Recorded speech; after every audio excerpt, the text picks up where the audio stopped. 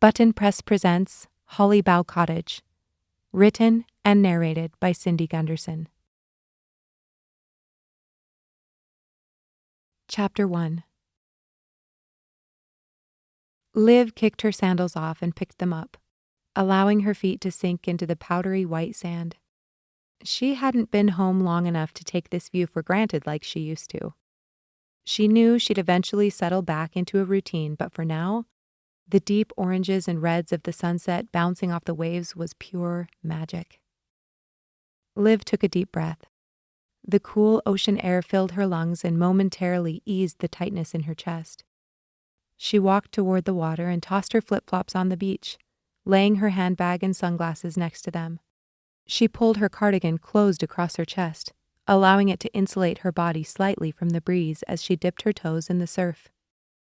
Closing her eyes, Liv sucked in a breath as the frigid water washed gently over the tops of her feet. Reaching into the pocket of her linen shorts, she pulled out a hair elastic and quickly wrapped her long blonde hair into a bun to keep it out of her eyes. Then, wriggling her toes in the soft sand, she attempted to process the events that led to her standing on this very beach. The beach she grew up on. The beach she thought she'd left behind for good. Nobody enjoys having to come crawling back to their parents in their late 20s, but especially not when said parents had predicted it in the first place. Thankfully, she'd found a rental in town she could afford, so at least she didn't need to crash in her old bedroom. Still, it irked her that they'd been right about any part of it. She hadn't been able to handle New York City, just like they said. And she hadn't been able to handle Connor. When goosebumps started to lift on her skin, she walked back to her belongings and reluctantly picked them up, then made her way along the weathered wooden planks to the parking lot. "Hey, Mom," Liv said, answering the phone just moments after walking inside and shutting her front door. "How are you?" her mother asked. "Good. Just got back from the beach." "A little cold, don't you think?" "It wasn't too bad," Liv said, brushing the sand from the sides of her feet and walking to the couch. "Do you feel settled?" Liv laughed. "It's only been a week. No, definitely not settled. But I do have a clear path from the living room to the kitchen." "Well, that's something," her mother said. "I bet you're loving this weather compared to New York at least." "It's pleasant," Liv agreed, but cringed internally. She loved everything about New York over the holidays. It wasn't until February that she missed the Panhandle. "He hasn't called you, has he?" Liv's mother asked, her voice tense. "No, Mom," Liv sighed. "Everything was finalized the week after Thanksgiving, remember? That's why I had to wait till then to—" I know, she cut in. "I just still can't believe—" "You and me both, Mom," Liv sighed, cutting her comment short. She had no desire to rehash Connor's actions with her mother. Again. "I need to get some dinner," she said. "I'll see you tomorrow." "Are you coming out to help Dad with the cabbages and Brussels sprouts?" "That's the plan," Liv said. "How long do you think it'll take?" "Not long. He didn't plant much this year. We're getting old enough that he's satisfied with a few boxes to take to the market on Saturday." "Ooh," she exclaimed. "I promised your father I'd ask about your Christmas plans. Will you be joining us? Tamara, Joe, and the kids are coming out on the 21st. They'll be staying with us through the new year, I think." Liv groaned internally. Though they were only 3 years apart, her older sister had been married for 10 years and had 4 children to show for it. "I'm not sure, Mom. I'm still figuring out my work situation. I have a few clients I need to touch base with before I can commit." "You really think they're going to make you fly back to New York that close to Christmas?" "Nobody knows I'm not in New York, remember? Normally I'd be working right up until Christmas Eve. You wouldn't believe the number of people who want to hire out an emergency redesign right before they host a holiday dinner." "But don't you have a team for that?" "Yes, Mom. I just don't know yet. I'll get back to you as soon as I can, okay?" "All right," her mother sighed, defeated for the moment. "See you in the morning." "Love you," Liv said. "Love you too, honey." Chapter 2. Liv didn't waste any time. The second the phone call with her mother ended, she pulled her laptop out from under the couch, lifted the screen, and immediately began searching. Was she callous for purposefully trying to avoid a family Christmas dinner? Probably. But right now she didn't care. Even when she and Connor were married, it was painful to spend time with Tamara and Joe. Their marriage was clearly one built on mutual respect, and hers was clearly not. She loved her sister, but she would rather poke her own eyes out than have to spend a week watching them snuggle on the couch, kiss under the mistletoe her mother always hung in the entryway, or laugh while they played tag with their kids in the backyard. Thinking about it made her stomach turn. No, she needed to be far, far away from that this year, preferably far away from all humans. There had to be some Airbnb where she could hole up, drink hot cocoa by the fire, and watch sappy Christmas movies to her heart's delight. And possibly do some work. There was that. Liv thought for a moment as she stared at the search bar. "Where are you going?" it asked. Wasn't that the million-dollar question? She began to type California, but then quickly deleted it. She had beaches here. If she was going to travel for Christmas, she might as well go big. She typed Colorado, filled out her flexible dates of December 13th through 27th, and hit enter. A map materialized in front of her with a scroll bar along the right showing gorgeous homes and cabins available to rent. Clicking on price, she filtered the results, and immediately a listing caught her eye. Holiday cottages for rent in Sprucewood, near Golden, whatever that meant. Besides looking a little like one of those perpetual holiday stores had thrown up all over the interior, the place looked idyllic. Individual cottages on a Christmas tree farm, fireplace, full kitchen, excellent ratings. A cozy cabin to truly get away from it all. She forced herself to peruse a few other listings, just in case there was a better option or a tempting deal. But after a few minutes, she was convinced the holiday cottages were exactly what she needed. Was she actually going to do this? Just take off for 2 weeks and spend Christmas alone? Her finger hesitated over the Book Now button. How would she explain this to her family? Emotion bubbled up in her chest as an image of her family on Christmas Day flashed through her mind. Their smiling faces, the kids running around the kitchen as they attempted to cook dinner, the questions about Connor, about what she planned to do next. She clicked the button and hastily entered her credit card information before her guilt could take hold and force her to change her mind. "I feel like Mom underestimated the amount of harvesting we'd be doing today," Liv complained the next morning, walking down the rows of their small family farm. "Are you surprised?" Her dad chuckled. "No," she laughed. "I don't think it'll take us long. If you want, we could have a competition like we did when you were little. That always made the time pass a little faster." Liv jumped as Yellow Submarine by the Beatles began playing in her back pocket. She quickly pulled out her phone and sent it to voicemail. "Who was that?" her dad asked, raising an eyebrow. "Matt, from work." "Yellow Submarine?" Liv grinned. "It's an inside joke." She silenced her phone and slipped it back into the pocket of her jeans. "When was the last time I helped with the harvest?" she asked, kicking a rock out of her way. "Before everything with—" her dad started, then cleared his throat. "Right." Liv pursed her lips, placing her hands on her hips. "Well, I'm glad to be here now. And I don't think we need to create a competition. Hand me a knife, old man." Her father carefully pulled 2 sharp blades from his belt and gently handed one to her. Liv watched as he bent over, taking his time getting down to the level of the first cabbage plant in the row. She followed suit, leaning over and using the knife to remove the dense green head from the leafy plant. "How much longer do you think you'll be doing this?" she asked. "I figure it'll take us until just before lunch," he answered. "No," Liv laughed. "I mean, how long you'll be gardening and selling produce at the market." "I know. Just teasing," he said, placing another head in the canvas sack on the ground next to him. "I don't know, honestly. Until it gets boring." "No desire for a real retirement?" "Not if it involves sitting around and doing nothing." Liv smiled. She wouldn't expect anything less from her dad, who, from the time she could remember, was always conjuring up new and exciting ways to use his time. Having a hobby that kept him close to home was probably a significant improvement from the activities he'd chosen in the past, at least in her mother's eyes. "So, you won't be joining us for Christmas?" her dad asked softly. "She told you?" "She did." "That's unfortunate. I didn't think you two had crossed paths after I broke her heart with the news," Liv said, grunting as she struggled with a particularly stubborn plant. "We communicate telepathically at this point. That's what happens when you've been married for 40 years.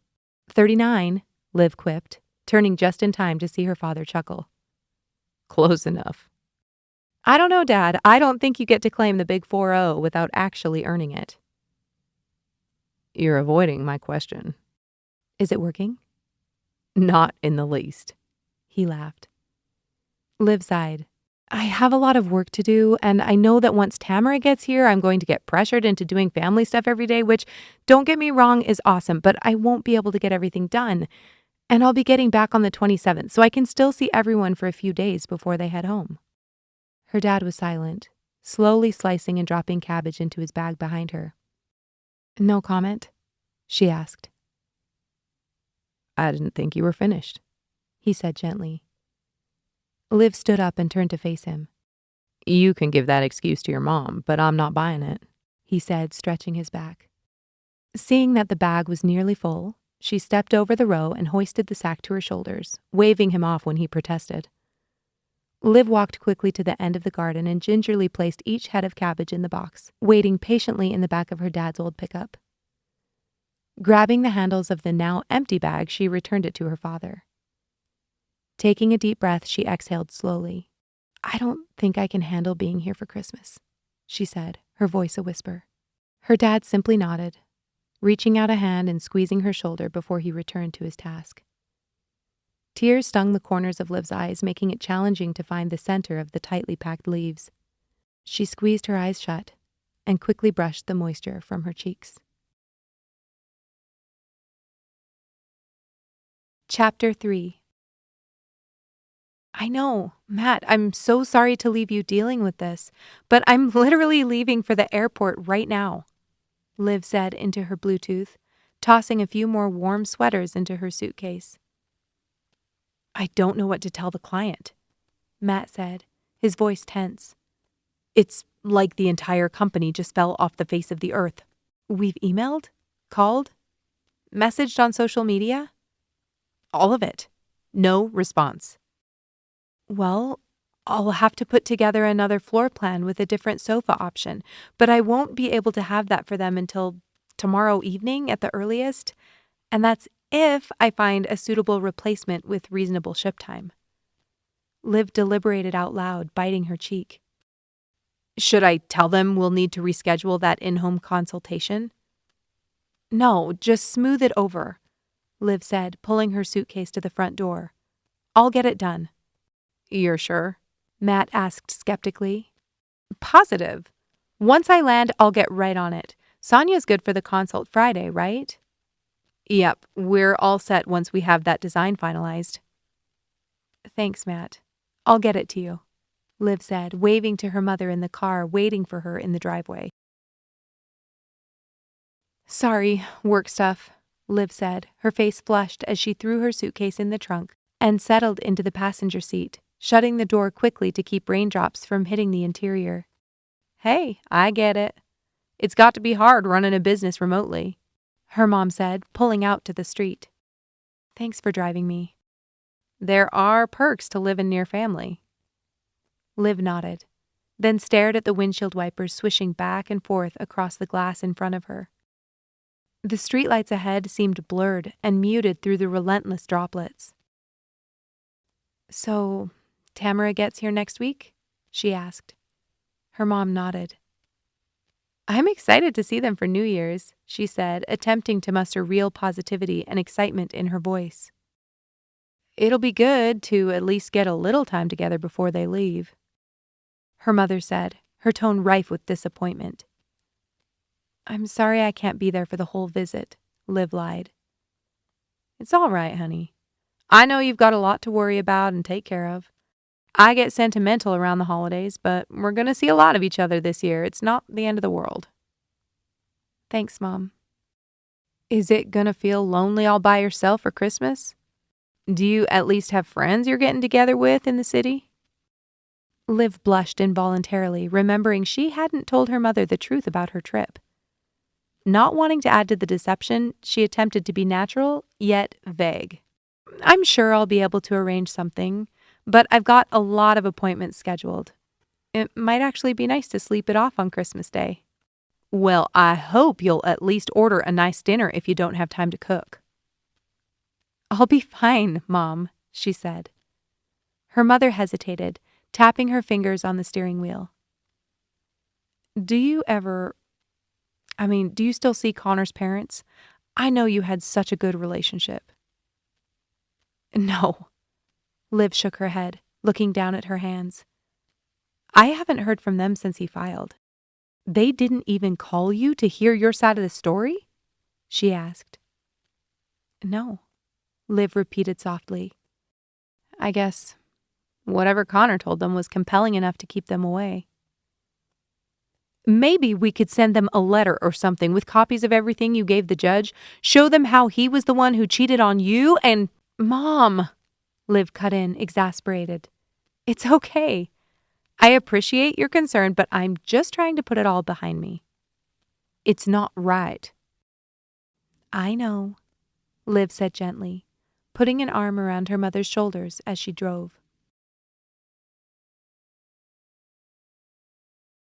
Liv's flight was uneventful, thankfully, but upon landing in Denver, she was immediately thrust into post-aviation chaos.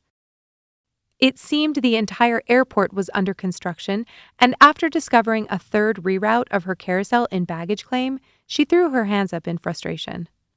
Her self-imposed deadline weighed heavily on her as she rushed to the new location. She needed to put that final design together. Driving to the cottages was going to take at least an hour, and it was already 2:00 in the afternoon. So much for having any time to relax or settle in. She finally found her suitcases circling on carousel number 4. Heaving them to the floor, she rushed to ground transportation with the wheels clacking on the tile behind her. Signs for public transportation were fairly obvious, and it took her only a few minutes to navigate to the Uber pickup point. Setting her bags next to her, she opened the app and called her car. 6 minutes away. She watched the animated vehicle with great interest, tapping her foot impatiently as it maneuvered along the curves of the digital airport roads. Hopefully, there wouldn't be any traffic through the city at this time of day. But if the internet data was sufficient on her phone, which, at least right now, it seemed to be, she could potentially hotspot her laptop and work in the back seat. This thought calmed her considerably. She took a deep breath and held it for a few seconds. With that extra hour, she could meet her goal no problem. She pulled a protein bar from her purse and quickly ate it before the black sedan pulled up to the curb. No 3-star rider reviews for her today. Leaning over, she tossed the wrapper in the trash can, then walked to the back of the vehicle to double-check the license plate. Confirming it matched the information in her app, she slid her suitcase into the open trunk, closed it, and hopped into the back seat with her purse and laptop bag. At 3:30, the car slowed, and Liv surfaced from her technological trance. Old-timey buildings slid into view outside her window, nestled between large ponderosa pines and snow-covered streets. Feeling much less stressed with a decent amount of work under her belt, she put her laptop away and gazed past the glass. It seemed surreal. She wasn't a stranger to snow, but white, soft blankets draped over the branches of lush evergreens were new. Even in the mid-afternoon, she could imagine how the town looked when the strings of lights between the shops were twinkling in the twilight. Excitement built in her chest. She was about to have 2 weeks to relax and explore on her own terms. This thought transported her back to the only other mountain getaway she'd experienced. With Connor. Last November, they'd been in Tahoe to ski with his friends from college. She shuddered, remembering how he'd told her she'd gained weight and probably shouldn't wear that swimsuit in public. Or how he'd insisted she come along on ski runs she had no business attempting. Then abandoned her halfway down the mountain to catch up with his buddies. That was their marriage in a nutshell. Somehow, when they'd been dating, she'd convinced herself that he was pulling her out of her shell, helping her to be brave enough to take advantage of new opportunities and learn new skills. But he'd been showering her with affection and praise back then, going out of his way to effusively flatter her. When that ended, all of their adventures didn't seem quite so fun anymore. About a mile past town, they pulled through the trees and under a sign that read Holiday Cottages Farm. "Which one's yours?" the Uber driver asked. Let me check," Liv muttered, scrolling through her phone and landing on the confirmation email. "Looks like it's Holly Bough Cottage," she said, "but there doesn't seem to be a map or anything." "No problem. We can drive around the property," her driver said. Liv opened the Uber app to preemptively leave a tip as the car turned along the country road. A sign on the left advertised Christmas trees for sale, and there were couples and families milling about. Something about this place was already bringing a smile to Liv's face. It seemed staged, like a fictional Christmas storybook land where these were all actors playing a part in an immersive work of art. "Or your cottage could be the first one on the left," the driver chuckled, pointing out his window. "Holly Bough, right?" "You got it. That's definitely convenient," Liv said, organizing her belongings as the car pulled to a stop. The driver stepped out into the snow and pulled her bags from the trunk. Liv, though she'd been sure she'd chosen well by wearing her ankle boots, looked at the knee-height snowdrifts and balked.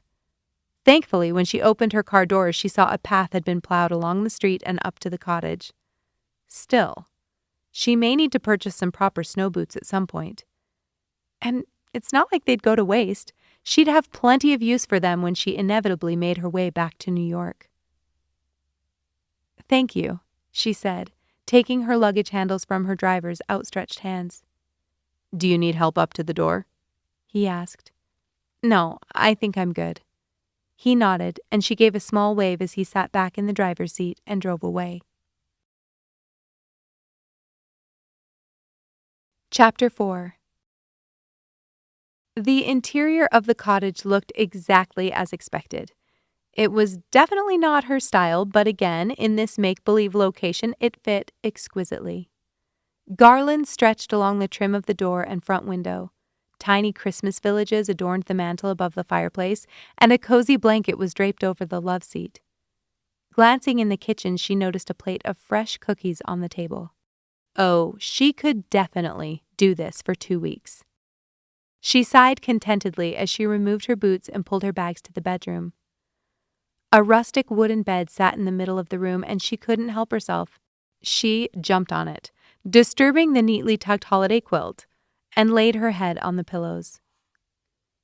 After a few much-needed moments of relaxation, she pried herself up from the plush mattress and opened her luggage, neatly tucking her clothes in the dresser drawers, charging her electronic devices, and placing the empty bags into the closet. There. She had completed her only actual chore for the day. Now she could work in peace. Removing her laptop from the dresser and its charger from the wall, she walked to the living area and plugged it in there instead. Having accomplished so much on the drive, she wasn't stressed at all about completing this proposal on time. She quickly copied and pasted a few photos, drew up some finishing details in the design blueprint, and adjusted the pricing worksheet. In less than an hour, she pressed send on her email to Matt. Done. Now that it was completed, she felt silly being so anxious about getting it sent. Not surprising, though. She'd never worked well with unknowns, and as much as she reminded herself to be optimistic and flexible, it definitely wasn't her strong suit. At least, now she could genuinely enter relaxation mode. Liv hadn't been entirely dishonest with her mother about the amount of work that needed to be accomplished before Christmas. She'd simply left out the fact that she'd turned most of it over to the rest of her team. In years past, she'd been the point person on most accounts, and she didn't have someone as reliable and detail-oriented like Sonia to turn things over to. Now that she had more experience under her belt, Liv trusted her completely and was more than happy to turn over the reins. And Sonia, motivated to build her portfolio, was more than happy to work and earn bonuses over the holidays. It was a perfect marriage. Her only perfect marriage so far. Thankful she'd been paying attention as she drove through town, Liv felt confident that the grocery store was only a mile or two away from her cottage. Grabbing her black down puffy coat from her room, she pulled her scarf and mittens from her backpack, slipped the key to the cottage in her pocket, and headed out the door. The mountain air was crisp, and the chill felt refreshing against her cheeks. The cold air hit her lungs like a punch to the gut, and she coughed a few times before acclimating. She immediately wrapped the scarf around her neck and pulled her mittens on. Though the sun was shining, her body had clearly already forgotten how to deal with cold. All it took was a few weeks in Florida to undo years in NYC, apparently. Liv walked briskly and took another look at the Christmas tree sales on her way past the entrance, then allowed her attention to shift to the beautiful spruce trees on either side of the road. There was no guessing where the town got its name. She walked, taking in the smell of needles and forest mulch, eventually spotting the town ahead of her. She turned onto Pine Street, heading toward the shops. She passed a quilt shop and laundromat, and her imagination ran wild, writing a small, hopeful part for herself in this play. In a different life, could she live in a small town like this? Run a little coffee shop, go hiking on the weekends, be satisfied with a simpler life? It sounded idyllic, but she was all too aware of her propensity for restlessness. Still, for 2 weeks, it could be fun to pretend. Without any timeline, she meandered along the street, popping in and out of shops that caught her interest. Unable to resist, she purchased a hot cocoa piled high with whipped cream and chocolate shavings from the little cafe on the corner. As she walked the remaining block to the grocery store, she grasped the foam cup with both hands and, with each sip, it warmed her inside and out. A bell tinkled as she walked into Nature Pines Market, and she easily spotted a basket in a stack next to the produce section. Realizing that shopping with a basket in one hand and a drink in the other would prove difficult, she took a moment to finish her hot chocolate and tossed the cup in the wastebasket near the front door. Even shopping for groceries, she felt like she'd stumbled into a real-life Pinterest page. The produce was displayed in adorable wooden crates with signs overhead written on rustic chalkboards. The variety wasn't overwhelming, but she didn't need much. She put 3 apples in a bag, then picked out a head of lettuce and a few other vegetables. With a couple of boxes of pasta, salad ingredients, and chicken breasts, she could survive the weekend no problem. And tortilla chips, with cheese and salsa. Moving to the cereal aisle, she grabbed a bag of locally made granola and a box of instant oatmeal, then found her way to the refrigerated section. Setting her basket on the ground, she opened the glass door and reached in for a container of vanilla yogurt. Spinning around, she placed it in her basket and picked it up by the handles. Not looking ahead of her, she walked along the narrow aisle and jumped back in surprise as a man lumbered around the corner. "Oh," she gasped, grateful that she was no longer holding a hot drink. Looking up at the source of her disturbance, she held her breath. His blue eyes were hidden behind dark lashes, and his hair was tantalizingly unruly. Her breath caught in her throat, and she gripped her basket with both hands. "Sorry," he mumbled, moving past her hastily. Liv's heart was still pounding as she made her way to the register. It had been a while since someone had stopped her in her tracks like that. She'd been in New York far too long if a mountain man with a 5 o'clock shadow could leave her speechless. "New in town?" "Hmm?" Liv said, looking up at the checker. "Are you new in town?" she repeated. "No, unfortunately," she laughed. "I'm only here for a couple of weeks." "For Christmas?" the woman asked, brushing her platinum hair out of her face before sliding the box of granola across the glass. "Yep, I'll be here until the 27th, Liv said as the woman counted her apples. "Here with family?" "No, just by myself. I needed a little relaxation. Well, this is the perfect place for it. She grinned, but Liv noticed the slight look of pity in her eyes. Have you heard about the caroling?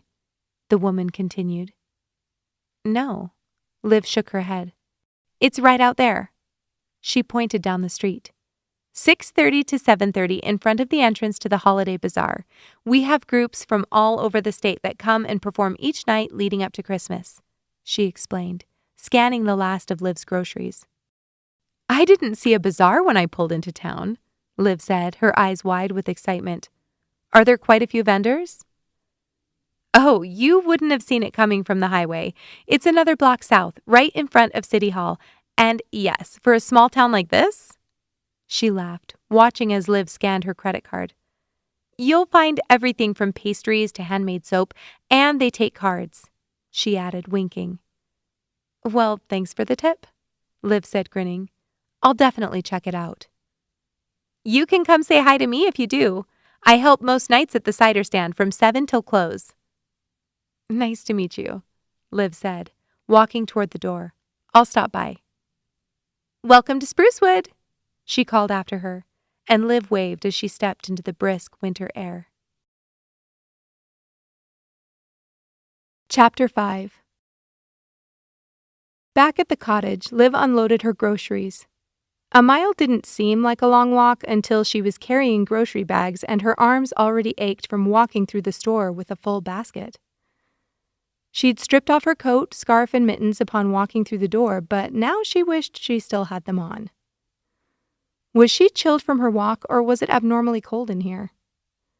Setting her dinner on the counter, she'd passed by a sandwich shop and couldn't resist a BLT with homemade chicken noodle soup. She checked the thermostat. How had it dropped 10 degrees since she'd left? She shifted the needle even further to the right, but when she checked the vents, they remained quiet and lifeless. Quickly flicking on the fireplace, she rubbed her hands together. Seriously? The heat decided to quit within hours of her arrival? What did that say about the rest of her trip? She pulled out her phone and flipped open the binder that sat on the edge of the counter. The first laminated page labeled Welcome held the information she needed. For emergencies, call, she read, and quickly typed the number in. The phone rang more times than she would have liked, but eventually a man's voice answered. Hello, he said, his voice low. Hi, is this the correct number for the holiday cottages? She asked, suddenly questioning whether she'd dialed correctly. Yep. Liv waited for more explanation, but it never came. She continued awkwardly. I'm calling because, well, I'm staying in Holly Bough Cottage. I just checked in a few hours ago, and I went to grab a few things in town, but when I came back... She stopped to take a breath. Are you still there? I am, he said stoically. So when I got back, it was freezing in here. I tried turning up the thermostat, but it won't respond. I think it might be broken. You said Holly Bough? He clarified. Right.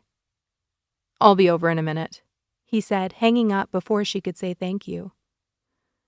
When he said a minute, he wasn't kidding.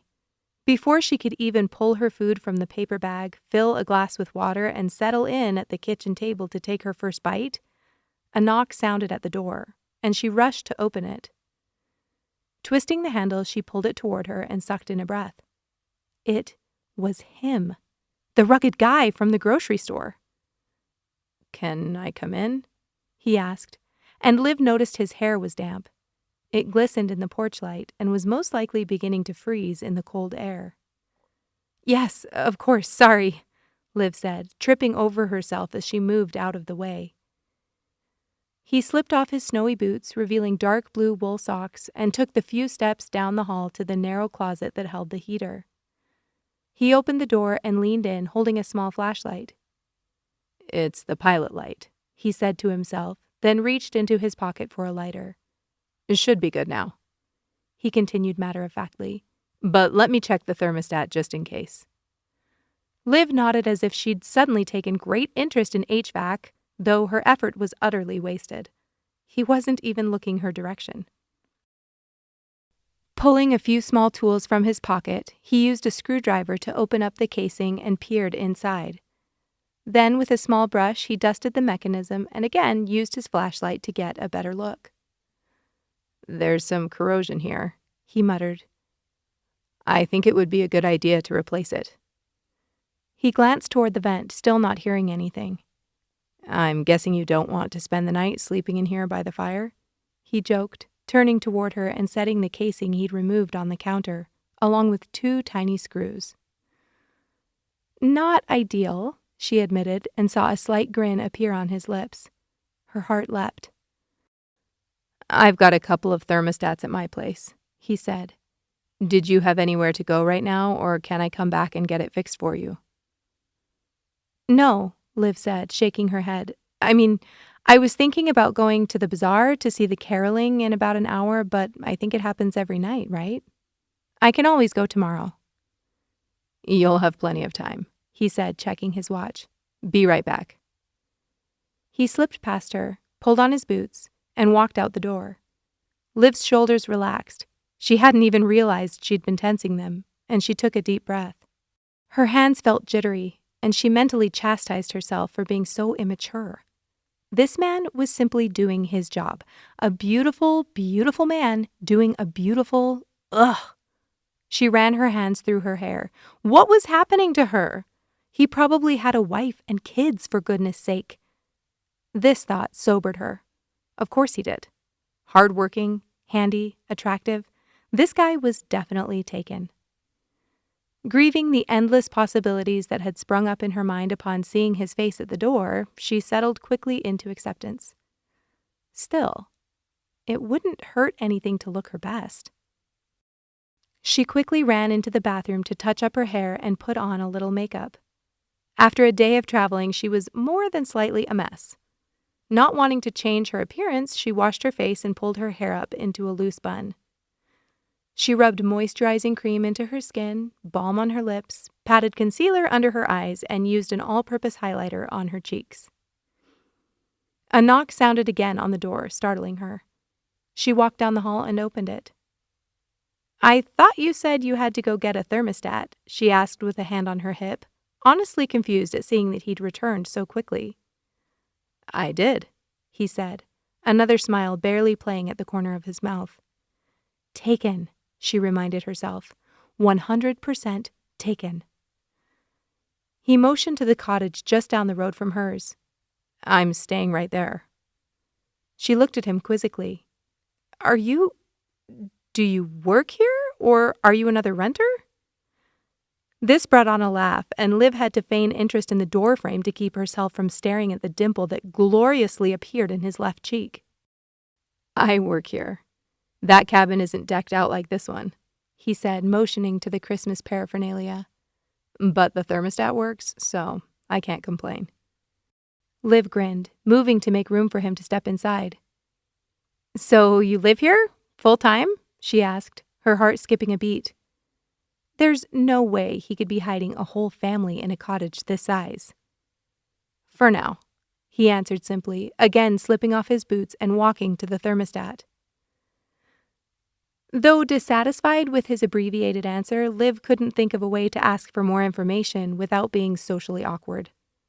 He hesitated before reaching the wall, then turned around.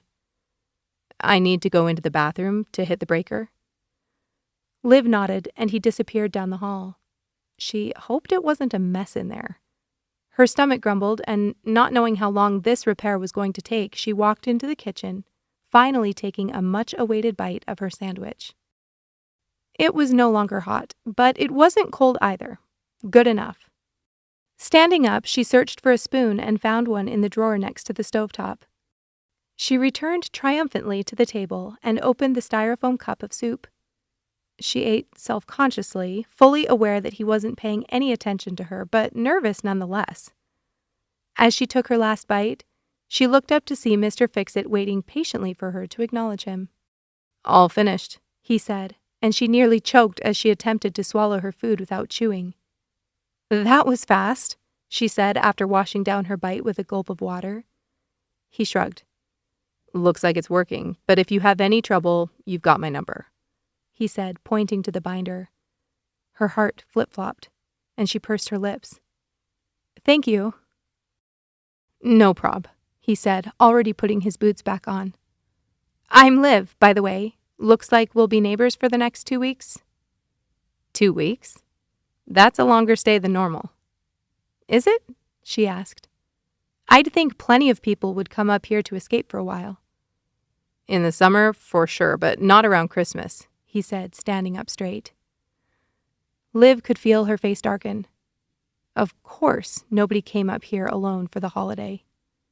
I'm Jonah, he said softly, a look of concern briefly crossing his face. Nice to meet you, she said, forcing a smile. Thanks for your help. I'll think very grateful thoughts as I crawl into bed tonight. Jonah chuckled, then gave a small wave as he stepped out onto the porch, closing the door behind him.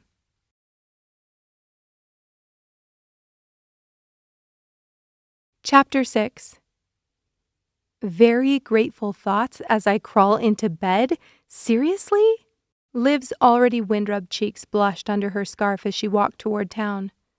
It was much colder than it had been this afternoon, and though she'd expected as much and worn every stitch of warm clothing she'd brought, it didn't seem to be helping much. Within 10 minutes she was shivering, and she hadn't even made it past the grocery store. Looking across the street, she noticed what looked like a warm flannel jacket hanging in the window of a shop called All Spruced Up. The name made her chuckle, and she made a beeline for the door, hoping beyond all hopes she'd be able to find something to layer under her coat. Otherwise, no matter how beautiful the singing was, this wasn't going to be a particularly pleasant evening. You look cold, a young woman said as she entered. Her hair was dyed bright red and pulled up into a loose ponytail. I didn't bring enough warm clothes, Liv laughed, rubbing her hands together, gratefully soaking in the warm inside air. Where are you from? That's a complicated question, Liv said, but most recently Florida. That's slightly warmer than here, the woman laughed, and Liv noticed the slight sparkle of a tiny nose stud as her face lifted. So what are you looking for? Something warm to layer under my coat, Liv said, glancing around the shop. I've got fleeces over here, the woman said, moving from behind the counter and directing Liv to the back corner. Oh, these look perfect, Liv said, choosing a gray size small from the hanger. Want to try it on? Are you kidding? I'm going to wear it out of the store, Liv laughed, stripping her jacket off and pulling on the soft sweater. Well, at least let me take the tags off, the woman said, hustling back to the register and grabbing a pair of scissors. Liv lifted her hair to the side and allowed the woman to snip the price tag from the fleece. Ooh, she said, do you happen to have any actual snow boots? That's the only kind we have, the woman laughed. What size are you? 8, she said, watching the woman walk to the other side of the store, rifle through her stock, and return with 3 different boxes. I don't have a lot, but there are a few options, she said, opening the lids to show her. Liv's eyes landed on a pair of black sorrel boots lined with faux fur. They were low profile and waterproof. She pulled one out of the box and, pulling her own boot off, tried it on. It fit like a glove. I'll take them, she said gratefully. Perfect, the woman said, setting the other 2 boxes to the side. Will you be wearing these too? She asked, lifting the scissors. Absolutely, Liv laughed, putting her boots into the box and taking the other new boot from the woman's outstretched hand. What's the damage? Liv asked. Well, it's 15% off, so that makes it $84.57 with tax. Not bad, Liv said, pulling her credit card out. The woman swiped it, then handed her a receipt to sign. Thank you so much. These are going to be complete lifesavers. The woman smiled, putting her shoebox into a paper sack. Are you heading to the bazaar? I am. First time. You'll love it. Welcome to Colorado, she said warmly as Liv walked back into the cold, bag in hand. Feeling much more comfortable, Liv walked another block, already hearing magical chords bouncing in the air as she approached the entrance of the bazaar. Lights twinkled around her as she found a spot on the sidewalk to watch the choir. Her heart swelled as she took in the group of youth. Bright smiles on their faces, eyes fixed on their director, and voices swelling to the chorus of "We Wish You a Merry Christmas." Beyond the singers, people bustled between the booths set up on the lawn of City Hall. The scene took her back to a Christmas trip she'd taken as a child. Come to think of it, she didn't actually know where her family had gone that year, but she distinctly remembered walking through a market like this, lights and all. Thinking of her parents sent a pang of guilt through her, and she folded her arms across her chest, hugging tightly. After enjoying another song, the cold again began to seep in, and Liv knew she needed to keep moving. She dropped a few dollars into the bucket on a stand next to the choir director and walked under the archway. Immediately, her senses were overwhelmed with the smell of cinnamon, fried bread, and chocolate. This might be a dangerous place, considering her current emotional state. She perused the shops, picking up a small jar of hand lotion and lip balm from a local apothecary. Buying a bag of mini donuts, she thought about sitting at one of the open tables in the middle of the square but couldn't bring herself to sit alone. That, and the fact that her day of travel and work stress was finally catching up to her. She yawned, turning back the way she came, when she saw someone waving at her. Liv smiled, walking over to the cider booth to greet the checker from the grocery store. "You made it," the woman said, smiling broadly. "I did. Great recommendation." "Really gets you in the Christmas spirit, doesn't it?" Liv nodded, but felt an emptiness to the motion. "You said you volunteer here?" "Anyone in town takes a shift. Well, mostly everyone. Some of us are more willing than others." Liv grinned. "Well, thank you for putting that time in. Normally I'd get a cup, but I already bought these," she said, motioning to the bag of donuts she gripped in her left hand. "This is really magical." A couple approached the booth, and Liv backed away to make space for them. She waved at her new friend and headed back toward the arches. Thankfully, Liv passed many others strolling along the road back to the holiday cottages. She was a tad nervous about walking alone after dark, though this seemed to be one of the least intimidating places to do so. Once the trees thinned, she could see her porch light in the distance and couldn't wait to cozy up for a movie in her warm living area with that soft blanket she'd been eyeing all day. She reveled in the stillness around her, the fresh mountain air, and the moonlit sky above her as she walked. There was something exceptionally peaceful about being outside in the cold and dark, when the earth itself seemed to be sleeping. Street lamps bathed the path in pale yellow light as she approached the cottages, and she watched people afar off, milling around, still looking for that elusive, perfect Christmas tree. "You're back early," a voice sounded on her left, and Liv jumped. "You scared me," she said, turning to find Jonah sitting on his porch. "How are you sitting out here in only a long-sleeved t-shirt?" Jonah shrugged. "It's not that cold yet." "I beg to differ," Liv said, shivering. This time, not from the frigid temperature. "Well, have a good night. Don't freeze out here. I'm no good at cleaning up dead bodies," she said, continuing toward her cottage. Jonah didn't respond, and Liv forced herself not to turn around as she turned the key in the lock and stepped inside. Chapter 7. Liv opened her eyes, confused at first by her location. Had she fallen asleep on the couch? Looking down, she found herself dressed in her outfit from the night before. She must have been more tired than she thought. At least she'd turned off the television. Sitting up, she stretched her arms over her head. Her neck was only slightly stiff, considering her awkward sleeping position. After visiting the bathroom, she walked into the kitchen for breakfast. Her eyes widened when she saw it was already 10 in the morning. Panic took hold for a second before she remembered there were no deadlines to meet today. Still, taking a detour, she searched for her phone in her purse by the door. 27 messages. Good grief. Forgetting all about food, she slumped again to the couch and began to scroll. Thankfully, even though most items were for Matt, they were easily approachable. Sighing in relief, she returned to the kitchen and pulled a bowl from the cupboard. Pouring in 2 packets of oatmeal, she added water and put the dish in the microwave. Today was going to be fantastic, she decided. A little work to accomplish, but then she had committed to at least 6 chapters of a book and another chick flick. Definitely another chick flick. She ate her oatmeal, the cinnamon sugar almost like dessert, and then moved on to her tasks for the day. Setting up her laptop at the table, she took a moment to catch up on her social media accounts. Immediately, she noticed a message from her friend Sarah in New York. Clicking on it, her heart stopped. "Liv, did you see Connor is engaged?" She reread the message 3 times. Engaged? They'd only been officially divorced for a month. Her heart was racing as she searched for his Facebook profile. She'd blocked it a long time ago, which is why she wasn't privy to his latest romantic conquests. The page loaded, and the image slammed into her. There was Connor, an arrogant smile on his face as usual, with his arms wrapped around a gorgeous, tiny woman with jet black hair. That woman couldn't be more opposite from her in looks. Literally, her exact opposite.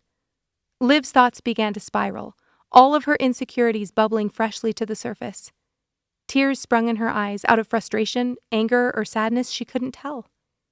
Not able to help herself, she clicked on the woman's profile, scrolling through her recent posts. Of course, she was an actress and vegan. Sighing in disgust, she slammed the top of her laptop closed and wiped the moisture from her cheeks. Never mind about the work. That would have to wait until later because right now, she needed movie therapy. ASAP. 2 romantic comedies later, Liv was sprawled on the couch with red-rimmed eyes and a runny nose. She pulled a tissue from the end table and blew. Though she didn't necessarily feel any happier about the whole Connor situation, at least she'd been able to cry.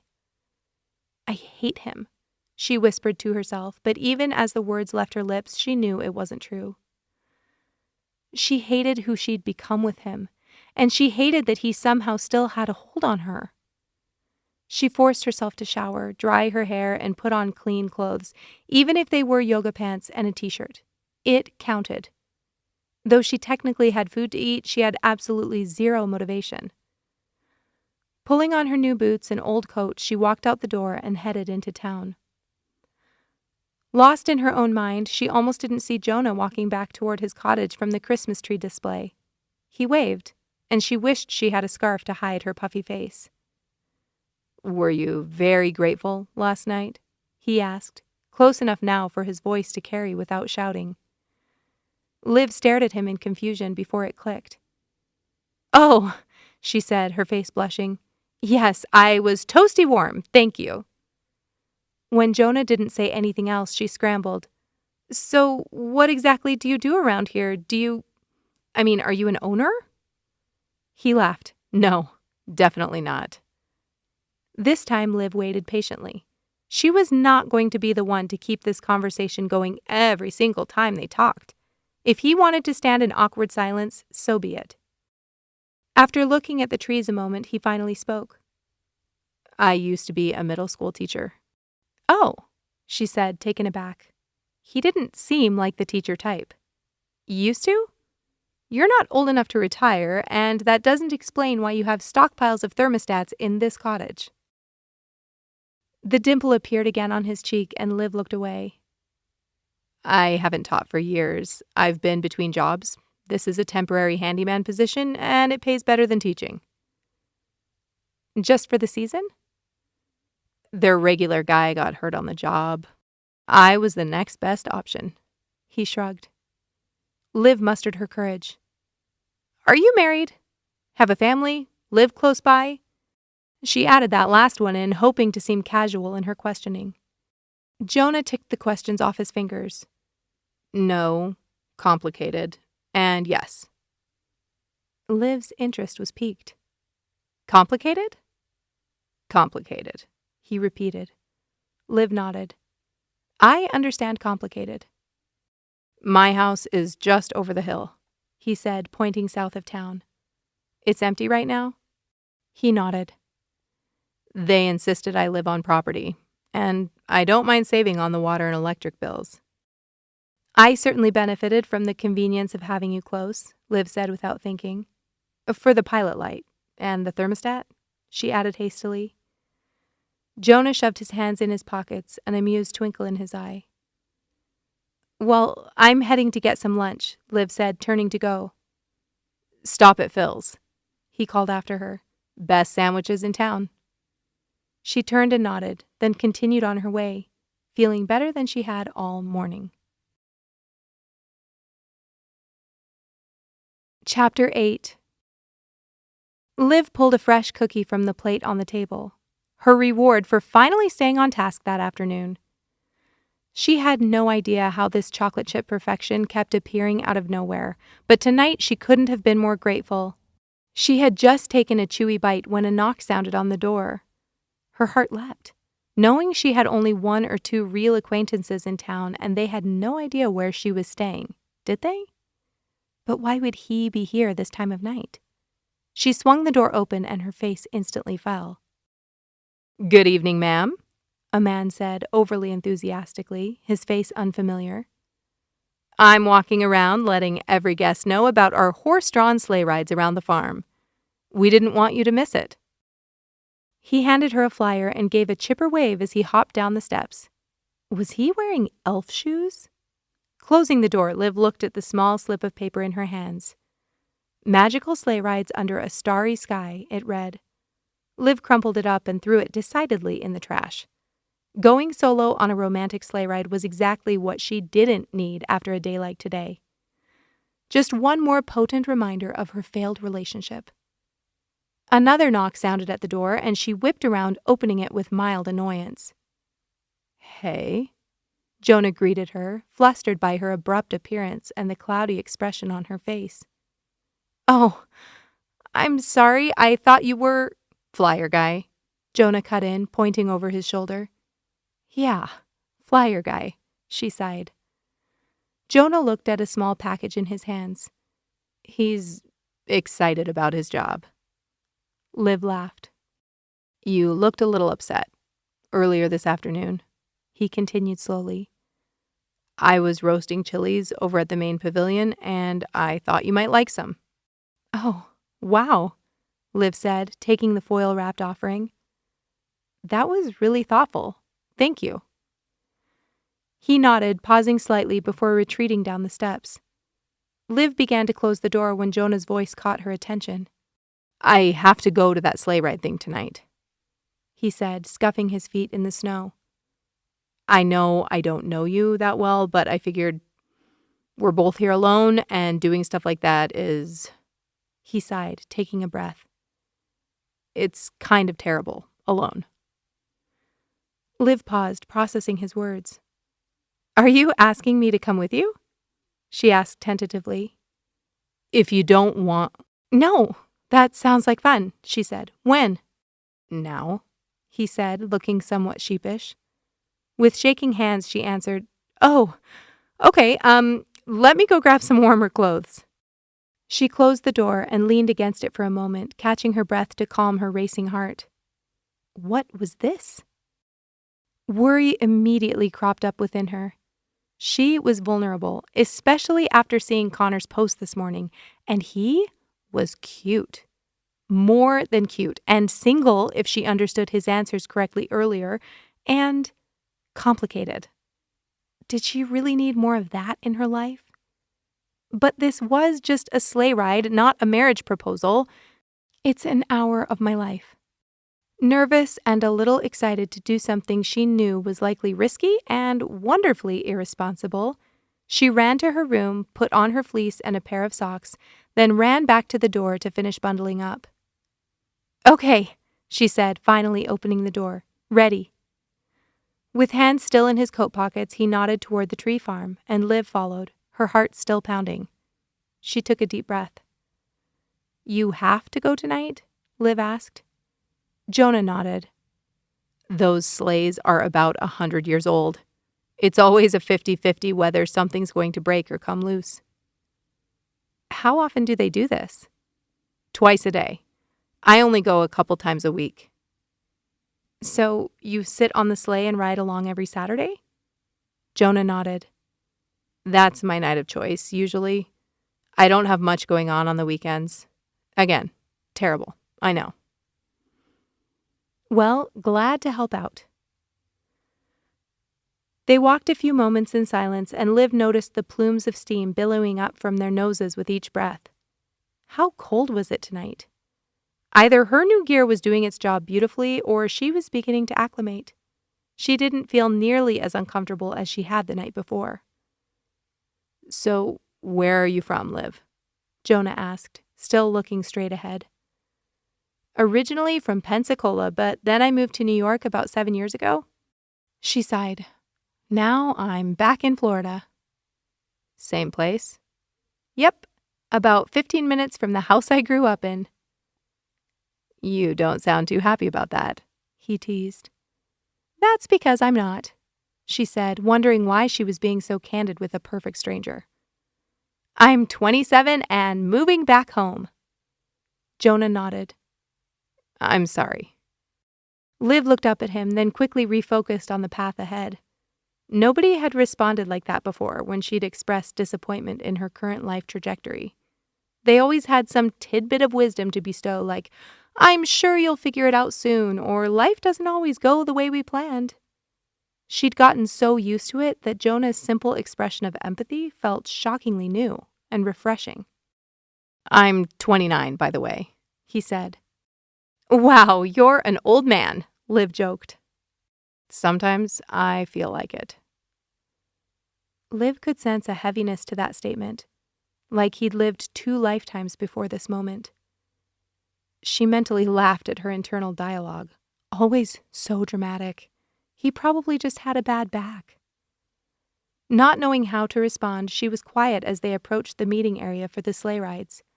Couples, family, and, notably, 0 single people were lined up against the fence waiting for the go-ahead to load up. 2 gorgeous Clydesdales were harnessed to the sleigh, bundled in blankets and jingle bells, plumes of hot breath rising from their nostrils. Jonah, a man dressed in long coattails and a top hat called to them. Took you long enough, buddy. I brought a friend, Jonah said, nodding to Liv. Works for me. Want the back seat? Jonah nodded, ignoring the waggling eyebrows, and the man motioned for them to get on the sleigh ahead of the other riders. Liv reached for the stepladder first and stretched above her head to grip the handrails. She easily hoisted herself up and walked down the center row to the back of the sleigh, taking a seat as instructed. Jonah sat next to her, and almost immediately the line of people began to filter up the steps and into the rows ahead of them. So, do you normally feel like a chaperone back here? Liv asked.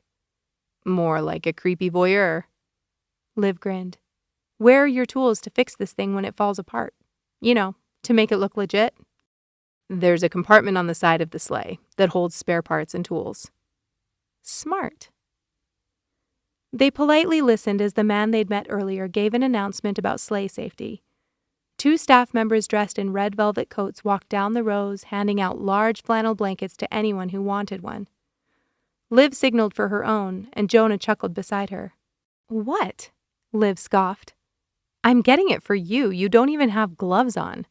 Are you going to sit with your hands in your pockets the entire ride? I usually do, he said. Well, tonight is going to be much more comfortable for you then. You're welcome. A few moments later, the sleigh lurched forward, and Liv gripped her seat. After the initial forward momentum, the horses settled into an even pace, and Liv pulled the blanket up around her arms and shoulders. Around them, couples cuddled, pointing up at the night sky, and children begged for snacks from their parents who kept reminding them they had just eaten dinner and they needed to remain seated. This isn't the worst place to be a creepy voyeur, Liv whispered, and Jonah laughed. It's entertaining, that's for sure.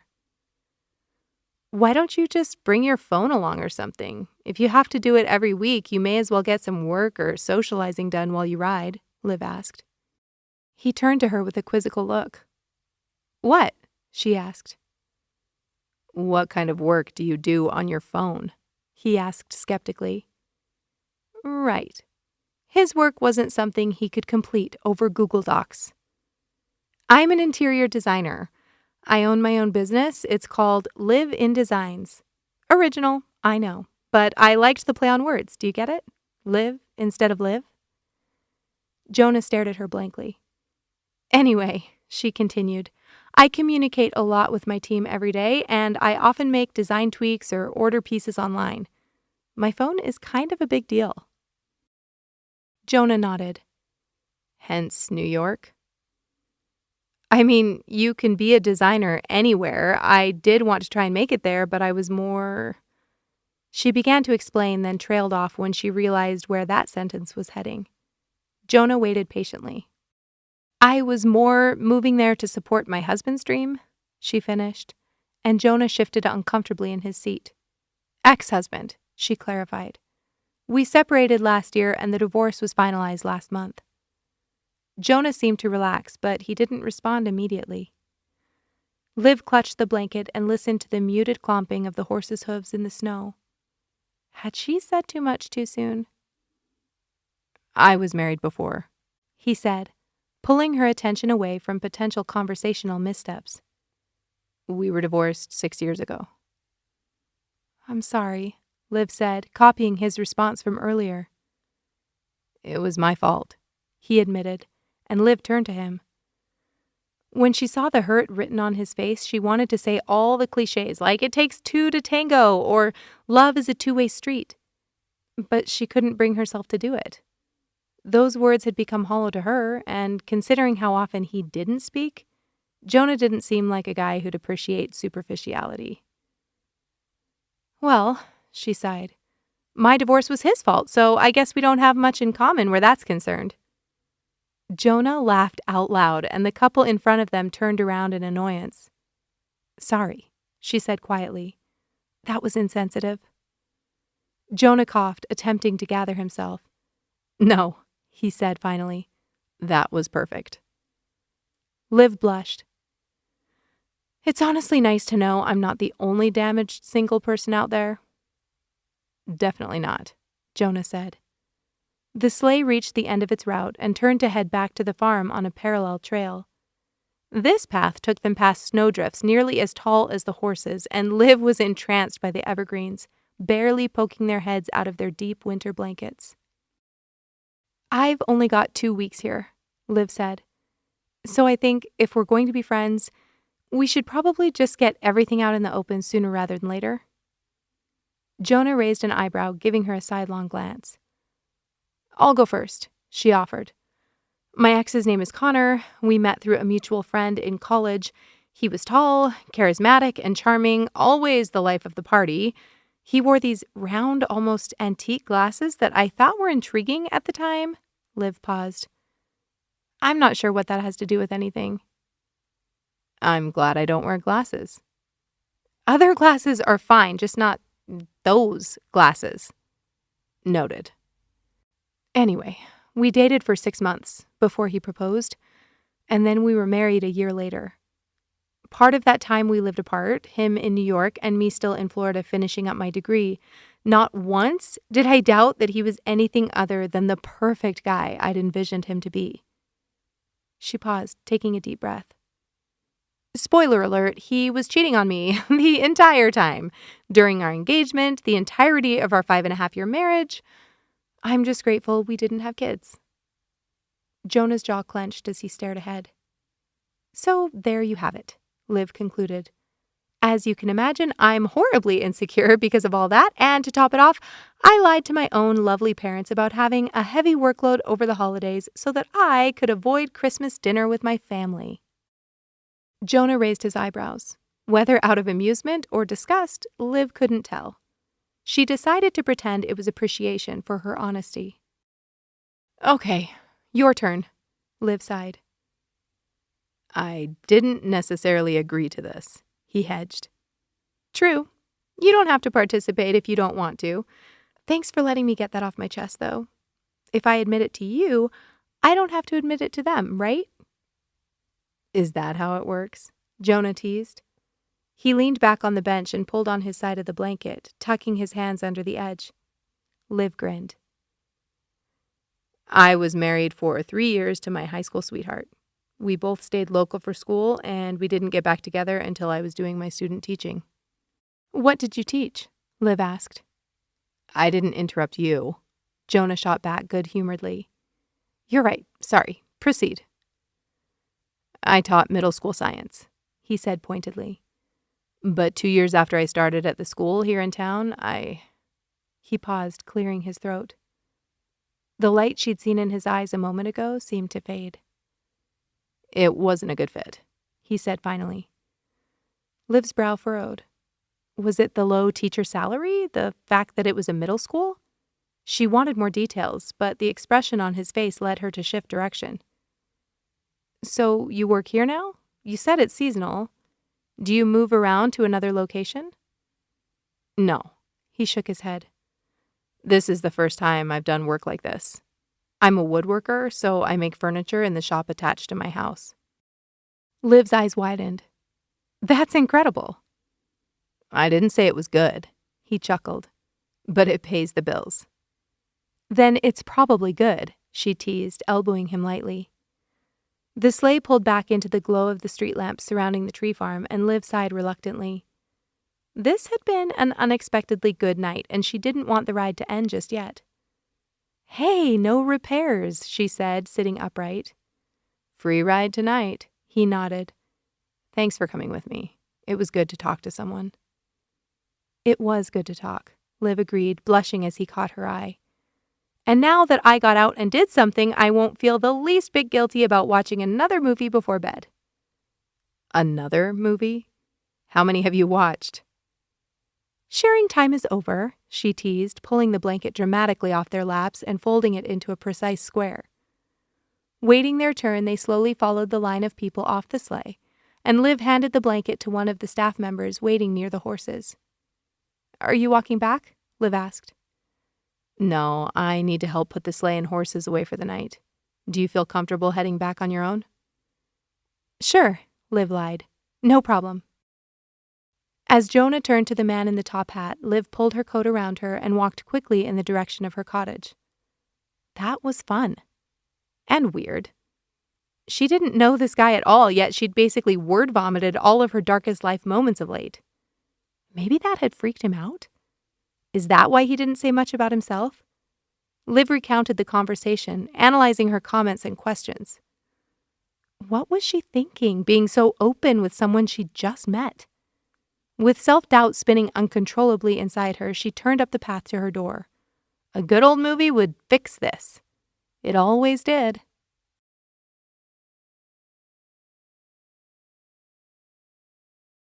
Chapter 9. 2 cinematic productions and a plate of green chili nachos ended up being the perfect remedy for her racing mind. After crying through the first show, she needed to laugh through another, just to even it out. And yet again, Liv found herself waking on the couch with blurred makeup and stiff clothes around 10 the next morning. This was her life now, apparently. She pulled her phone from its charger and rolled over onto the pillow to check her email. Deleting the spam, she found a few urgent work items and mentally began to plan her morning. When she'd reached the end of the new items in her inbox, she swiped over to Facebook. Not able to help herself, she typed in Connor's name to see if there were any updates on his page. She was torturing herself, and she knew it, but it was too tempting. Clicking on his profile, she was taken to a limited page with the message, "This profile is private." Had he removed her as a friend? She didn't know why this was surprising, considering, but still. It felt like the last nail in the coffin of their marriage. Now she couldn't even masochistically spy on his new life. What kind of world was this? She laid her head back in frustration, rested her phone on her chest, and stared at the ceiling. She needed to get over this, to get over him, but it just wasn't happening. And the worst part? Over the past few years, most of her actual friendships had gone down the tube as well. In trying to make him happy and then throwing herself into her business when she couldn't, she hadn't put effort into maintaining other relationships. Now it didn't matter whether she was physically with people in New York or tucked away in a remote cottage. She was always very much alone in the world because she hadn't been inviting anyone else in. Maybe that's why she'd spilled her guts to Jonah in the sleigh. She needed someone to know her again. Someone anyone to really see her and ideally conclude she was valuable in some way, shape, or form. Because right now, she didn't believe it. And yes, she knew that it was very much not feminist to admit to needing another human to validate you, especially a man. But right now, it felt overwhelmingly like the world was telling her she wasn't wanted or needed. Or even worse, the world didn't notice she was there at all. Before she spiraled too far, she lifted her phone and clicked on Messenger, scrolling to the message from her friend Sarah. She hadn't ever responded to her tip about Connor's engagement, and now that she couldn't troll his page, she needed to talk about it. And Sarah happened to be online. Liv. Hey, sorry for the late reply. I checked it out. I hate how pretty she is. Sarah. I knew you would, but I couldn't not tell you. Liv. Agreed. I'm glad I heard it from you before stumbling across it. But just found out he unfriended me, so maybe I wouldn't have seen it anyway. Sarah. Ugh. But kind of a good thing, right? He's not worth your time. Liv. I know. Sarah. He treated you like crap, Liv. Liv. I know. Sarah. I feel like maybe you don't know. Liv. I do. I think it'll just take time. Sarah. Hey, at least now we could get together. Are you interested in a workout buddy? Liv. I would love a workout buddy, but I moved back to Florida for the time being. Be close to family and all that. Sarah. What? I just saw Matt a few days ago and he didn't mention anything. When did this happen? Liv. Recently. I didn't tell many people. I don't want clients to think I won't be available. Sarah.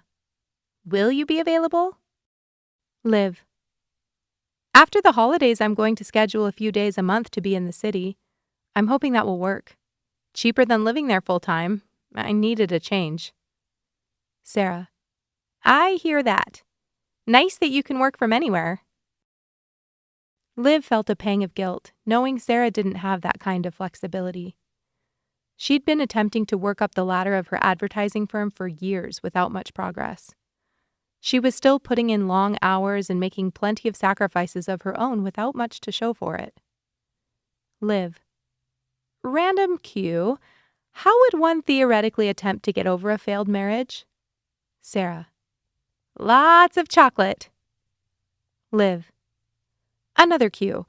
It would never be a good idea to spend time with an incredibly handsome guy in a location you were staying in temporarily, right? Asking for a friend. Sarah.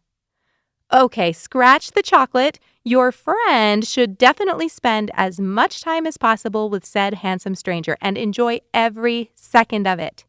What has she got to lose? If it goes south, who cares? Liv. What if he's a nice guy? Sarah. Even better.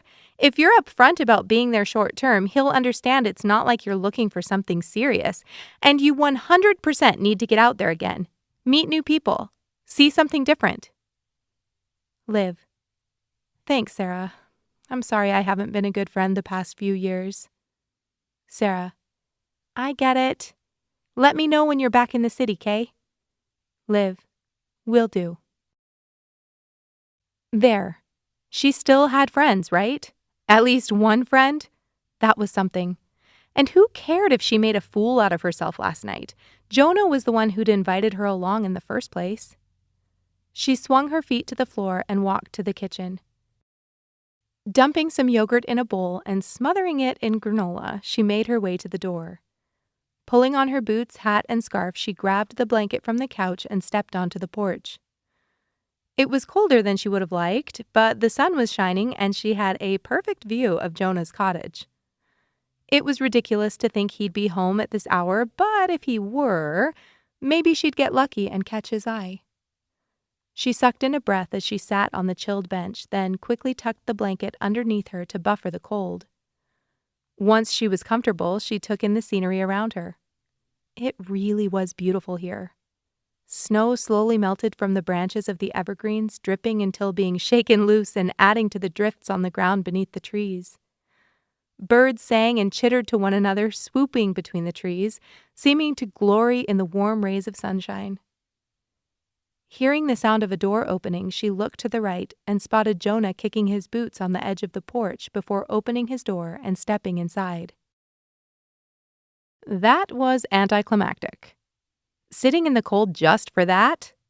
She laughed internally at the ridiculousness of this whole venture, and yet she still didn't want to leave the icy bench. Then, just as she'd taken another bite, the door opened again and Jonah stepped back onto the porch. He looked her direction and she waved. Was that a smile? She couldn't tell from here, but he immediately headed toward her. "Morning," he said, breaking from the path and walking through the drift to approach her side of the porch. "Hey," she grinned. "Already working?" He nodded. "Just came home to grab a tool." No rest for the weary. He smiled, his dimple making its first appearance for the day. "You didn't get enough of the cold last night?"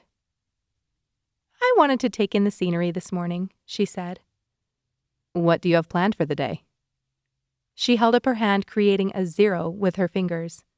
"Vacation, remember?" she teased. Jonah nodded. "What about you?" "I'm working." "Right. Stupid question. I meant after work," she hedged. "I was going to go catch the hockey game in town." "You don't have TV in that fancy place?" she asked, gesturing toward his cottage. "I do, but watching the game at Phil's is tradition." "Huh," Liv nodded. "What time?" 5:30. "Well, if it's tradition, maybe I'll stop by. Get a taste for the local scene?" Jonah grinned. "Don't wear red." Liv looked down at her cranberry sweater. "Couldn't this be an avalanche color?" "Pushing it," he grinned. Jonah trudged off, and as soon as he was out of sight, Liv hustled inside for some warmth and a change of color.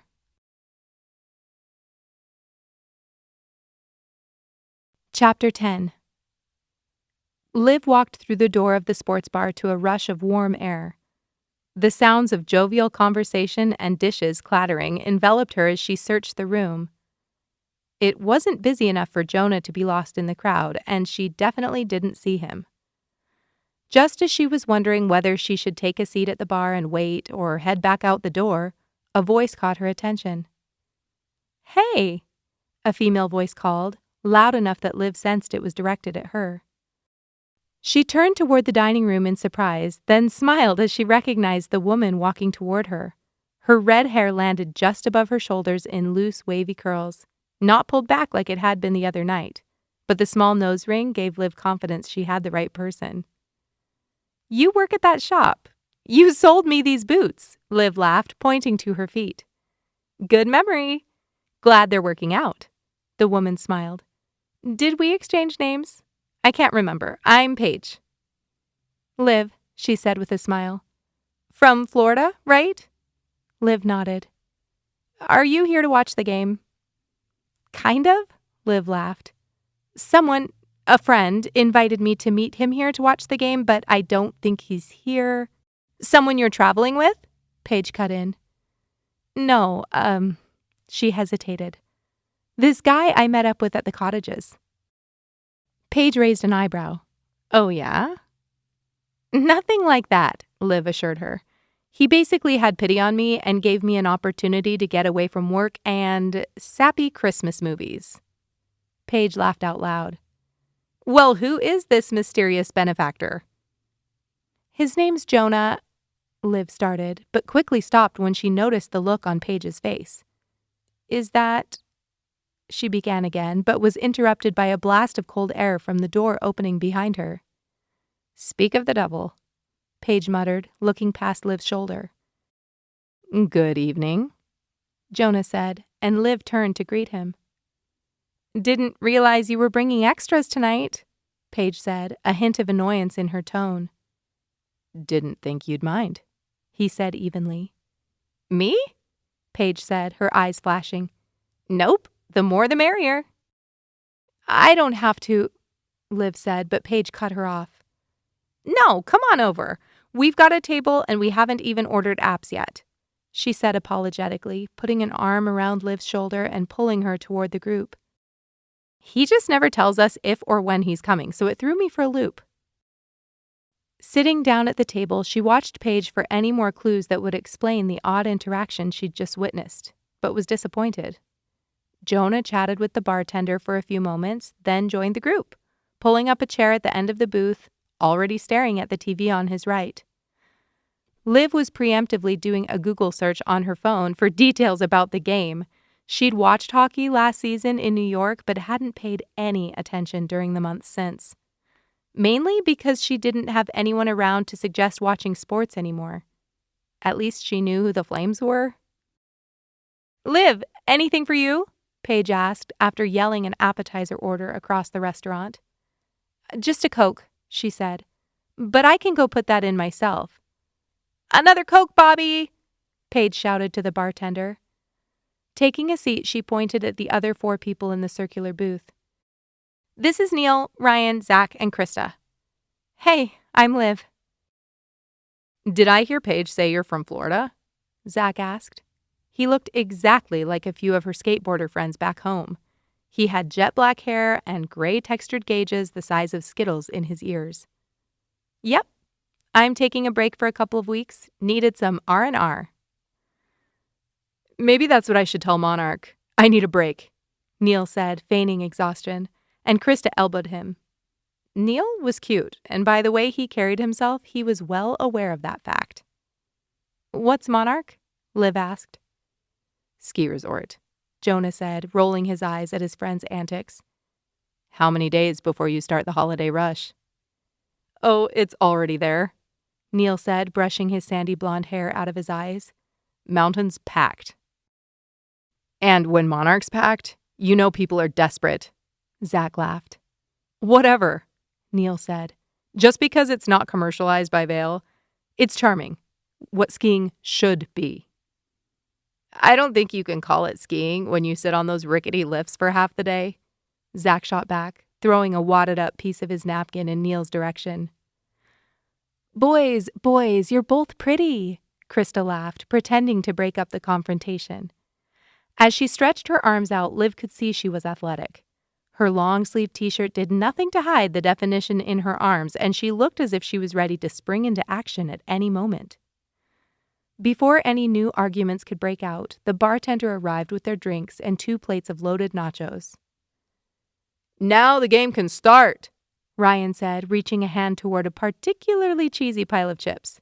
He seemed to be the quietest of the bunch, and his outward appearance matched his personality.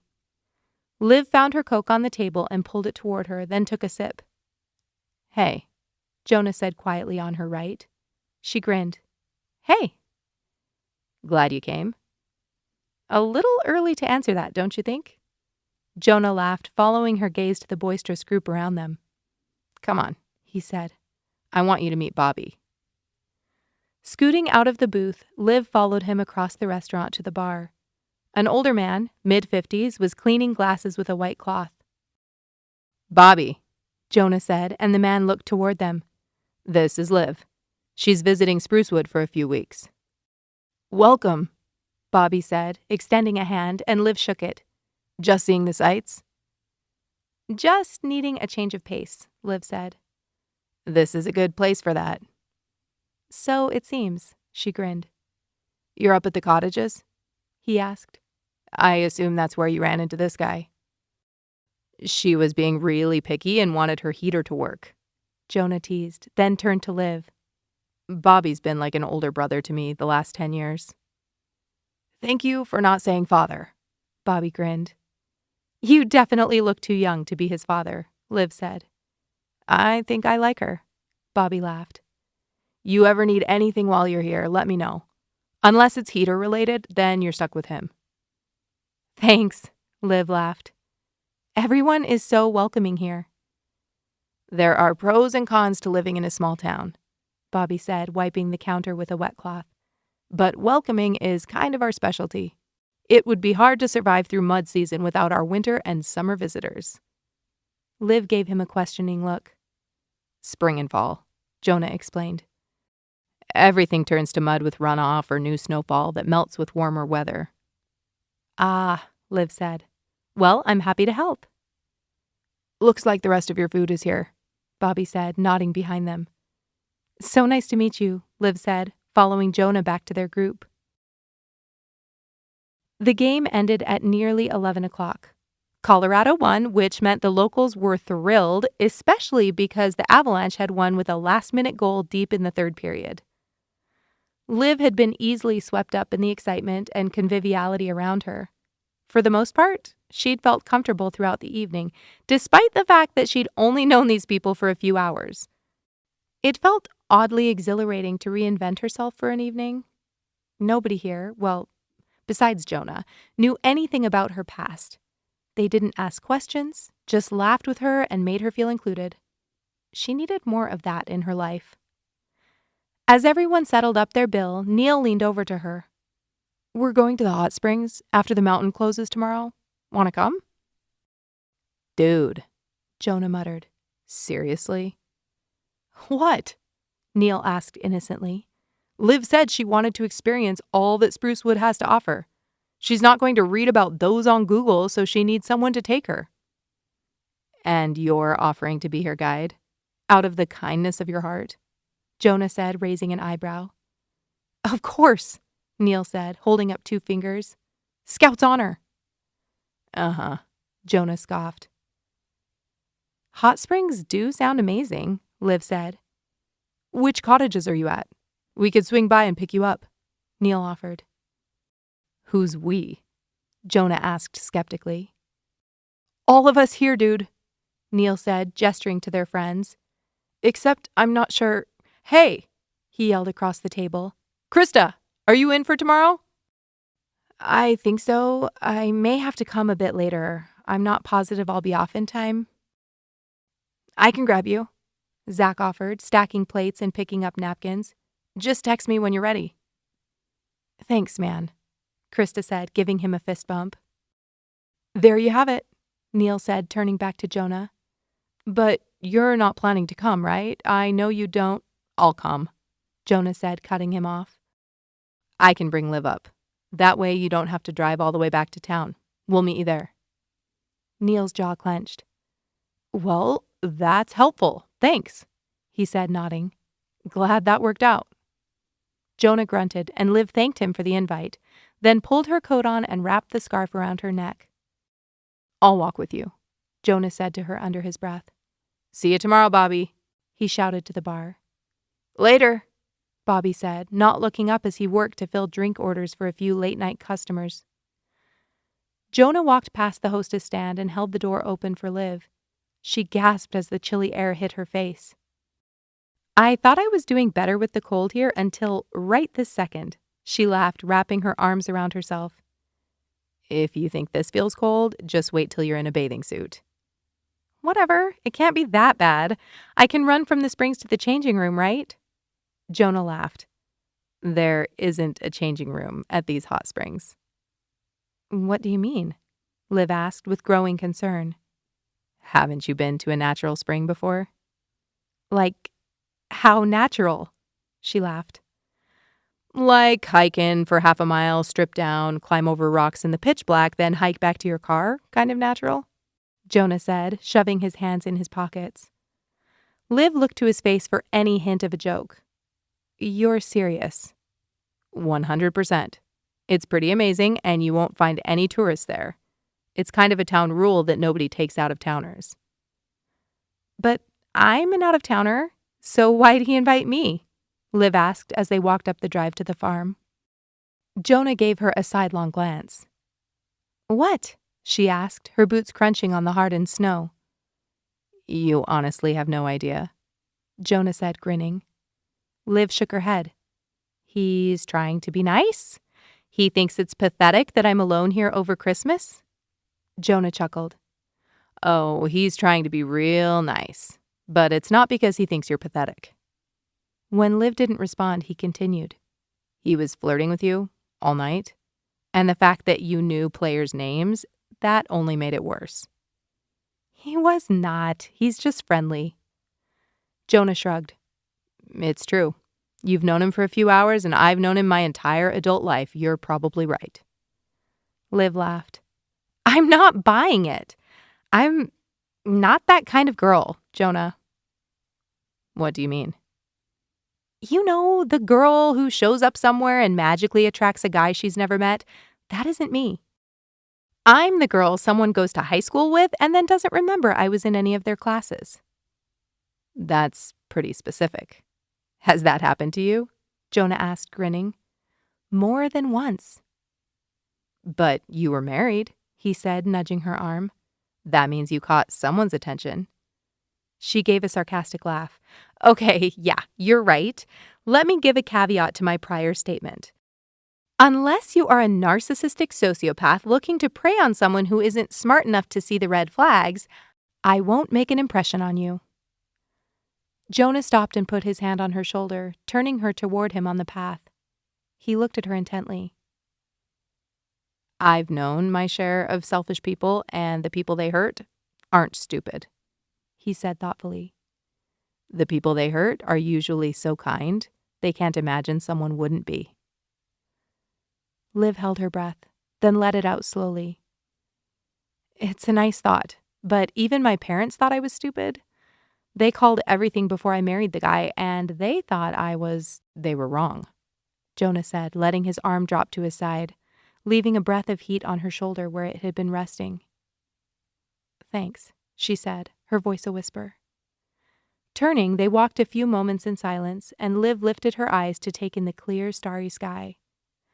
Exhaustion from the long night began to set in just as their cottages came into view. Thanks for the great night, Liv said. Glad you had fun. Hey, Liv called as Jonah turned to walk to his door. Why? She cleared her throat. Why did Paige seem upset that I was there tonight? Jonah's shoulders lifted as he pushed his hands deeper into his pockets. His unruly hair fell across his forehead as his brow furrowed. It's complicated, he said slowly. Mm-hmm, Liv nodded, waiting for more explanation. When it didn't come, she smiled graciously and said, See you tomorrow, then continued up the path to her cottage. Chapter 11. Liv woke the next morning with a stiff neck and a dull headache. She hadn't slept well, despite her physical fatigue. It wasn't like her to wake up during the night, but she had, multiple times, and each disruption had been connected to a nightmare of some sort. She couldn't remember every disturbing detail, but one scene in particular played over and over again in her mind as she got out of bed to use the bathroom. She was at the restaurant from last night, sitting in the booth with all the same people, when Connor had walked through the door, waving his signature swagger around like a flag on the 4th of July. Everyone turned to observe him, which is what he wanted, of course, and what had attracted Liv to him in the first place. Because when she was with him, all eyes were on her too. She didn't feel like that girl in the background anymore. She felt like something important. The ironic thing was that Connor didn't ever intend to share that spotlight. He just sucked the life from her in an attempt to make himself even brighter. Having her there made him seem even more untouchable to other women, which, as it turned out, only made them try harder. The ironic thing about that? They didn't have to work that hard to get his attention. Yet Liv did. Every day. In her dream, he barely paid her any notice. He flirted with Paige and Krista, then made fun of her outfit in a way that could have been interpreted by onlookers as good-humored, but she knew better. It was a purposeful strike. Jonah was sitting next to her, and he laughed right along with everyone else at Connor's jokes and digs. Her heart pounded as she washed her hands. It was a dream. She knew it was a dream, but the emotions felt so real and devastating. Why couldn't she be free of him? Was this a not-so-subtle reminder that he'd always be there? That she couldn't even reinvent herself for a night without him swooping in to put her back in her place? Liv was exhausted and upset, and it wasn't even 10 o'clock in the morning. She heard her phone buzzing in the other room and hustled to answer it. "Hey, Mom," she said. "I didn't wake you, did I?" she asked, concern in her voice. "No, you're good," Liv sighed, hopping back on the bed and pulling the covers over her. "How is everything going?" "Great. I'm getting lots of work done." "Do you think there's any chance you'll be back for Christmas?" Liv rolled her eyes. "No, Mom, I told you I wouldn't." I know, she sighed. "I was only hoping that maybe it would work out." "I'm sorry," she said quietly, and she meant it. She wasn't sorry to be missing everything, but she was incredibly sorry that she wasn't capable of handling it. "It's okay, honey," her mom said, rallying herself. "We had a great day at the market this weekend." "That's awesome," Liv said. "And shouldn't Tamara and the kids be there in a couple of days? Didn't you say the 21st? "Yes, they'll be here on Thursday. I think I've got almost all the breakables put up on high shelves." Liv laughed. "Good job." Her mom paused before speaking, then asked tentatively, "You're sure you're not too lonely?" "I'm sure, Mom. I'm busy and figuring some things out." "Good for you," she said. "I know this hasn't been an easy year." And that's an understatement. "You know we're here for you, right?" "Of course," Liv said, shifting her position. "Find something fun to do on Christmas Eve, promise me," her mom said, almost scolding her. Liv laughed. "I promise." After cleaning herself up for the day, but not washing her hair since it was only going to be pulled up in a bun for the hot springs, she made herself a mug of herbal tea, turned on the fire, and cozied up on the couch to charge through her emails. Before she went to bed the night before, she'd received word that the orders she'd scrambled to complete the other day had all come through. Crisis averted. Despite the uneasiness from her dream, she at least felt some relief as she opened her files this morning. If she could do regular old work for the remainder of her trip, she'd be thrilled. Jonah arrived a few minutes before 6, holding 2 takeout containers. "Have you already eaten?" he asked. "No, I made some pasta for lunch around 2 o'clock, so I figured I could wait until after to grab dinner." "Well, Bobby sent me with 2 Cobb salads if you're interested." "No way!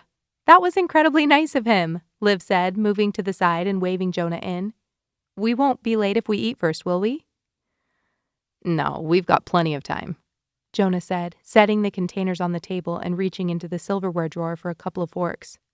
"Plus, then we can end with a cookie, if you're sharing." He grinned, looking at the plate on the counter. Liv noticed his dimple and the way his lashes seemed to brush his cheeks when he smiled. "Yeah, I'm absolutely sharing," she said, walking to the table and sitting down. "I didn't realize these would be showing up every single day. It's amazing, but I'm pretty sure my jeans aren't going to fit by the end of this trip." "Who cares? It's Christmas," Jonah said. "That's easy for you to say. You're a guy." Jonah waved her off. "Girls put too much pressure on themselves." His comment made Liv think of her dream. Connor mocking how she looked, and Jonah laughing. She cleared her throat. "You don't get these at your place?" He chuckled. "No, cookies are only for paying customers." "And you're not going to tell me how they show up on my table or my front step?" Jonah mimed his lips being zipped shut. "Well," Liv continued, "plan on taking a few from me each day. I do not need 4 cookies every night." He shrugged, taking a seat across from her and opening his styrofoam clamshell. "This is fantastic," Liv said, already a few bites in. "I didn't really look at the menu last night, but I wouldn't normally think to order a salad at a sports bar." "He does a good job. You'll have to try the stuffed avocado sometime." Liv said, taking another bite. "How was work today?" she asked after swallowing. "Good. Pretty typical. A couple of clogged drains, a door handle that needed to be replaced, ice removal around the main walkways." "What do you do if there's nothing that needs to be done on any given day?" she asked. Jonah chewed for a moment before answering. "Go into town. Help friends. Sometimes I go work on my own place if I have a bigger chunk of time. Do you have any family close? She stopped short, noticing his immediate discomfort. Right. Complicated.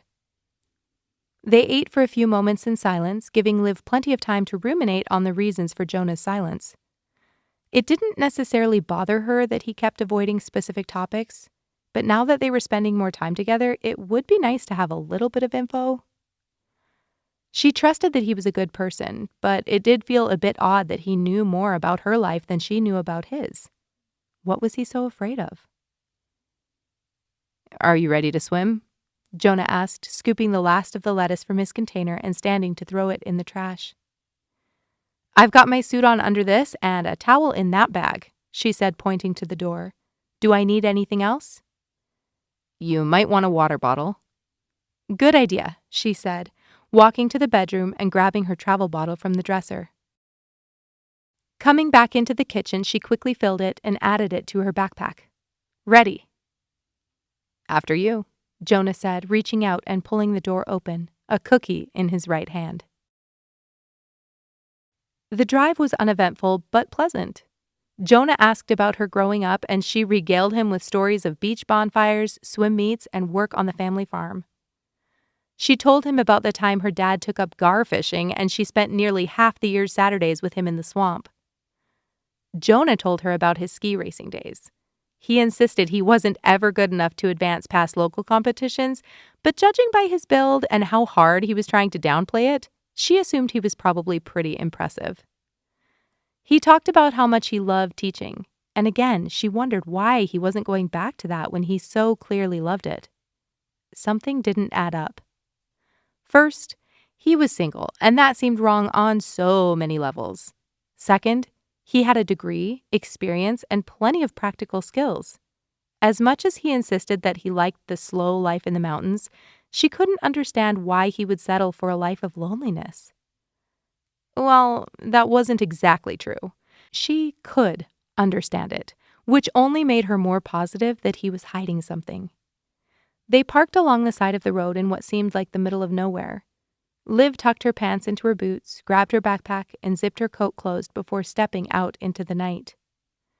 This is where you tell me you've brought me into the woods to murder me, she said, stepping carefully along the tall drifts. The path's over here, he said, not acknowledging her comment, and shining a flashlight into the trees. I lived a good life, she muttered, following his light into the thicket. As soon as she stepped into the trees, her feet landed on a path where the snow was packed, making it easier to walk. See? Jonah laughed. Other people have been here. I'm not crazy. You guys were right, though, she said. There's no way anyone could find this from Google Maps. It didn't look like there was an opening from the road. Pretty great, right? So what would happen to me if I went and published this all over the internet? She asked, taking a few more steps and then turning when she didn't hear Jonah behind her. She shrieked as a snowball hit her directly in the chest. Rude! She laughed, brushing herself off and reaching out for a handful of snow. Your hands are going to freeze, he teased, turning off the flashlight to hopefully hide his location. Luckily, there was still enough twilight on the horizon to allow her to see his silhouette. She formed the ball and tossed it at him, but he dodged it easily. You had the element of surprise, she complained. He walked directly in front of her. Here, he said. Free shot. No way. I'm going to get you when you're least expecting it, she warned, and Jonah laughed. He walked toward her and moved close, lifting his hands toward her head. Her heart fluttered as his hands gently covered her ears. Your ears are going to freeze, he said softly, his face inches from hers. I have an extra hat in my bag, if you want. Sure, she said, her voice shaky. Jonah stepped back and swung his bag off his shoulder, then reached in for the hat. After a moment of searching, he found it and handed a soft, knit beanie to her. In the dim light, she couldn't make out the color, but she put it on her head, realizing it was big enough to cover her bun and still reach over her ears. She tucked in a few loose hairs around her face. Better? Jonah asked. Mm-hmm, Liv said. Thanks. This way, he said, leading her on through the trees. She took a deep breath to calm her nerves, then quickly followed after him.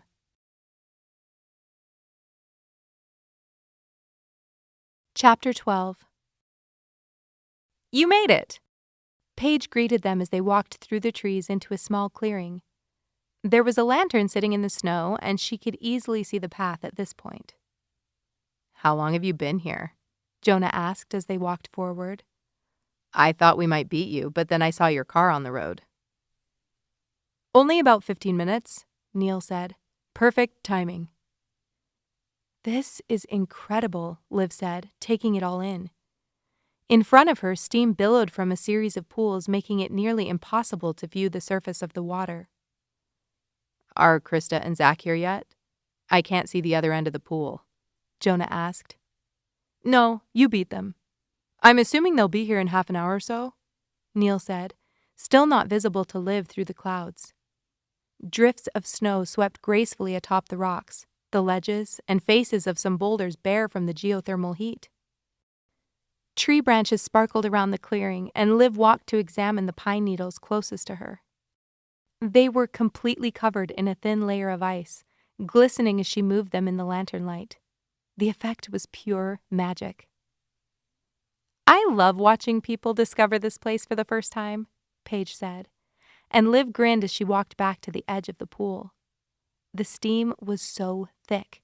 She could still barely see anything until a breath of air shifted the fog away from their side of the clearing. It was then that she saw Jonah standing only a few feet in front of her, lifting his shirt over his head and setting his clothes next to his backpack on top of a tarp that someone stretched out over the crystallized snow.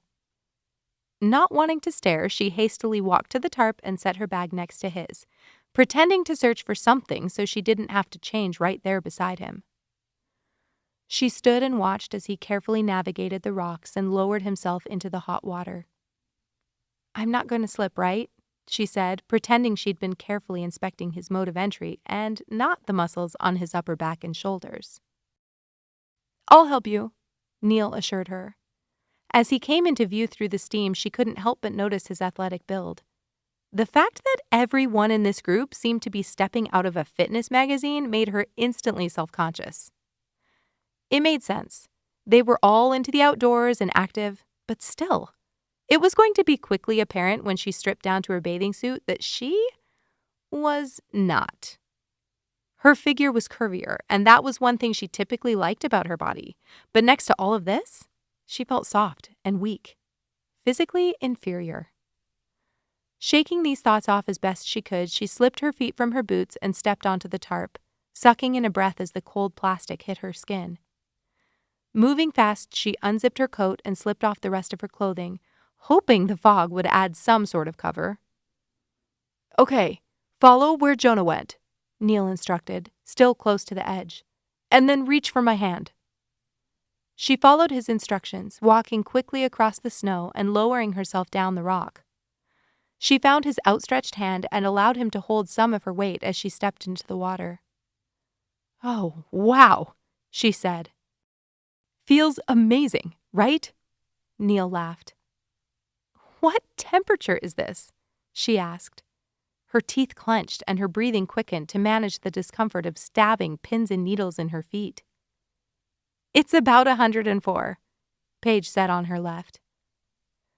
The bottom of the spring is surprisingly comfortable on my feet, Liv said, finding a spot next to Neil where she could lean against the rocks along the edge. I know. I've been to a few pools near Breck where the bottoms were quite sharp. This one's way better, Ryan said. Are there a lot of them around here? I had no idea, Liv said, her body fully relaxing into the heat. Not a ton. There are a couple more commercial ones like Glenwood Springs, Neil said. I've heard of that one, Liv replied. Never been there, though. You're not missing much, he said, unless you like crowds. However, the town itself is definitely worth the visit. Really cool hikes and rafting there. Liv took a deep breath, closing her eyes. This is heaven, she said. Worth the walk? Jonah asked. Definitely, she said. Thanks so much for inviting me, you guys, and you don't have to worry. Jonah already answered my question of what would happen if I posted this on Instagram. It scared her, did you? Paige said, moving closer to Jonah. Her hair was pulled up into a short ponytail and she wore a knit warmer around her ears. Somehow, she was able to pull off cute and edgy at the same time. Liv's stomach turned as Paige slid an arm around Jonah's back, nestling close to him. See, he won't bite, she said.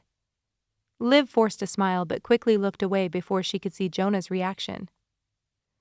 Is this the first time you've been up here this year? Neil asked, looking toward Paige and Jonah. It is, Jonah said curtly. Isn't this where you met? That's enough, Neil, Jonah warned, his voice low. Neil held his hands up in defense. Sorry, sensitive subject.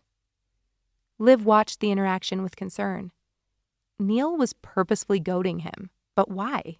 Weren't they supposed to be friends? Turning to Liv, Neil continued.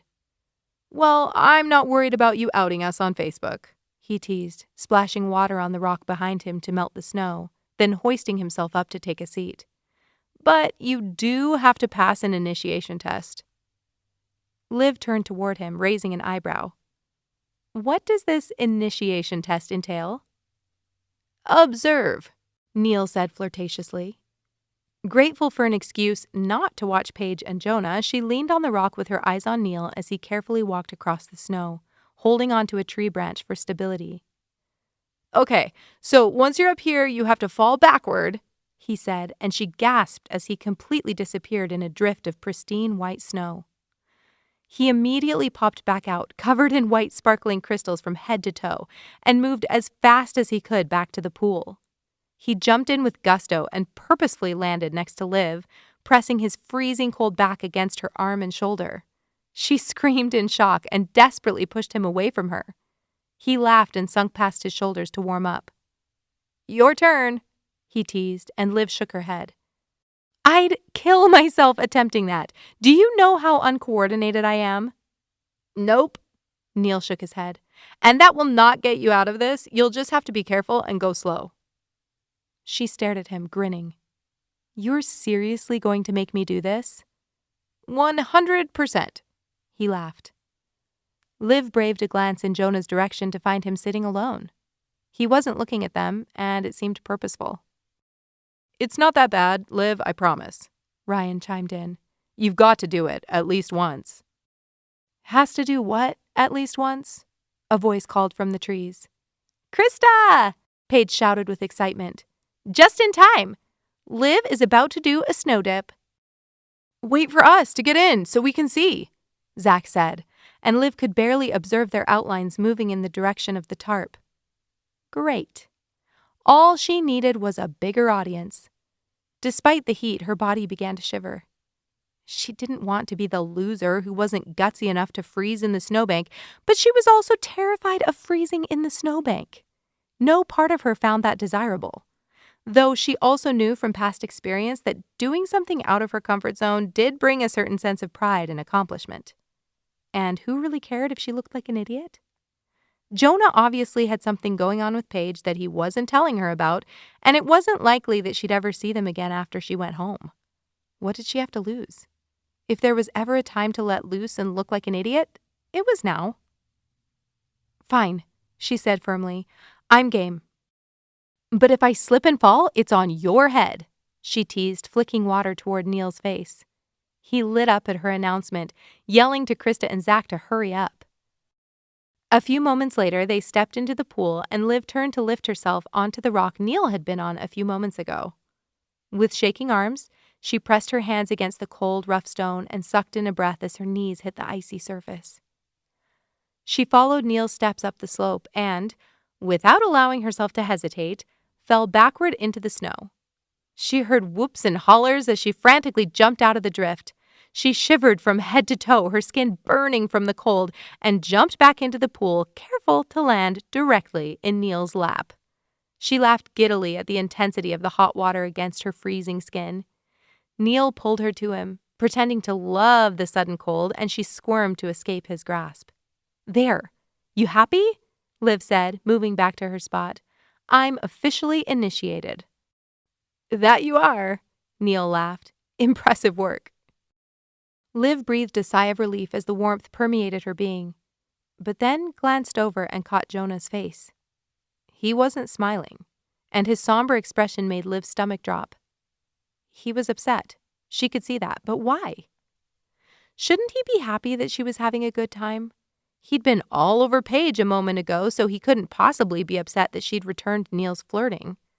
Maybe Neil's reference to his ex was still stinging? Meeting her eyes, Jonah reached into the snowdrift next to him. Forming a ball, he tossed it over between Paige and Krista. The girls shrieked and immediately began forming snowballs of their own. Liv watched Jonah doubling his efforts to pelt the two women with snow, suddenly seeming to be thoroughly enjoying himself. A weight seemed to settle on Liv's chest. He hadn't said 2 words to her since they'd arrived. "Hey," a voice sounded softly in her ear. She started and turned to find Neil next to her. "I know you came with Jonah, but can I take you home? I don't have the luxury of living at the cottages," he said, motioning across the pond. "So I don't have an obvious way to get to know you better, and I'd like to." Liv's heart started beating quickly, surprised and flattered by Neil's proposal. In the background, she could hear Jonah laughing and splashing around as Paige presumably succeeded in blasting him with snow. "Sure," she said, clenching her jaw. "That would be great." Neil smiled, pleased with himself. "Whenever you're ready to get out of here," he said, sliding back to the rock he'd been resting on. When the snowball fight finally died down, Liv accepted a sparkling water from Zach, grateful for something other than tap water to drink. "I think I need to get out," she said, feeling a little lightheaded. Neil jumped on that comment immediately. "I'll take you home," he said nonchalantly, obviously not wanting to admit to Jonah that he'd set this up beforehand. "I'm good to leave now," Jonah said, but Neil cut him off. "You haven't been here in ages, dude. Enjoy. I've got this. I have to get up early tomorrow, so I need to head out anyway." Jonah stared at him for a moment, but eventually nodded. "Are you okay with that, Liv?" "Sure," she shrugged, walking to the other side. "And I think I'm going to enjoy the cool air on the walk back." "It's great until the last 5 minutes," Krista laughed. "Then you basically have to run to the car." Liv laughed. "Oh, Jonah, are you okay with me taking your hat home? I can get it to you." "No problem," he said dismissively. "I can get it another time." Irrational anger bubbled up within her. Why was he acting like this? They'd had a fantastic talk on the way here, and then nothing. Less than nothing. Then, on top of her frustration, she heaped on a serving of embarrassment over the fact that she even cared. Why would she care? She'd known this guy all of 4 days, if that. "Thanks," she said, her voice harder than she'd meant it to be. Liv climbed out of the water onto the rocks, tiptoed over the snow to the tarp, and quickly pulled her towel from her bag. She dried her arms and legs, then wrapped it around her torso and pulled her coat on over it. Still dripping, she pulled on her socks and boots. "See you guys later," she said, slinging her backpack over her shoulder and following Neil, who was already waiting beside her. Her boots crunched over the icy snow as they entered the cover of trees. "So, what do you do when you're working at the ski hill?" she asked, following Neil's flashlight. "Mostly work the lifts. Go after the occasional lost skier. Today, we had a 4-year-old girl get on the lift without her parents. That was fun." "Do you get time to ski?" "Oh yeah. I can go pretty much any time I'm off. Free food at the lodge, too. It's not a career plan, per se, but it's an excellent filler for a couple of years while I figure out what I want to do." "What do you want to do?" Liv asked, the winter air beginning to sting the skin on her exposed legs. "I'm planning to open my own business. I just haven't decided what direction I want to go." "That's cool. What kind of business?" "No, that's what I meant," Neil laughed. "I'm not sure yet." "Oh," Liv laughed. "I'm sorry, I thought you meant—" "I know what you thought I meant," Neil teased. "You assumed I'd have thought this through and have a plan, that I only need a few design and marketing ideas, and then I can move on it." "Is that so crazy?" Liv teased. "I mean, we are almost in our 30s. Maybe you are, Neil said, gently pushing her to the side. Liv laughed, catching her balance. How old are you? She asked skeptically. 24. Why? How old are you? Well, I'm not saying now, she grinned, and Neil turned the flashlight in her direction. No, stop, you'll see my wrinkles, she joked, blocking her face with her hands. Suddenly, the flashlight turned off and Liv was in total darkness. Neil? Did it die? Where? She gasped as Neil grabbed her around the waist and pulled her close. I don't see any wrinkles, he whispered, then crushed his lips to hers. Liv's eyes widened with shock and she pushed at Neil's shoulders, attempting to pull away. His kiss became more insistent, and when his hands began to move under her coat and up her bare back, so did her defensive maneuvers. She shoved him. Hard. What was that for? Neil spluttered. Liv still couldn't see anything, but she could tell he was a few feet from her now. I could ask you the same thing, she gasped, wiping her mouth. I tried to pull away. Don't give me that, Neil chided. You were flirting with me all night, and now suddenly you aren't interested?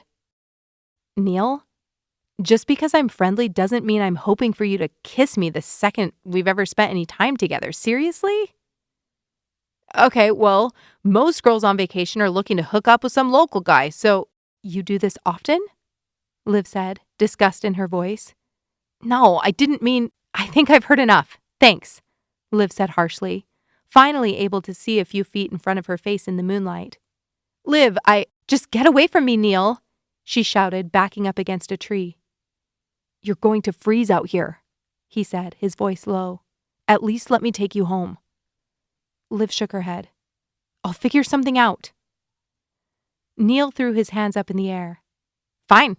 Good luck, he spat, turning on his flashlight and jogging down the path toward the road without a backward glance.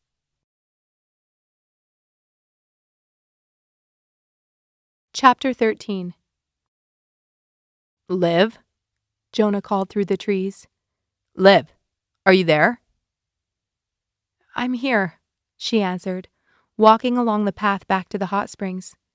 She was shivering now, all the heat from the pool long since drained from her body. Are you okay? He asked, jogging around the corner, nearly running straight into her. I'm cold, she admitted, but fine. How did you know I was here? Jonah put his arm around her shoulders and rubbed her sleeve to create heat as they walked quickly back along the path she'd just backtracked. I got out of the pool to change about 10 minutes after you left. I had just started walking when I got a text from Neil. What did it say? She asked hesitantly. That you changed your mind about needing a ride? He said, dropping his arm, but still walking close to her. Liv nodded, but didn't respond. No comment? Jonah asked.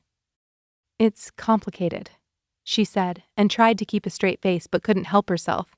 The adrenaline, fear of freezing in the woods all night, her allusion to Jonah's maddeningly vague answers, and the overall stress of the last 20 minutes made her inexplicably giddy. She started to laugh, and Jonah looked toward her questioningly. It's actually very not complicated, she said between giggles. Neil tried to grope me, and I said no. He what? Jonah asked, his body stiffening next to her. That made it sound worse than it was, she explained hastily, sobering with his intensity. We were walking back and joking around with each other, then he turned off his light and kissed me. I tried to push him away, but... She exhaled loudly. He wasn't easy to persuade. Jonah walked in silence. I'm sure he's a nice guy, but it seems he's grown accustomed to single women and what they want when they're alone on vacation, she finished. Don't make excuses for him, Jonah said, his voice low. I'm not. It was a jerk move, but he's also young and probably stupid. Not that young, and that's another excuse. I'm worried I overreacted, she whispered. I yelled at him.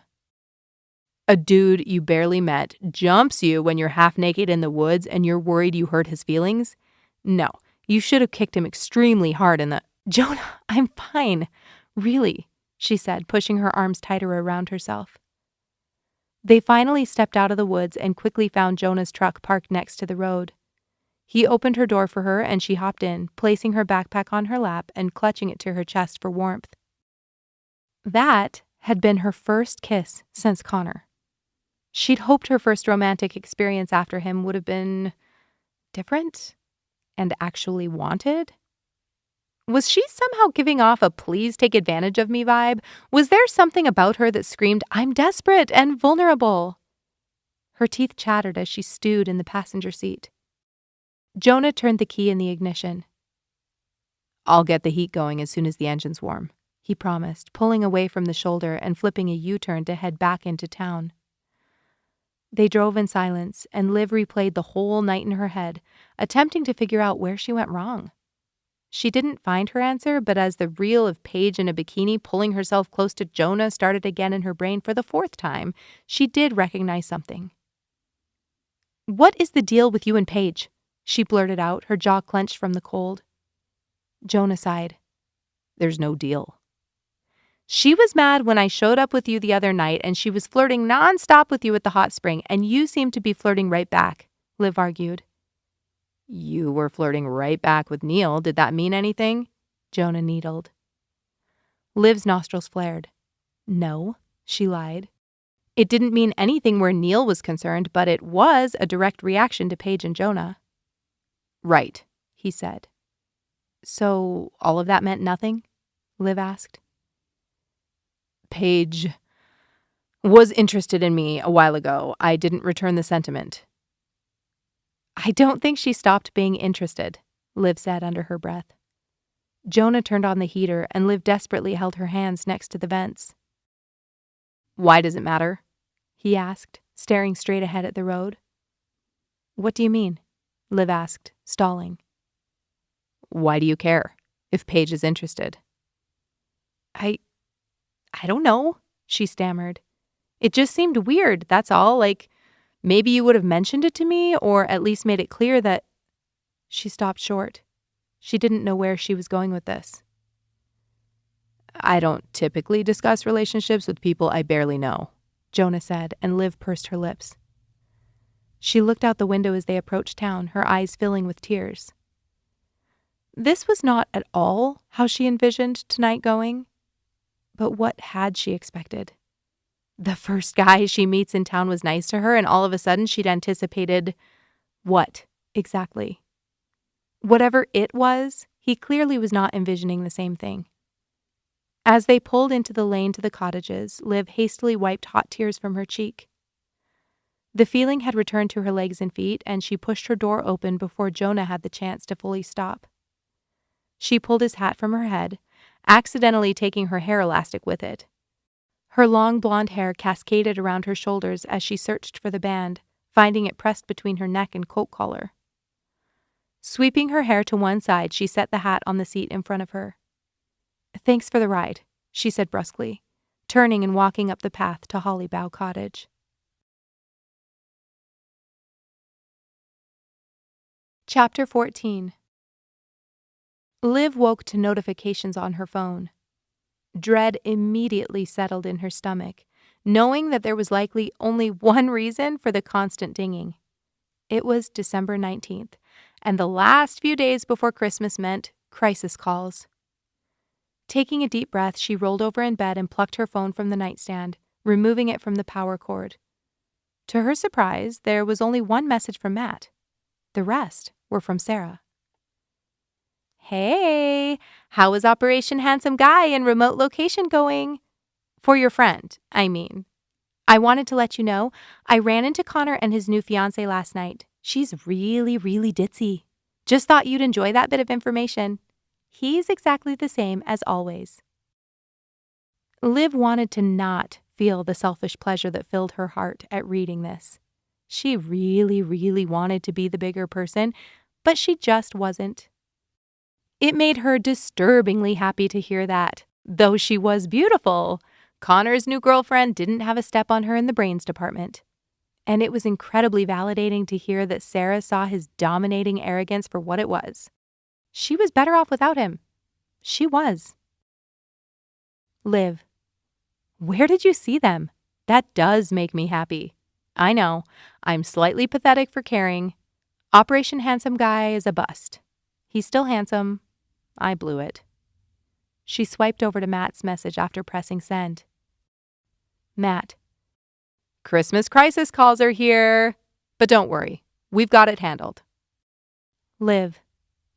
You guys are fantastic, but seriously, feel free to send some things my way. I'm not going to have much to do over the next few days.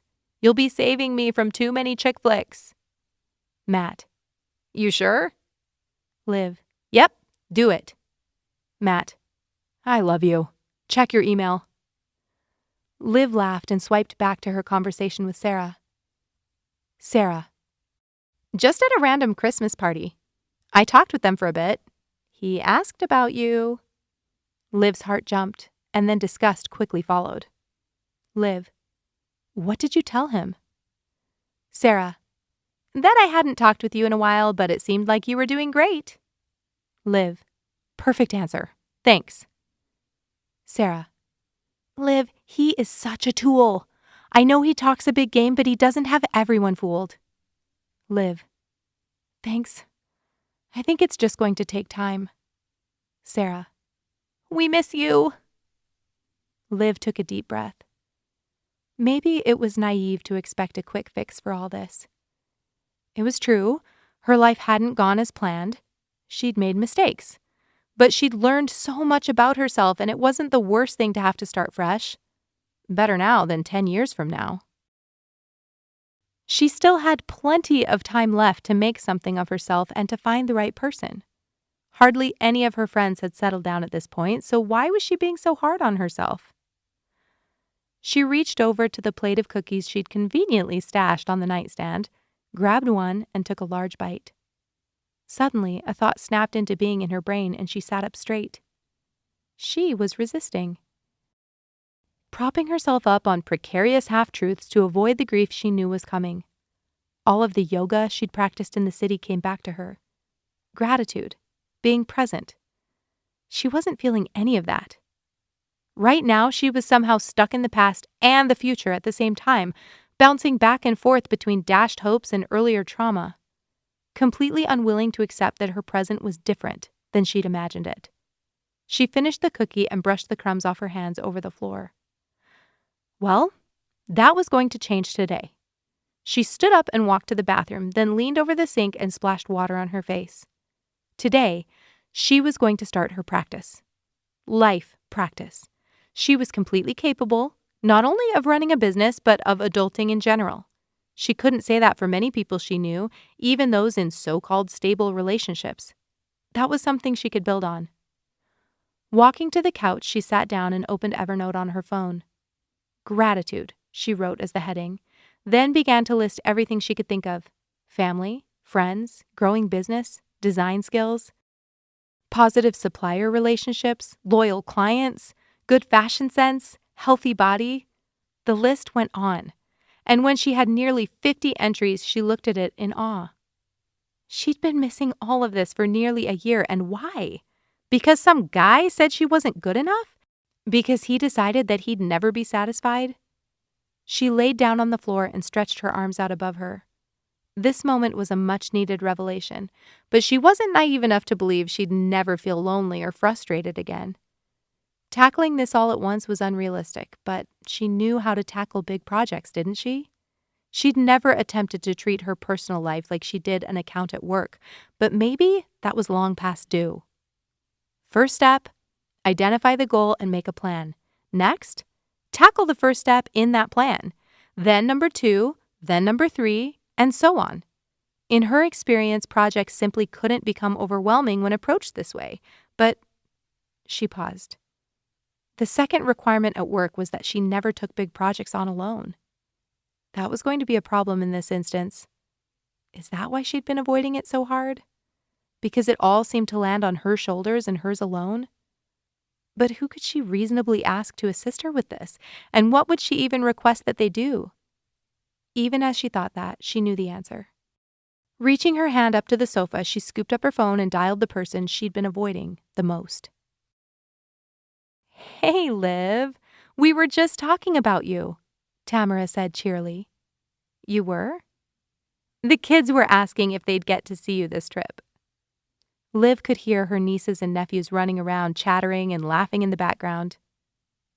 I hope you told them yes, she said. I did, and they're all super excited, Tamara answered, then shouted directions to her husband. Hey, Tam, do you have a minute to talk privately? Sure, just a sec. I'm going to go outside. Liv waited patiently as she listened to her sister open the door. Okay, it's quiet out here. What's up? Is everything okay? Kind of, Liv said, laughing slightly. I have to be honest. This year has been challenging for me, and I've thrown myself into my work. I know I told you guys that's why I haven't been able to spend a lot of time with everyone, but... She sucked in a breath as her voice caught in her throat. Tears welled in her eyes, and she paused to compose herself. Tam, if I'm honest, she continued, her voice cracking with emotion, I didn't want to face any of this. The fact that my marriage ended and that it wasn't ever what I wanted it to be in the first place, that I don't have a family, that I'm basically starting from ground zero again when I thought I had this all figured out. I don't want to have to go through the dating thing again, worry about whether I'm finding the right person, do everything alone. I don't have friends like I had in college. When I met Connor, I let all of those relationships die out, and I didn't make an effort. He didn't let you make an effort, Tamara corrected. True, but whatever, Liv sniffed. There are so many unknowns, and it's all on me. If I screw this up again, then what? Tamara was silent for a moment. Liv, she said gently, this has never been all on you. I know I haven't been the best about reaching out. I've been so busy with the kids and trying to figure out the whole mom thing, but it's no excuse. I think about you all the time, and I need to do better. You know how I felt about Connor from the beginning. I think that's why I avoided you guys too. I knew you all thought I was being stupid, but it doesn't matter, Tamara cut in. I'm stupid all the time. We all are. I don't think this is your fault at all. You've always thought the best of people, and it's maddening that your optimism was taken advantage of. Tears streamed down Liv's cheeks as she listened. I've learned a lot, she said softly. I'm glad, Tamara said, emotion evident in her voice. I think I need help. I need someone to talk to. At work, I have teams for each project we take on, and she sniffed. This is a fairly big project for me. I am on your team, babe. Just tell me what you need me to do. Tamara laughed. Liv grinned. I don't exactly know yet, but maybe we can set up a regular time to talk. I could tell you what I'm working on. We could even do it virtually if it would be better for the timing to be flexible. Let me look at my calendar. Maybe we can find time on the weekend. I could go on a walk or something while we talk. And if it's for you, I won't have mom guilt over leaving the kids. Liv laughed. We could do it more frequently, as needed, she teased. I love you, sis. Love you too. See you soon. Liv hung up the phone and stood up to search for a tissue. Chapter 15.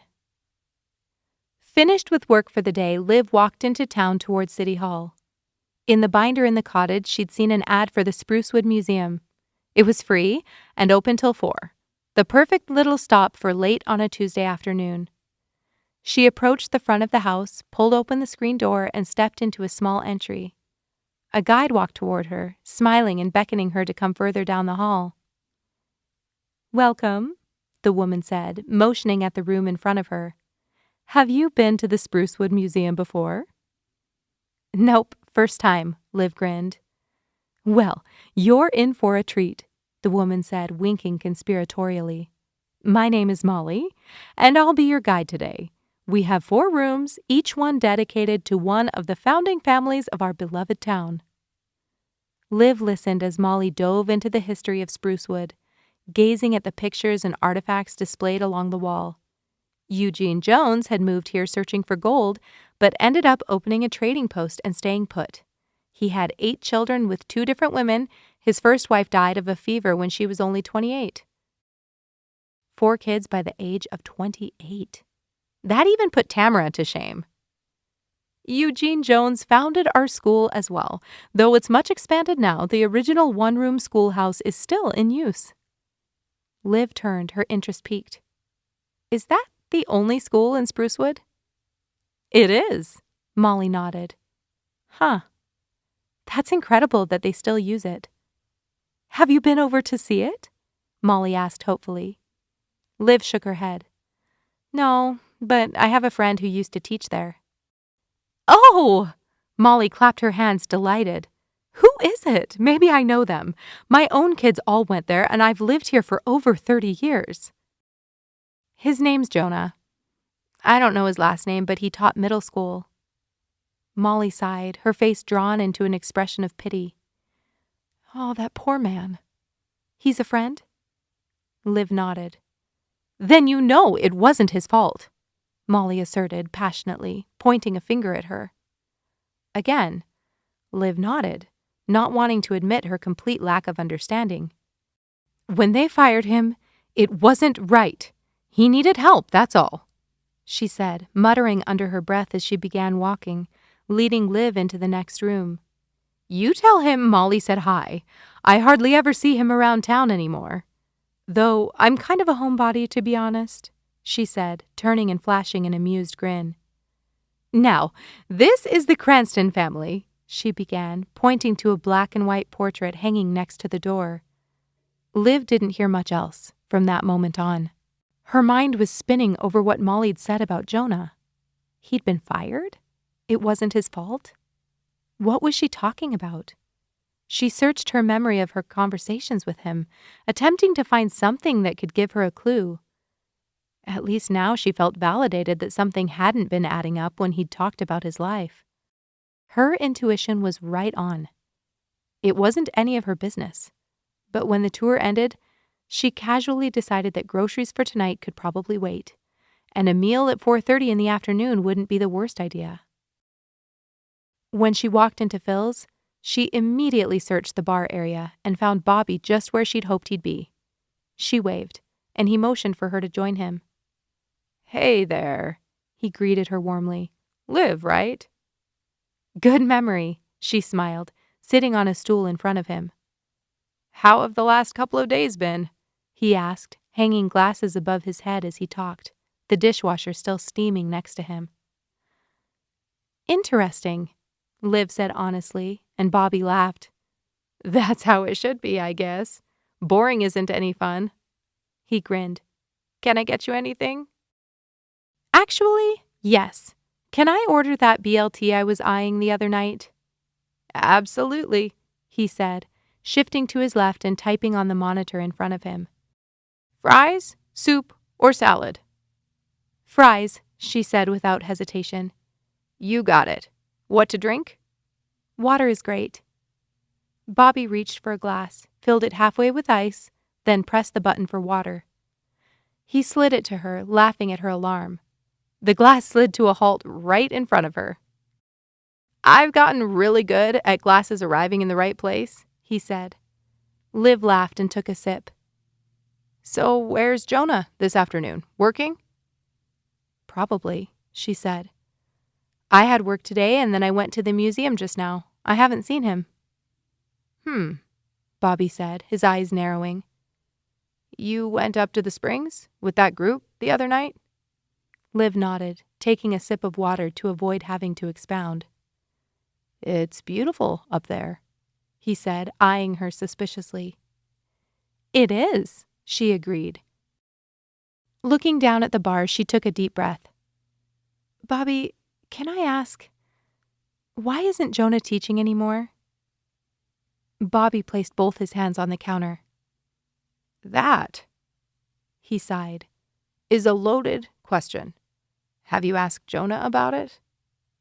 Liv nodded. He didn't say much. I'm not trying to pry, it's just... Molly said something down at the museum and I didn't want to bring it up with him, especially after... She stopped short. Bobby nodded, graciously ignoring her abrupt pause. Why do you want to know?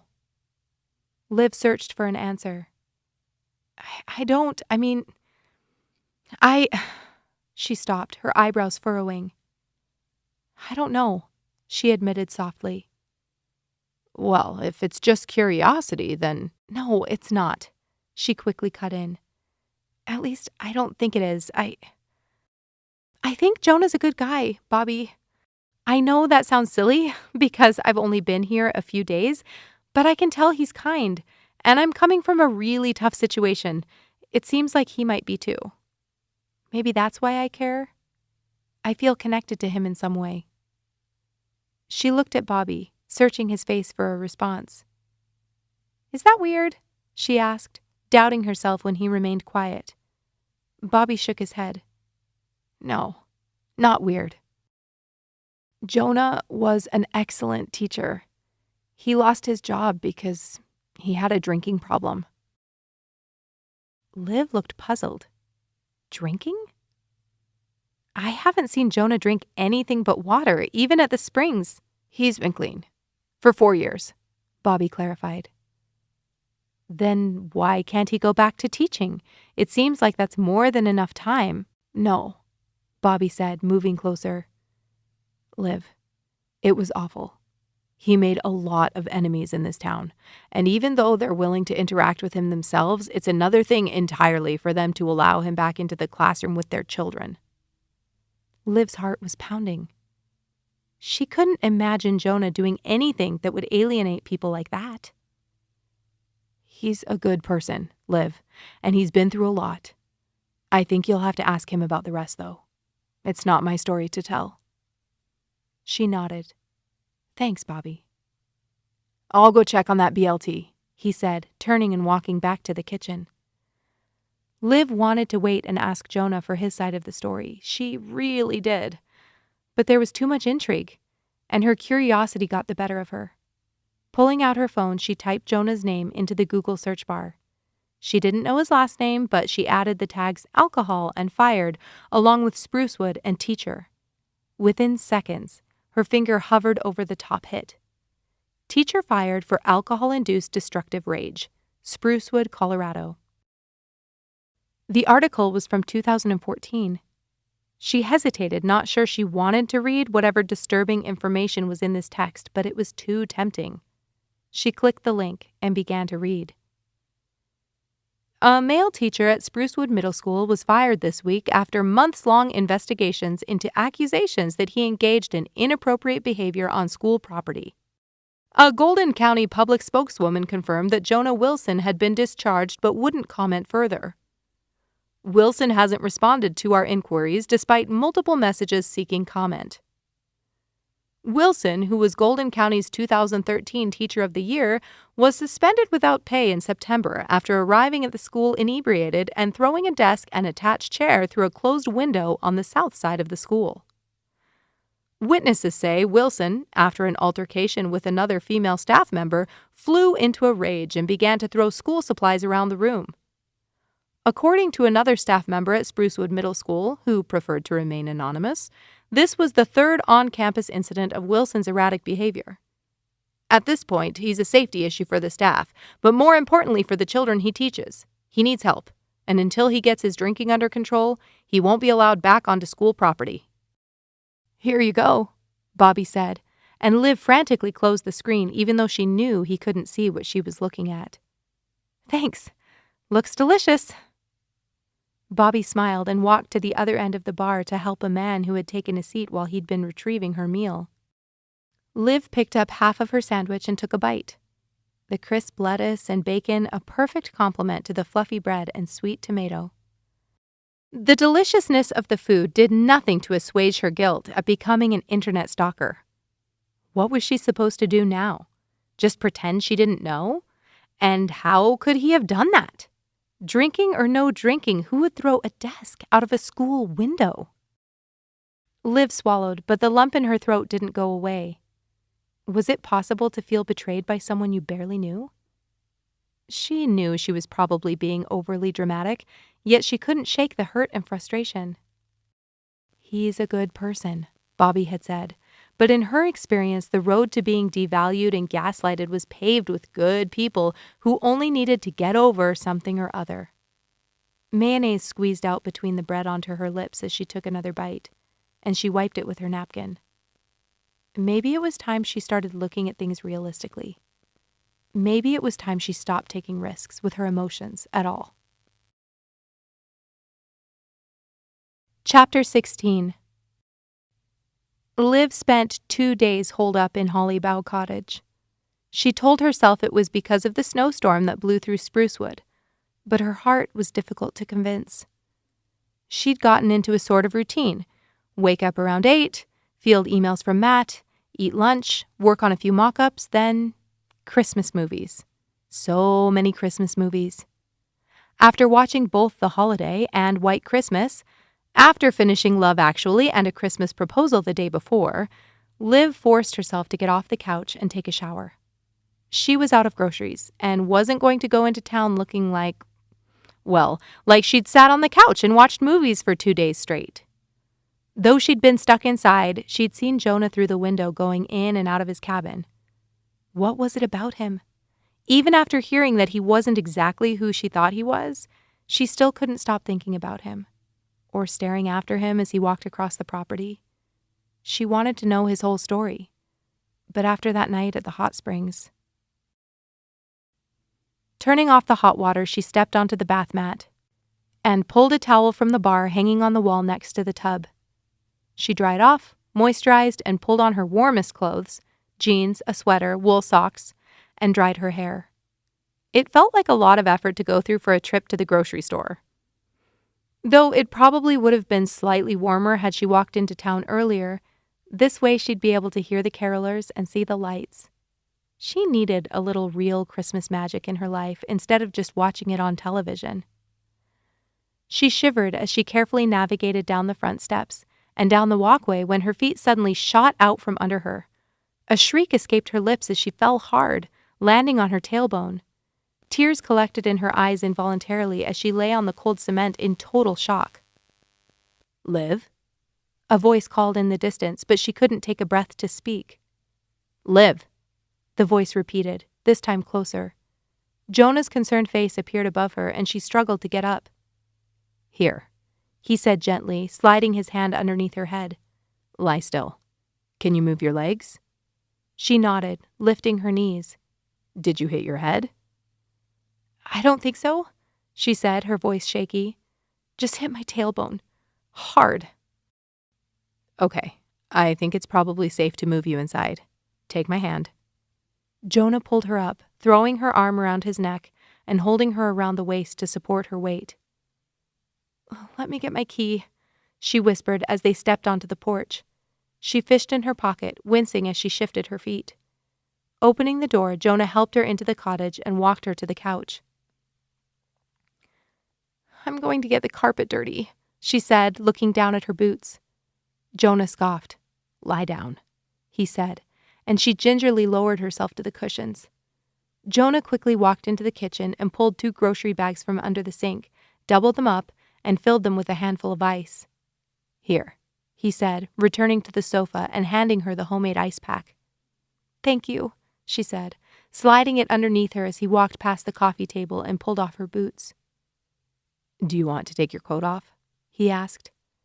"I'm still freezing," she said, her teeth beginning to chatter. "Probably just the shock of falling." He took a few steps and flicked the switch on the wall to turn on the fireplace. Liv groaned. "I was trying to be so careful. How did you even see what happened?" Jonah cleared his throat, hesitating. "I guess it was just the right time, right place kind of thing." He sat in the armchair next to the perpetually lit Christmas tree. "Where were you headed?" "To get groceries. I'm out." "Do you have a list? I could run into town and pick it up for you."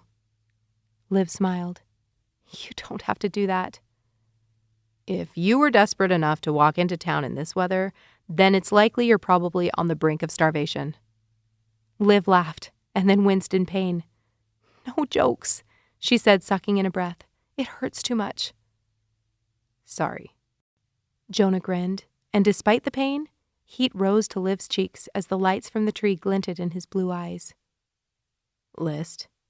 he asked, breaking her daze. "Right," she said, swallowing hard. "I wrote a few things on my phone. Oh, is my purse still outside?"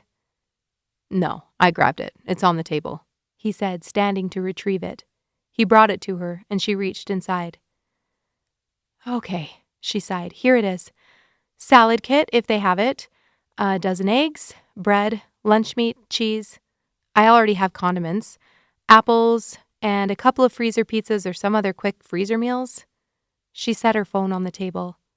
"I didn't feel like cooking anything this week." "Can you text that to me?" he asked, pulling out his cell phone. Liv copied and pasted the information into her phone and texted it to the number he gave her. "It's the 21st, Jonah said, looking at his phone and then glancing at Liv. "Only 4 days till Christmas." Liv nodded, then looked around the cottage and took a deep breath. Everything around her screamed holiday joy, but she couldn't feel it. "Normally, I'd be getting together with friends," he continued. "But given what happened the other night..." "Jonah, don't ditch your friends on my account." "It's not on your account. It's on the account of Neil being a complete douchebag." "Well, I'm sure others in that group would miss seeing you," she said, readjusting the ice under her lower back. "Thanks for that." Liv looked up to see a small smile playing at the corner of his mouth. She stifled a laugh. Was she flirting with him? Why was she lowering her guard when she knew what he'd done? Yes, he'd just rescued her from the front step, but that didn't change the fact that she didn't know whether she could trust him. "For many reasons, I think I'm going to do my own thing this year," he said pointedly. "Do you have any plans?" Her thoughts pushed for her to lie, to say she had plans, to avoid being alone with him again. But her mouth wouldn't listen. "Zero plans," she said, besides said freezer meals. "That's kind of pathetic, don't you think?" She scoffed, feigning offense. "I'm basically disabled, and you're mocking my Christmas plans?" Jonah laughed. "I'm equal opportunity when it comes to my inappropriate comments." "No jokes, remember?" Liv teased, and the anxiety she'd felt moments before seemed to seep out of her as she took in his amusement at her comments. Jonah's smile faded, and he looked at her intently. "Would you like to have Christmas dinner with me?" he asked simply. Liv's heart rate quickened, and suddenly, she couldn't feel the pain in her tailbone as acutely. She'd be alone again, with Jonah. Wasn't she supposed to avoid this? What was it that article had said? Fired for inappropriate behavior? Searching through the information she'd accrued, she attempted to muster her prior concern, but looking at his kind eyes and soft expression, she just couldn't see any part of him that could be considered a threat. "I'd love to," she said softly. Jonah smiled. "Okay then. I'll go get your groceries." "You don't need..." "Just rest," he said, brushing his hand against hers as he stood and walked past her toward the door. Her skin tingled, and she had to remind herself to breathe. "Wait, do you want me to turn on a Christmas movie for you?" he asked from behind the sofa. "Will you mock me if I say yes?" Jonah chuckled and walked toward the TV. When he turned it on, he saw it was already on the Hallmark Channel. Liv grinned as he rolled his eyes. "Thanks," she said, then watched him wave as he walked out the door. Chapter 17. Liv opened her eyes to noise in the kitchen and jumped, then groaned when pain exploded in her back. "Hey," Jonah said, concern in his voice. "I'm sorry. I didn't mean to wake you." "How long have I been out?" she asked groggily, noticing her movie still playing on the television. "I was gone at the store for about 40 minutes, so I have no idea." Jonah laughed, his face peering over the couch. "Are you sure you didn't hit your head?" "I'm sure." They stared at each other a moment. Then Jonah cleared his throat. "I picked up everything on your list and some things for Christmas dinner. I wondered, Would you want to make dinner at my house? Your cottage? He shook his head. No, my actual house. I've got a larger kitchen over there and, more importantly, a smoker. She raised an eyebrow. You cook? I smoke meat. There's a difference. He grinned. I could just smoke it and bring it over here if you'd rather. No, Liv smiled. That would be fun to cook over there. Full disclosure, I'm not an amazing chef. I've done parts of Christmas dinner before, but in New York, we usually had it catered. She stopped short. The image of her, Connor, and his friends gathered around the table while she attempted to play hostess. Always coming up short. Liv, are you all right? Jonah asked gently. She took a deep breath. I think so, she sighed. This time of year is hard for me. Jonah's jaw clenched, and she saw something pass across his face. Me too. He cleared his throat. All of your groceries are put away, he said, meeting her eyes. Do you need anything else tonight? Liv looked up at him, and her heart ached to pull him close. Her mind spun with warnings, rationality, and hesitation, but it didn't seem to matter. Do you want to watch a movie with me tonight? And eat something ridiculously unhealthy? It doesn't have to be a Christmas movie. We could watch whatever. Jonah raised an eyebrow. I'm not normally a movie kind of guy, he said slowly, and Liv's heart sunk.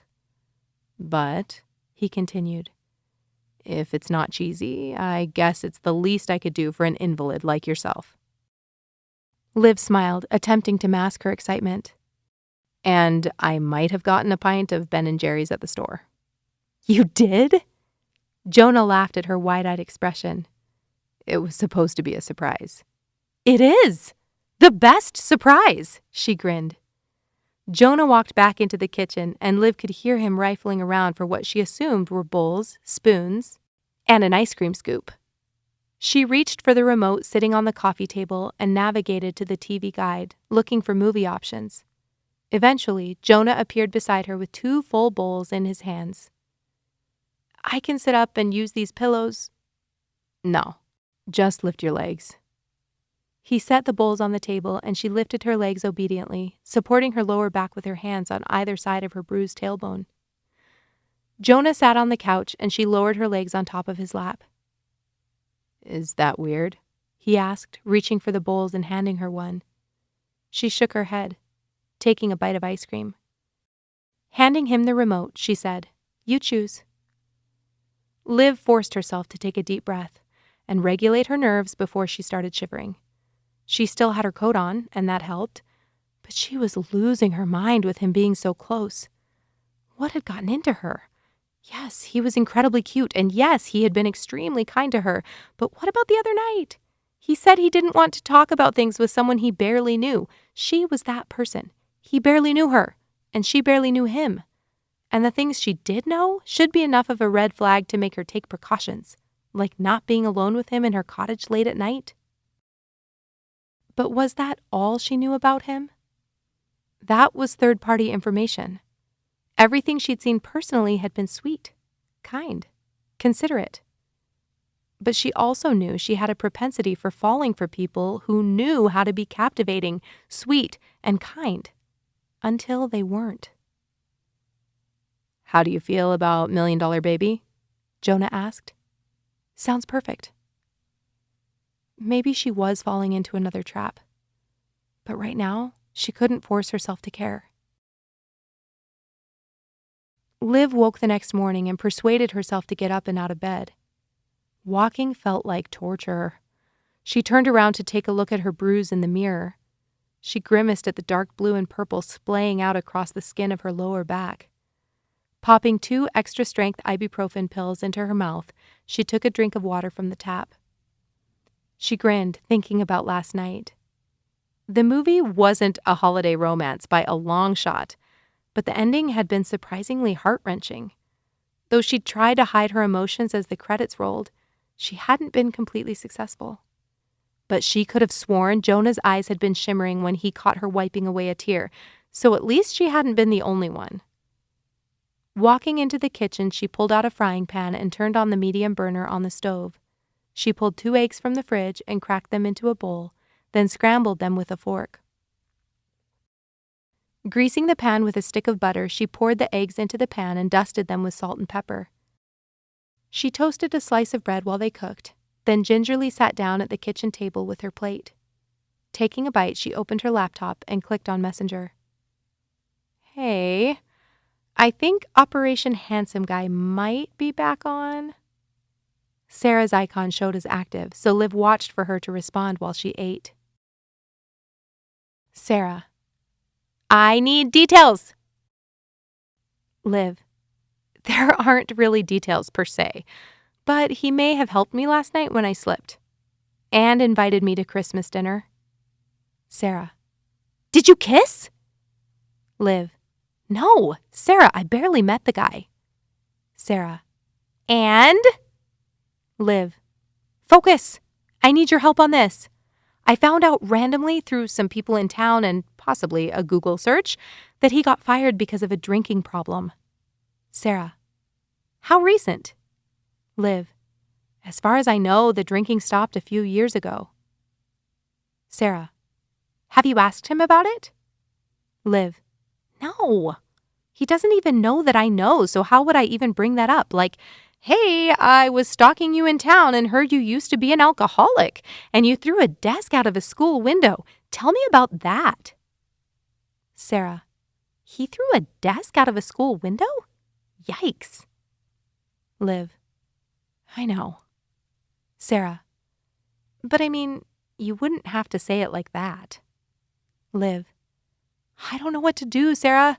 I really like this guy. I know I barely know him, but it's like I'm drawn to him. But in the past, the guys I've been drawn to have been like Connor. What if he's another Connor? I have literal proof that he might be. I'm worried I can't trust myself, what does that mean? I'll never be able to meet a good guy because I'm obviously only attracted to guys with issues? Sarah. Okay, back up a sec. Does this guy do anything like Connor does? Liv. No. He's literally his opposite, I think. He's more reserved. Doesn't seem to care much about what people think of him. Obviously has some history he's not talking about, though. Sarah. But if he's a nice guy, it seems like he's probably worked through whatever it is. Liv. That's what I was thinking, too. But I don't know. Maybe I'm a horrible judge of character. Sarah. Don't you think you figured out what to not look for after Connor? And Liv, you're only there for a short time. It's not like you're going to marry the guy. Liv. No, I know. But if I get involved, I don't know if I can handle really liking him and then never seeing him again. Not so soon after everything else. Sarah. But don't you already really like him? Liv. Good point. Sarah. It's already going to suck to leave. Might as well make out. Liv. You're a terrible influence. Sarah. You're welcome. Now I actually have to go to work. Liv. Thanks for talking me off the ledge. Sarah. Anytime. A thought occurred to Liv as she closed her computer. It was already going to suck to leave, and she wasn't guaranteed to have any closure in this situation anyway.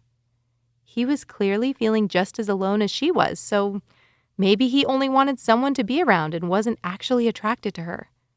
And even if he was, if she asked him about his past, either way it would be a partial win for her. Either he'd get upset and it would be easier to walk away from this place, or he'd explain things and she wouldn't have to wonder anymore.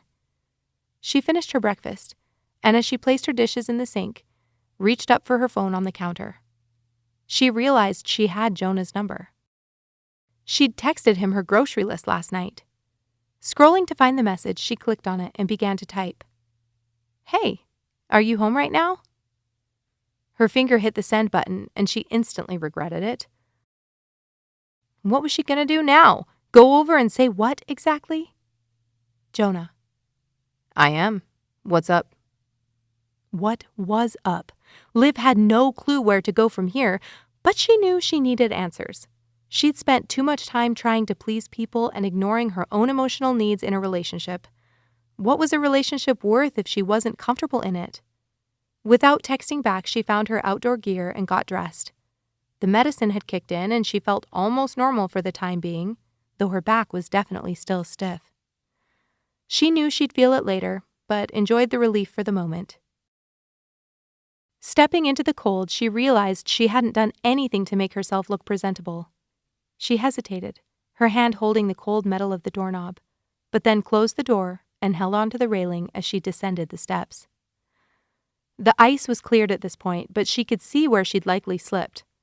A low puddle of water sat in a dip in the concrete, shimmering in the sunlight. She splashed it with her boots as she passed. Jonah opened the door before she knocked. He must have seen her walking toward his cottage. "Hey," he greeted her. "Hey." "Want to come in?" "Sure," she said, stepping past him and wiping her boots on the mat. "How are you feeling today?" "I'm hopped up on meds, so pretty good," she laughed. "I wanted to—" Jonah held up a finger as he pulled his phone from his pocket. "Hello?" he said, answering it. "Oh, sure. Which one?" His eyebrows furrowed as he listened. "No problem. I'll head over in a minute. Yep. Thanks." He hung up the phone and Liv looked at him questioningly. "Leaking faucet on the outside of the gift shop." "Do you need to go now?" she asked. "I should, but what do you need?" "Oh, nothing. I just wanted to talk for a second. We can—" "Do you want to walk with me? It won't be a long repair. But I understand if you'd rather not be out in the cold." He shrugged. "No, that's great," Liv said. "My hat's in my pocket if I get cold." Jonah nodded, pulling his coat on and grabbing his toolbox sitting next to the door. "I haven't even been to the gift shop yet," Liv said as they walked outside. "Is there good stuff in there?" "If you're looking for souvenirs, sure," he said. "But I honestly haven't been in there recently." Liv's heart started to pound, and she mustered her courage. "Jonah, the reason I came by today is that I wanted to ask you about something. I was at the museum in town, and I met Molly." "She's such a sweet lady," Jonah said, smiling. "She really is. I mentioned that I knew you, and she said something about how I must know that all that wasn't your fault." Jonah stared straight ahead, and Liv pressed on. "I obviously didn't know what she was talking about, so I asked Bobby when I stopped there for lunch." She looked at Jonah to gauge his reaction, but his face was stoic. "I don't want to pry, but—" She took a deep breath. "I also really enjoy hanging out with you.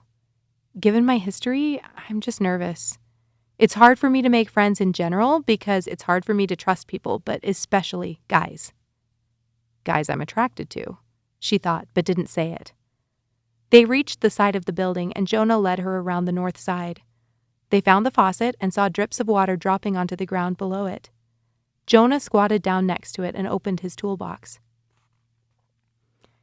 "And I know we barely know each other and that I'm only here for 2 weeks, so if bringing this up offends you, I'm sorry," she said, her voice losing steam with every word. Jonah used a screwdriver to look inside the housing. "It doesn't offend me," he said. "It's just kind of embarrassing." "Trust me, I am the last person who's going to judge you." Jonah pulled a new piece of something from the bottom of his toolbox. "I had a drinking problem." Which was obviously not ideal for a teacher. When it became a liability, I lost my job. And my wife. "That's why you said it was your fault?" Jonah nodded, breathing hard as he worked with his wrench to remove something Liv didn't recognize from the pipe protruding from the wall. "We were only married for 2 years. "How did it start?" "The drinking."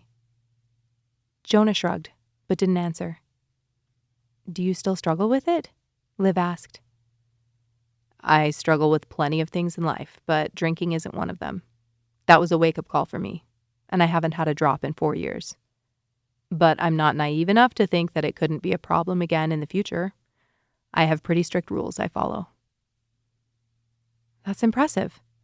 I've never been a drinker, but I've heard it's not easy to quit. Jonah shook his head. I should have quit sooner. Liv hesitated, not sure what to say to that. You never returned to teaching? She asked, changing the subject. I didn't really have the option, he admitted. Unless I moved to a new town, but I love it up here. I own my house outright. A teacher's salary wouldn't compensate for the lack of a mortgage somewhere else. Why not commute? I'm not the commuting type. Jonah attached the new piece and replaced the faucet, pulling the screws from his pocket. Where's your ex now? Liv asked. I'm not sure. We haven't talked in years, Jonah said, standing up, then wiping his hands on his jeans. I'm sorry, Liv said. Jonah picked up his toolbox and Liv walked next to him, back toward their cottages. This place is magical, she said. They advertised it online as being a place where hopes would be renewed. Jonah grinned, raising an eyebrow. I know it sounds cheesy, but I think it's working for me. What hopes have been renewed since you've been here? Jonah asked, and Liv playfully smacked his arm. No, I'm serious, he laughed. Liv exhaled slowly, tucking her hands in her coat pockets. The last year, I've wondered if I'd ever be able to feel like myself again. I think I still have a lot of work to do, to be honest with myself and the people I love so I can heal. But I feel hopeful about that. It's too bad it took me so long to finally make some progress. They approached Jonah's door and his pace slowed. It's been 3 years, and I think I'm exactly where I left off, he mused. It sounds like you've made some significant progress. Not really. He shook his head. I'm not drinking anymore, but nothing has changed here, he said, motioning to his chest. I've just figured out how to live with it. Liv's heart ached, taking in his pained expression. He must have really loved her. Without thinking, she stepped closer and wrapped her arms around him, laying her head on his chest. Hesitantly, Jonah returned the embrace. She breathed in the smell of his clean cotton shirt and heard the beating of his heart. Stepping back, she smiled. Thanks for talking. Anytime, he said, turning to open his door. Hey, I made an appointment in Golden this afternoon. I wanted to connect with the designer I've heard great things about. She's based there, and the office is closed from the 23rd through the New Year. I was planning to catch an Uber, but I wondered, would you like to come with me? Are you using me for transportation? He teased. Absolutely. Jonah laughed. What time? We'd need to leave here around 3:30. The appointment itself should be fairly quick, she said. Let me make a call. I'll see what I can do. Liv nodded. Sounds good. Text when you know? She smiled, her heart light as she walked to her door. Her eyes took in the holiday decor outside the cabin as she approached, seeing it differently than she had when she first arrived. Finally, it was beginning to feel a lot like Christmas. Chapter 18. Liv heard Jonah's truck idling on the street outside around 3:25. She hustled to finish braiding her hair and apply lip gloss, then ran out and gingerly lifted herself into the passenger seat. The fact that he opened up during their chat had lifted a burden from her shoulders. She knew Sarah was right. This likely wasn't a relationship that would go anywhere beyond the next week. Not even a week. 5 days. That's all she had left. But it still felt good to be on equal ground. Where to? Jonah asked, his dimple in full view as he smiled, placing his hands on the steering wheel. I've got it pulled up here, she said, opening her Maps app on her phone. Basically, just go into Golden and I'll direct you from there. Jonah nodded, pulling away from the curb. 5 days. If this was just supposed to be a fun, random connection she'd made on vacation, why did she dread leaving so much? Especially since she was actually excited, for the first time in months, to spend time with her sister. She breathed deeply, attempting to keep her eyes trained ahead of her out the windshield. This sense of connection probably had more to do with finally talking with someone who had as much baggage as she did. She needed like-minded people, that's all. She reached over and turned up the volume on the radio. "I love this song," she explained, and Jonah laughed as she started mouthing the words to Romeo and Juliet by Taylor Swift. "I've never heard this song." "Are you serious? Have you been living under a rock?" Liv teased, becoming more animated by the second. "I can count on one hand the number of times I've listened to the radio in the last year," Jonah defended himself. "So why was it on today?" she asked, raising an eyebrow while continuing to lip-sync the chorus. "I knew we were driving for a while, and I thought, I don't know." He blushed, stumbling over his words, and Liv couldn't handle how adorable he looked. "If you would want music or not." "I always want music," she said, settling into her seat as the song ended. "What's your favorite music to listen to?" Jonah sobered at the question, and Liv turned the volume down as advertisements began blasting through the speakers. "Ever since," he shook his head. "I don't listen to music much anymore." Liv studied his face. What was he still holding back? The fact that he closed up at certain points in every conversation didn't escape her, and while she wasn't concerned that he was dangerous, she desperately wanted to be the person he chose to be open with. They sat in silence, and Liv could feel the pull of her past, the desire to make herself into whatever someone else wanted or needed so that she could feel wanted and needed. But with Jonah, it all felt different and terrifying. It wasn't obvious what would make him want her, and the insecurity that fueled in her was staggering. At the same time, this was the moment that made her acutely aware of her own lack of self-knowledge. What would Liv do in this situation? Not what would Jonah want her to do, but what would be true to her own soul? She didn't know that either. "I don't know myself," she whispered, her eyes stinging. "Hmm?" Her heart hammered in her chest. "I don't know myself," she said a little louder, and Jonah pressed the volume button, turning the radio off entirely. "What do you mean?" he asked. "I mean, I'm sitting here and I don't know how to act. I'm so used to doing things or saying things to make someone else like me or to put on a good face, and I have no clue what I want." Jonah turned, his eyes meeting hers for a moment before his attention shifted back to the road.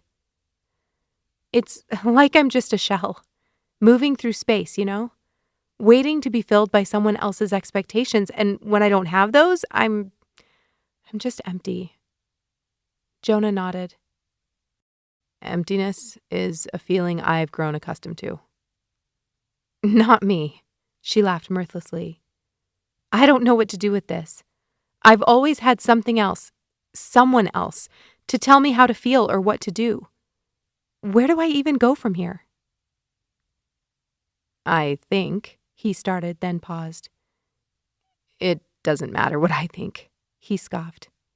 "It does." "No, it doesn't," he said more forcefully. "Because I don't take my own advice." Liv stared at the side of his face. His 5 o'clock shadow over his strong jaw, his dark hair curling around his ears, and the band of his worn baseball cap. His hand sat on the seat next to him, and her hand slid over his rough fingers. The warmth of his skin surprised her and sent tingles up her wrist and arm. "I still want to hear it," she whispered. She watched as his chest lifted and fell, then held her breath as his hand turned over and enclosed her own. "I think you need to experiment.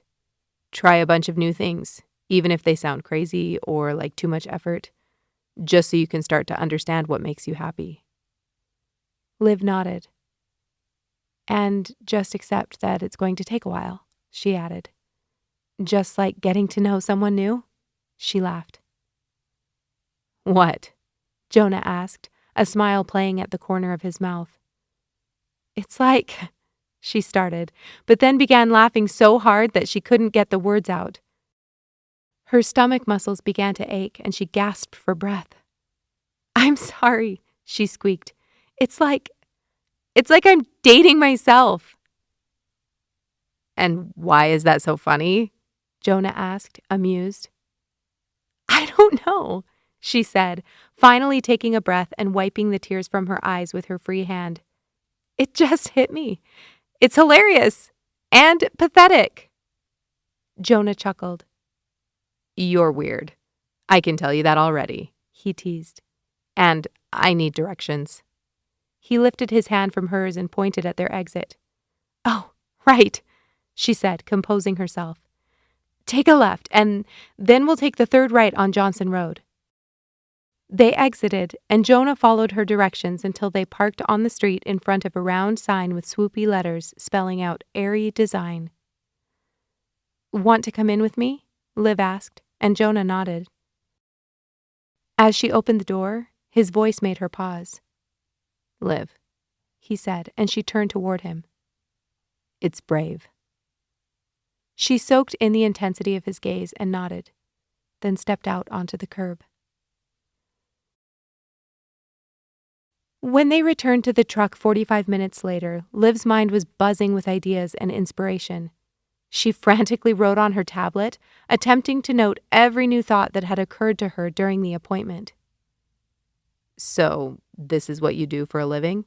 Jonah asked, putting the keys in the ignition. "Yep," she said, still distracted. "I'm quite good at being a designer, less good at being a business owner," she sighed. "I need to find a way to be more organized so that I can be a better leader. If I ever lost my team, I'd be sunk." "How long have you had your employees working for you?" Jonah asked, pulling back onto the highway. 2 years? Liv questioned. Almost 3, actually, which means I have a great opportunity to learn new skills right now before anything in their lives change, and while our day-to-day operations are seamless. But of course, my life hasn't been seamless this past year. I didn't have any extra energy to work on management skills. "I get that," Jonah said, "but I don't have any excuse." Liv turned toward him in her seat. "Do you have things you'd like to do?" "What do you mean?" "Well, you talked about not taking your own advice, and now you just said you don't have any excuse. For what? Do you want to do something new and haven't been able to do it?" When Jonah was silent, Liv continued. "No judgment. I was only curious." "No, it's okay," he said. "I'm just thinking." The short answer is yes, but I don't think I've let myself think about any of my own dreams for a long time. Liv found herself watching him again, wondering what was going on in his head. "Can I show you something?" he asked, his voice barely a whisper. "Sure." Jonah didn't explain, and Liv sat silently watching the road as he took the Sprucewood exit, but then turned in the opposite direction of the cabin. After passing the buildings in town, they wound through the trees on a road packed with snow, eventually stopping in front of tall iron gates. The sign above them read, Sprucewood Cemetery, and Liv suppressed the questions that were on the tip of her tongue, waiting for Jonah to speak. He didn't. Slowly, he pulled the keys from the ignition and opened his car door. She followed, stepping out into the snow next to the road, grateful she'd worn her real boots. Jonah walked under the gates, pausing briefly for her to join him. As they stepped in silence along the main path, Liv read the headstones of the graves they passed. Each name seemed to strike a chord within her. She'd never lost anyone close to her, not even her grandparents. She didn't know what this kind of loss felt like. They turned left, then right, and eventually slowed next to a petite granite headstone. A breeze whispered through the trees, shaking snow loose from the branches and brushing their cheeks with winter chill. Jonah hunched, his hands shoved into his coat pockets as Liv stopped next to him. Her eyes took in the information on the headstone. Oliver Wilson, November 2011 through February 2012. If love could have saved you, you would have lived forever. Wilson. That was Jonah's last name in the article she'd read, but that meant... "This is my son," Jonah whispered, his breath lifting into the cold air like smoke. Liv was speechless. "He died of SIDS. Claire, my ex-wife, was insistent there hadn't been anything in the crib with him. I was at work when it happened. We didn't have any of the normal risk factors." He trailed off, looking down and rocking lightly on his feet in the packed snow. "Jonah, I'm so sorry," Liv breathed. Images raced through her brain. Even though she had no idea what Claire looked like, she envisioned her walking into Oliver's room with a smile, reaching into the crib to wake him since he'd been sleeping for so long. Jonah exhaled. "If I would have known that I'd seen him for the last time when I left for work that morning." "You couldn't have known," Liv said, tears filling her eyes as she watched Jonah's face twist in anguish. "You couldn't have known," she repeated, closing the space between them and wrapping her arms around him. She felt his body shaking as he cried, and her mind raced to connect the dots. 2012. That was before he was fired from his teaching job. He lost a child after only 3 months of being a father. Tears streamed down her cheeks as she held him. After a few moments, Jonah's breathing returned to normal and Liv stepped back, lifting her eyes to his. She wanted to speak, to say something profound that would somehow make this all better and undo the past. Instead, she simply looked at him, attempting to communicate all her good intentions without the needed words to bring them to life. Jonah simply nodded. Taking one last forlorn glance at the headstone, he reached for Liv's hand and pulled her back toward the entrance. Back inside his truck, Jonah pulled a U-turn and headed toward town. Liv rubbed her hands together, anticipating the warm air that should be coming out of the vents any moment. "Why did you take me there?" Liv asked. "I'm grateful you did," she added. "I was just wondering." Jonah cleared his throat. "I usually don't mind when people hear about my past and make assumptions about me. And I'm not making any excuses for my behavior back then, but..." He stopped short, thinking. "I guess it kind of sounds like I'm about to make an excuse." "No, I don't see it like that," Liv assured him, waiting for him to continue. "Looking back, I feel sad for myself when Oliver died. Claire and I had only been married for 6 months when she got pregnant. We were young, and neither of us had family living close. We had good friends, but somehow, being with them after, it made it worse." They turned onto Pine Street, driving past Phil's toward the cottages. Liv held her hands up into the stream of hot air that was now rushing into the cab. "Claire started going out all the time, distracting herself. She resented me for wanting to stay home, but after a day of teaching, the last thing I wanted to do was talk to people." Liv nodded, doing her best to show him that she was an avid and engaged listener. "It felt like a dark cloud was always over me. I couldn't shake it. And then one night I went out with her. She wouldn't lay off me, and I figured if I made an effort, it would show her that I was trying." The truck pulled along the road to their cottages, and Liv was already frustrated that they'd only have a few more minutes to talk. "It was that night that He parked the car in front of the path to Holly Bough Cottage and ran his hands over his face in exhaustion. I drank too much.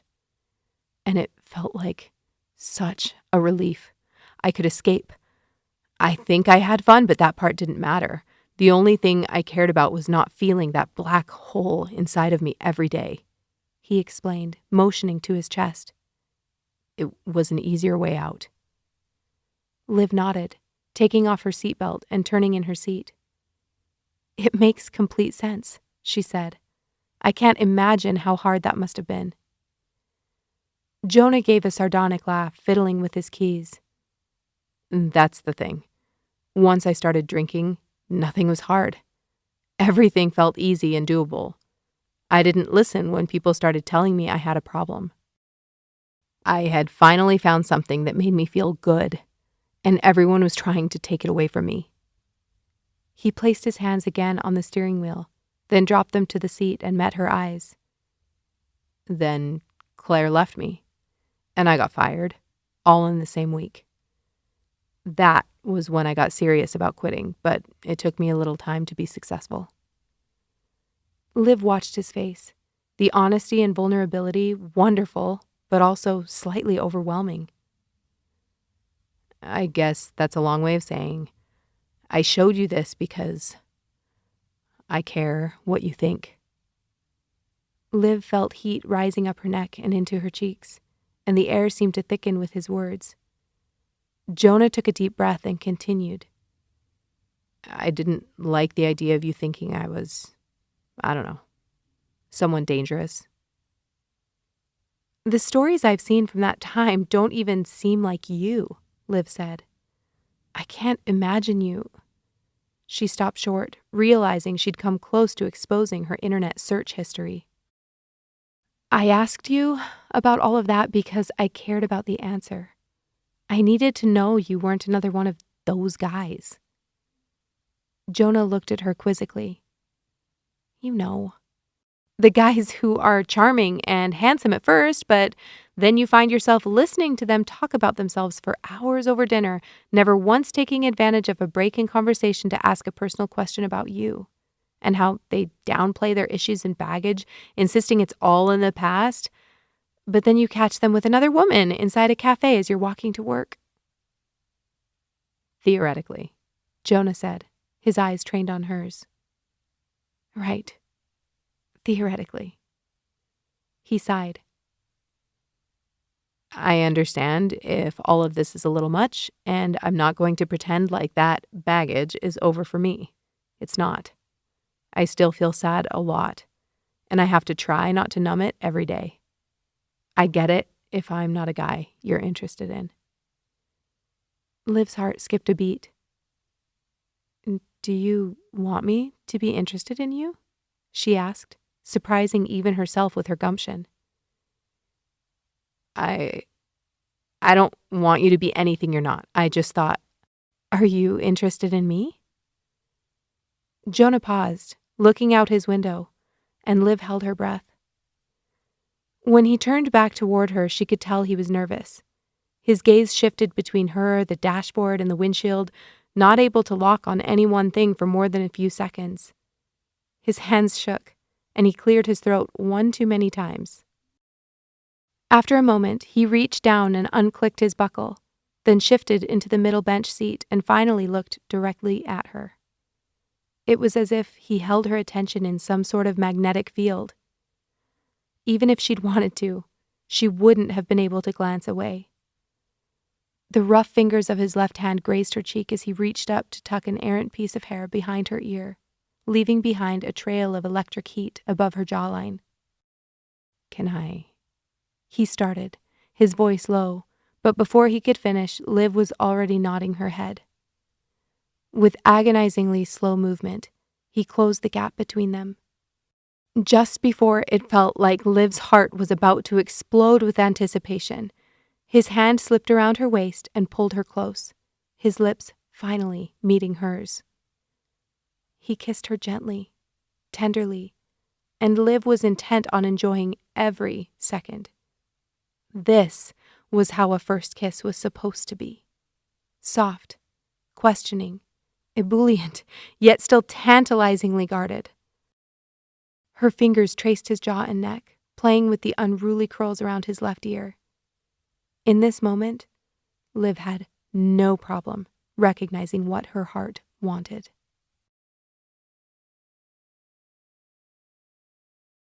Chapter 19. Liv waved goodnight to Jonah with an exuberant smile on her face as she ascended the steps to her cottage. Opening the doors to holly garland, Christmas villages, and a new plate of fresh cookies on the table felt anything but over the top tonight. Instead, It was the perfect magical background for what had just transpired in her world. She had been kissed. By a really decent guy. The fact that he opened up to her made her more optimistic than ever that he wasn't anything like Connor, or Neil, for that matter. Which meant she was capable of attracting a cute guy who wasn't a creep. This fact alone lifted her spirits exponentially. Hope was something she hadn't felt a lot over the last year, but this evening with Jonah? All of it served to reignite a positivity about her future she didn't think existed anymore.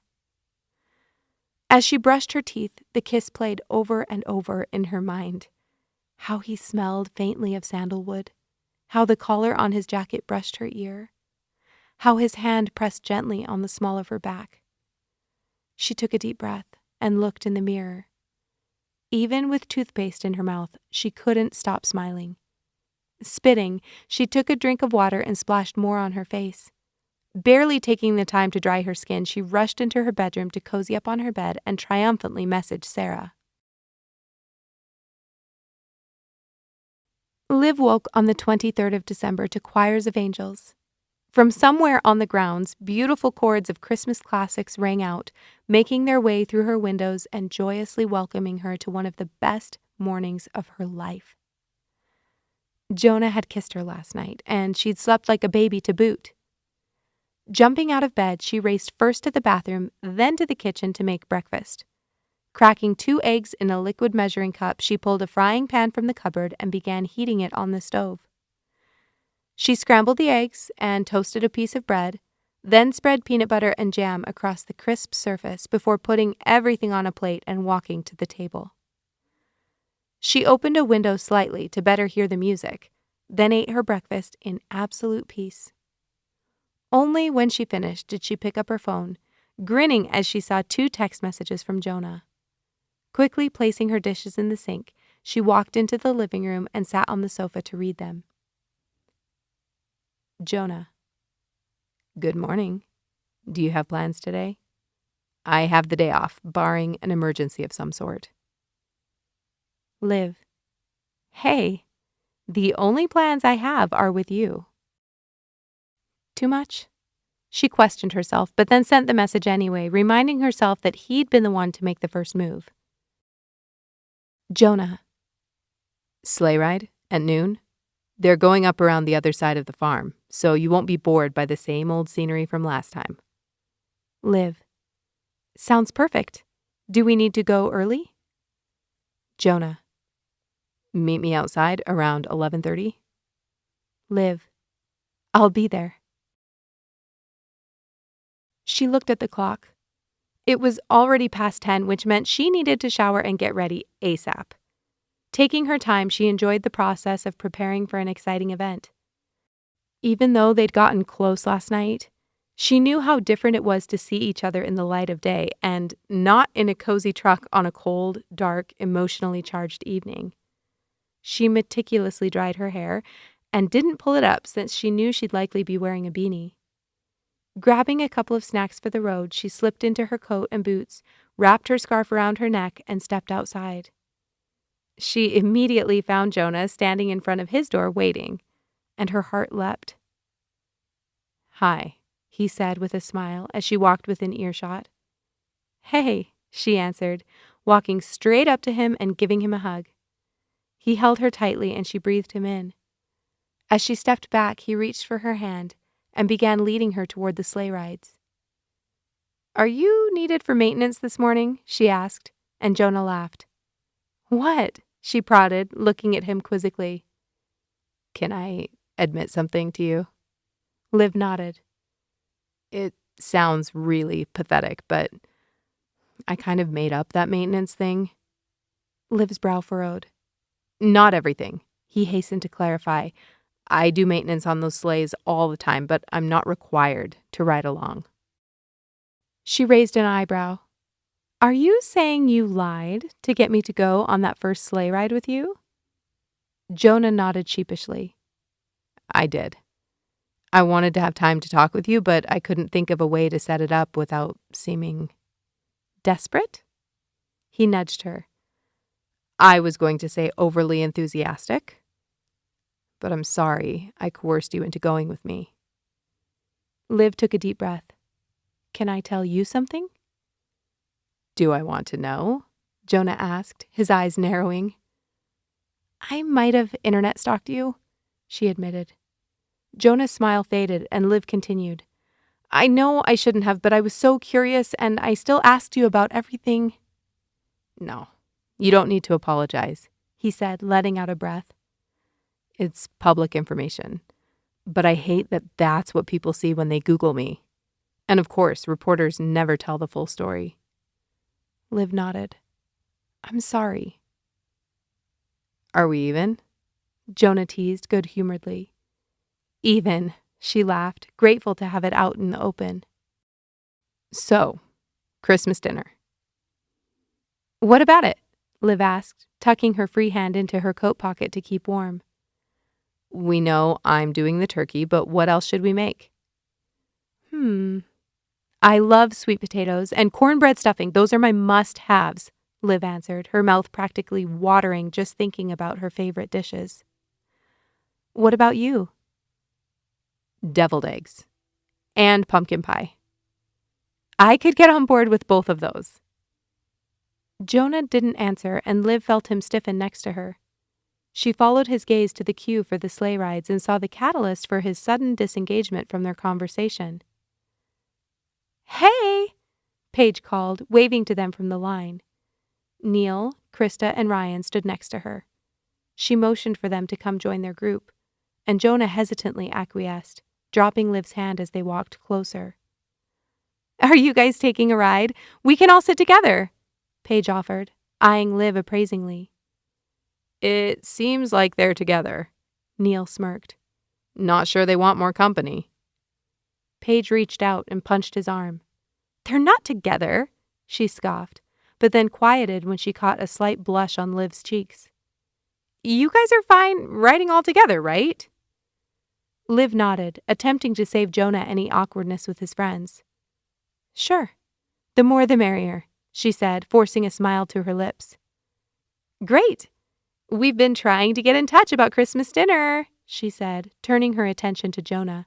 Did you lose your phone or something? Jonah shook his head. I think I'm going to do my own thing. When did that happen? I thought we talked about this last week, Paige said, obviously confused. After that night in the hot springs, Jonah said slowly, looking pointedly at Neil. It felt like I needed a break. Paige and Krista looked between the two men but didn't say anything. We've been pretty busy lately. The season's been nuts, Ryan said, attempting to diffuse the awkwardness. How have you been doing, Liv? Good, she grinned, thankful for the change of subject. Just working and watching a lot of Christmas movies. I love Christmas movies, Krista sighed. I haven't had any time to watch any yet, though. The line began to move forward as people boarded. When it was their turn, they took the ends of two benches in the middle of the sleigh. Liv slid in first, followed by Jonah. She grimaced when Paige squished in on the other side of him. This wasn't exactly what she'd been hoping for when he'd asked her to go on a ride with him, and she had to physically stop herself from jumping up and pushing past people to get off and run home. This time, when the flannel blankets came around, Paige grabbed one and spread it over her and Jonah's lap, leaving Liv to bundle up on her own. Do you remember when we did this last year? Paige said, laughing and nudging Jonah's shoulder. Don't remind me, Krista groaned, turning her body to look at her friend behind her. I felt like a complete third wheel. The safety announcement sounded from the driver, but nobody in this group paid him any attention. They did at least lower their voices. Whatever, I was single too, Ryan said, turning sideways on his seat. So we were both third wheels, she laughed. Fifth and sixth wheels, completely redundant, Neil teased. Whatever happened to that girl you were with? Paige asked. Neil shrugged. She was fun while it lasted.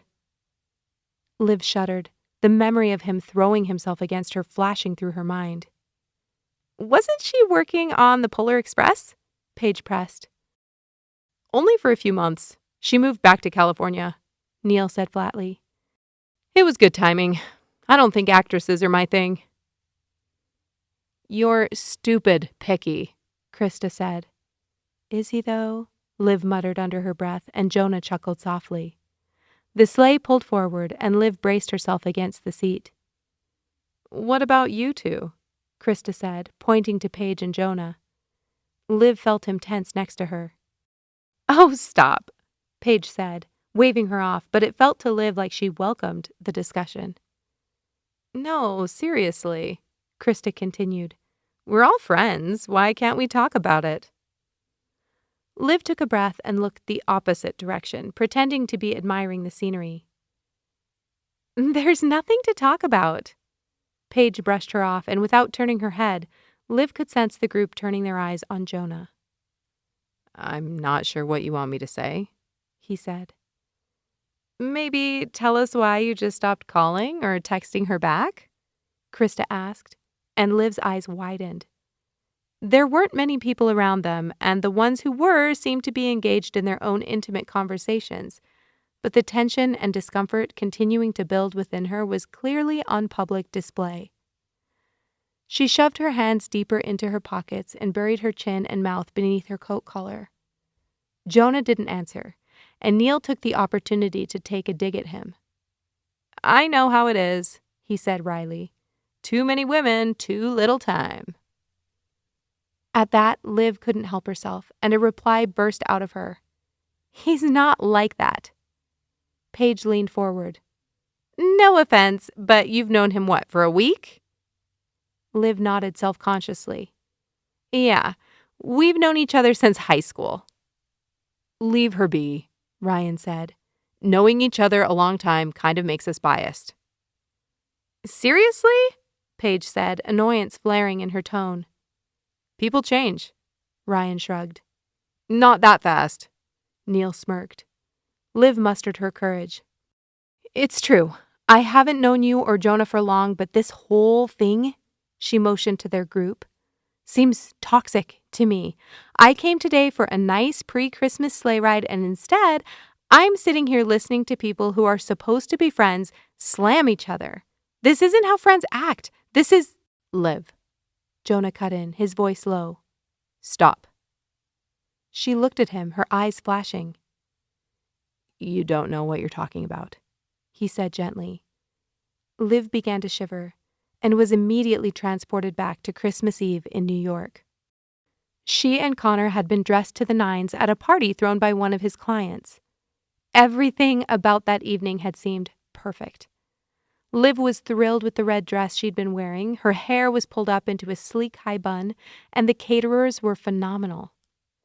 She held onto Connor's arm, following him to group after group, eventually ending up in a conversation with a potential investor and his wife. I'm thinking of purchasing some real estate near Destin. The market's low after the hurricane, the man had said. Actually, I've heard that Rosemary Beach is the best option right now, Liv had started, excited to finally have something to contribute. Connor cut her off with an abrasive laugh. Liv, stop. You don't know what you're talking about. Liv? Jonah's voice cut in, snapping her back to the present. She looked up at him, her breathing stilted, then looked away and wiped a tear from her cheek. Liv. Jonah tried again, putting a hand on her arm, but she pulled away. Her ears were ringing and she stared desperately at the trees, unable to process anything anyone else in the group was saying. She needed this to be over, right now. After a few painful moments, she recognized the sleigh had turned back toward the meeting point and was nearing the backside of her cottage. Stop, she yelled, and the driver immediately pulled on the reins. The snow wasn't particularly deep here, and she was wearing her boots. I'm sorry, she said, standing and pushing past Jonah and Paige. I'm not feeling well, she yelled to the driver. I'm going to get off here. Are you sure I could? The driver stammered. No, this is great. Sorry to disrupt. She moved to the side door, opened it, and jumped to the snow before he could get up to lower the steps. Jonah called after her, but she didn't turn to acknowledge him. Instead, she ran, immediately becoming short of breath in the high-altitude air, but she didn't stop. Liv ran until she felt her lungs were going to burst, and finally reached the steps to Holly Bough. Fumbling with her key, she opened the door and practically fell over the threshold. Frantically removing her boots, she locked the door and collapsed on the couch, sobbing. Chapter 20. Liv started to the sound of pounding on her door. Liv, it's Jonah. Please open up. She lifted herself to sitting, rubbing her puffy eyes and orienting herself. What time was it? Pulling her phone from her pocket, she saw it was a few minutes to 1. The sleigh ride was at noon. Had she drifted off? Liv, Jonah called again. I'm sorry, and I'd love to talk. Please open the door. The hurt from his comment still throbbed inside her. She couldn't do that again. Be put in her place by a man who purported to care about her. On the other hand, that man didn't ever come to her door to apologize afterward. She rose to her feet and walked to the door, wondering if he'd already given up. Slowly opening the front door, she found him sitting on her porch steps with his head in his hands. Liv, he breathed, hurrying to his feet. He took in her appearance and winced. Can I come in for a minute? She nodded, retreating inside and taking a seat at the kitchen table. Jonah closed the door behind him, took off his snowy boots, and sat across from her. Paige and we have a history. I've gathered, Liv said, more coldly than she intended. We've been together a couple of times. Once just after high school and once... Last year? Liv cut in. Jonah nodded. The thing you have to understand is, I get that they're not perfect. I get that Neil's a player, Paige is overbearing, Ryan is, well, he's actually a super nice guy. Krista is Paige's yes man, and altogether they can be a little intense. Liv nodded in agreement. They're also the only people that stuck by me during everything that happened after Oliver passed, he said, leaning his forearms on the table and sagging slightly.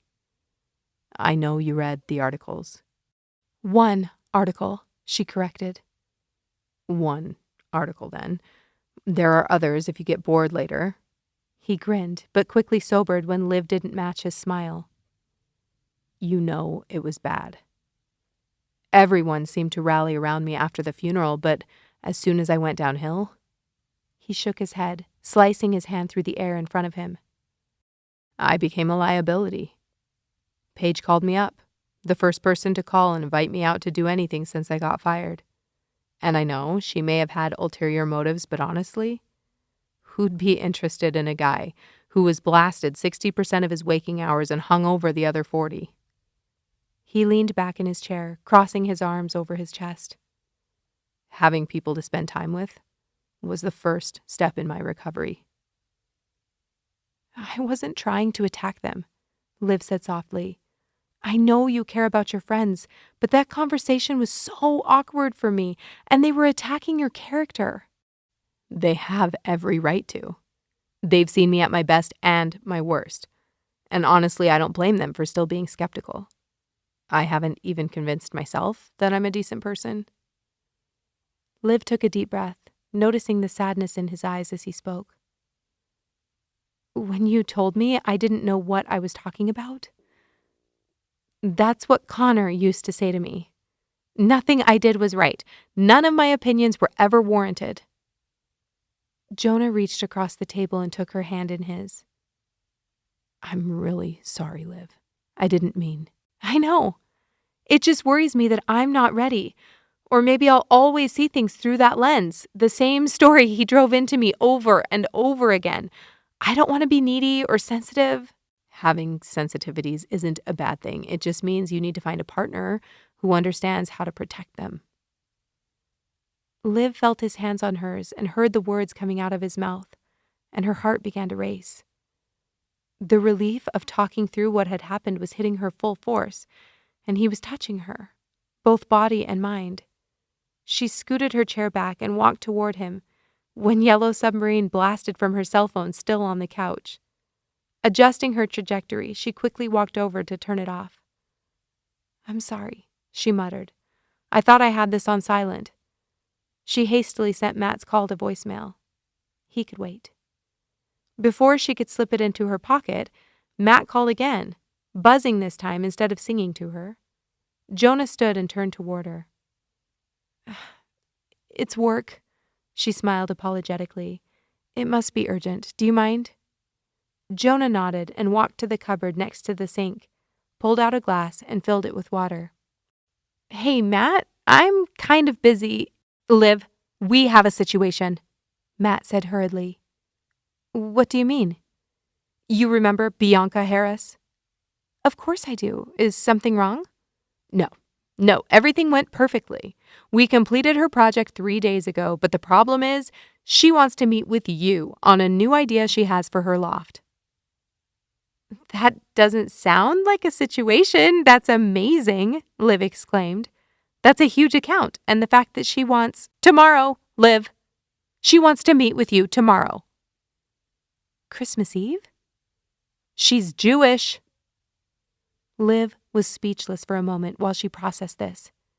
"Couldn't she meet with—" "Tried that. She insisted. I know you understand how—" "No, I get it," Liv sighed, her heart dropping. "If she wasn't there, she could lose her loyalty. Women like Bianca weren't used to being told no, and they were absolutely used to dropping businesses like a bad habit if they didn't meet all of their expectations." "I'll be there. What time?" "I pushed it back as far as I could. She wanted you for breakfast, but I kindly requested a noon appointment." "Thanks, Matt. Talk soon." She hung up and took a deep breath. "Everything okay?" Jonah asked, setting his glass of water on the counter. "No," Liv sighed, tears already beginning to form in the corners of her eyes. Why was she crying? Because she had to now rush to the airport after a really crappy afternoon, or because her Christmas plans were dashed? Her heart sank and nausea rolled over her. She was leaving. Now. There would be no point in coming back here for a day or two before returning to Florida. Her magical holiday was being cut short, and her time with Jonah. "What's going on?" he asked, concern on his face as he walked toward her. "I have to go," she whispered, a tear dropping to her cheek. "What do you mean?" "There's a client, a big-time client in New York who hired us to do a huge redesign of her 2-story walk-up, and now she wants to meet with me for another project on one of her other properties in the Upper East Side." She paused, rubbing her forehead with her index finger. "It's non-negotiable. If I don't show for this meeting, I'd be potentially waving goodbye to 1/3 of our income next quarter." "Wouldn't she understand? Especially over the holidays?" Liv laughed. "You'd think so, but no, that's not how New Yorkers roll." Jonah leaned against the counter. "So, you're leaving? Like, now?" She nodded.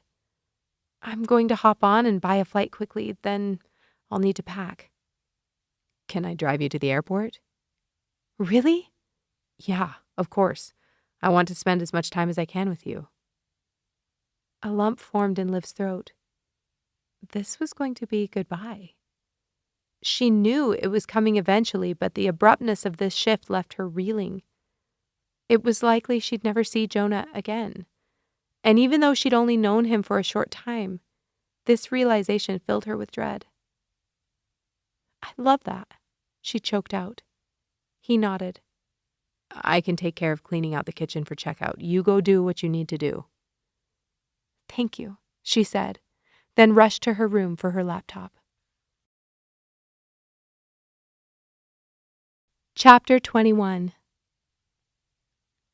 After watching Jonah secure her bags in the covered bed of his truck, Liv jumped into the passenger seat and buckled up as Jonah headed toward Sprucewood. She'd purchased a flight that left at 7 o'clock, and it was already 4:15. As helpful as Jonah had been with the kitchen, since she hadn't been planning to go and her belongings were strewn across the cottage, packing hadn't exactly been efficient. Now that she was driving away, she felt a new sense of grief at leaving too soon. She'd been looking forward to spending another few days in her Hallmark-worthy cottage. She'd made plans to sit by the fire and drink hot cocoa on Christmas Eve, surrounded by Christmas villages and whimsical light from the tree. And now?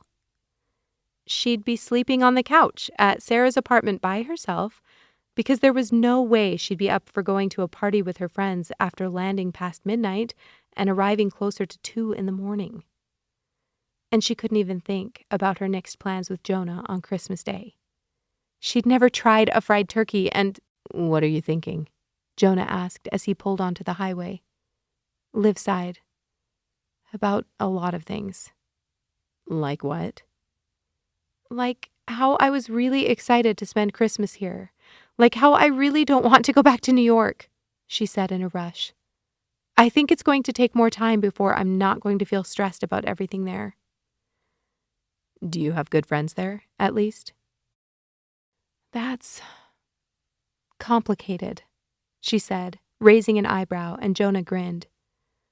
Most of my friends were connected to me and Connor. Together. Kind of awkward. Exactly. But I am staying with one friend, Sarah. Jonah nodded. Liv could sense tension in him, like he was holding something back. It was probably held over from their conflict this morning, but even rationalization couldn't take away the discomfort. They made small talk, covering topics that ranged from Liv's worst pedicure to Jonah's disdain for air travel. Though she laughed and participated, it was far from satisfying. Her soul longed for him to see her deeply, and this sitting at the surface, it made her want to scream. When the conversation lulled, Liv exhaled, her courage finally building enough to acknowledge in part the elephant in the cab. I didn't get to say goodbye to Bobby, or enjoy my last plate of cookies. The fact that Bobby ranks at the same level as those cookies is impressive. I'll pass along the compliment. Liv smacked his arm, then watched out the windshield as the spruce trees and granite rock walls along the highway gave way in an instant to shopping centers, a massive antique store, and industrial yards. I'm really going to miss this place, she breathed. I think this place is going to miss you, Jonah said softly, and Liv felt heat rise to her cheeks. She glanced Jonah's direction, but he remained maddeningly focused on the road ahead of him. Jonah. So tell me more about your family, he said abruptly, talking over her. Liv took a deep breath, frustrated by and somehow equally grateful for his question. The benefit of sitting in the passenger seat was that she could observe him as much as she wanted without it being weird, and she dove full on into that guilty pleasure. If she couldn't have the conversation she wanted, she could at least have this. His eyelashes were even more impressive from a side angle, and his dimple. She cleared her throat. I think I told you about my growing up, so I don't want to bore you with more of that. Did I tell you about my sister Tamara? Jonah shook his head, and Liv launched into an explanation of maturing alongside a sister who was always slightly more perfect than she was. Not slightly, much more perfect than she was. Jonah asked questions, seeming to be genuinely interested, which only made Liv more curious about everything he hadn't been willing to share about his own life, and she couldn't stop herself from going there. Can I ask about your family? She asked hesitantly. I know you didn't want to talk about it last time, so— No, it's fine, Jonah cut in. I'm not great at opening up, as I'm sure you've noticed. Liv's mouth hung slightly open in shock. That was far too easy. I don't think you're that bad at it, she said, quickly recovering. Thanks, I think. It was meant as a compliment, she laughed. He took a deep breath before speaking. I don't like talking about my family because I kind of already have enough baggage, you know? Liv's brow furrowed. How so? I've lost a child, I've been divorced, I'm an alcoholic. What kind of person wants to saddle up with that resume on its own? But then I have to add family drama on top of it. This was more like it. I mean, I kind of see it as all of those things made you who you are. People can go through a lot of junk or nothing at all and still end up as terrible people. If you've become a good person, then why would anyone hold that against you? Jonah chanced a glance in her direction. Is that how you feel about yourself? Liv blanched slightly. That's different. It's really not. If I was a good person, then I'd agree, but I'm not.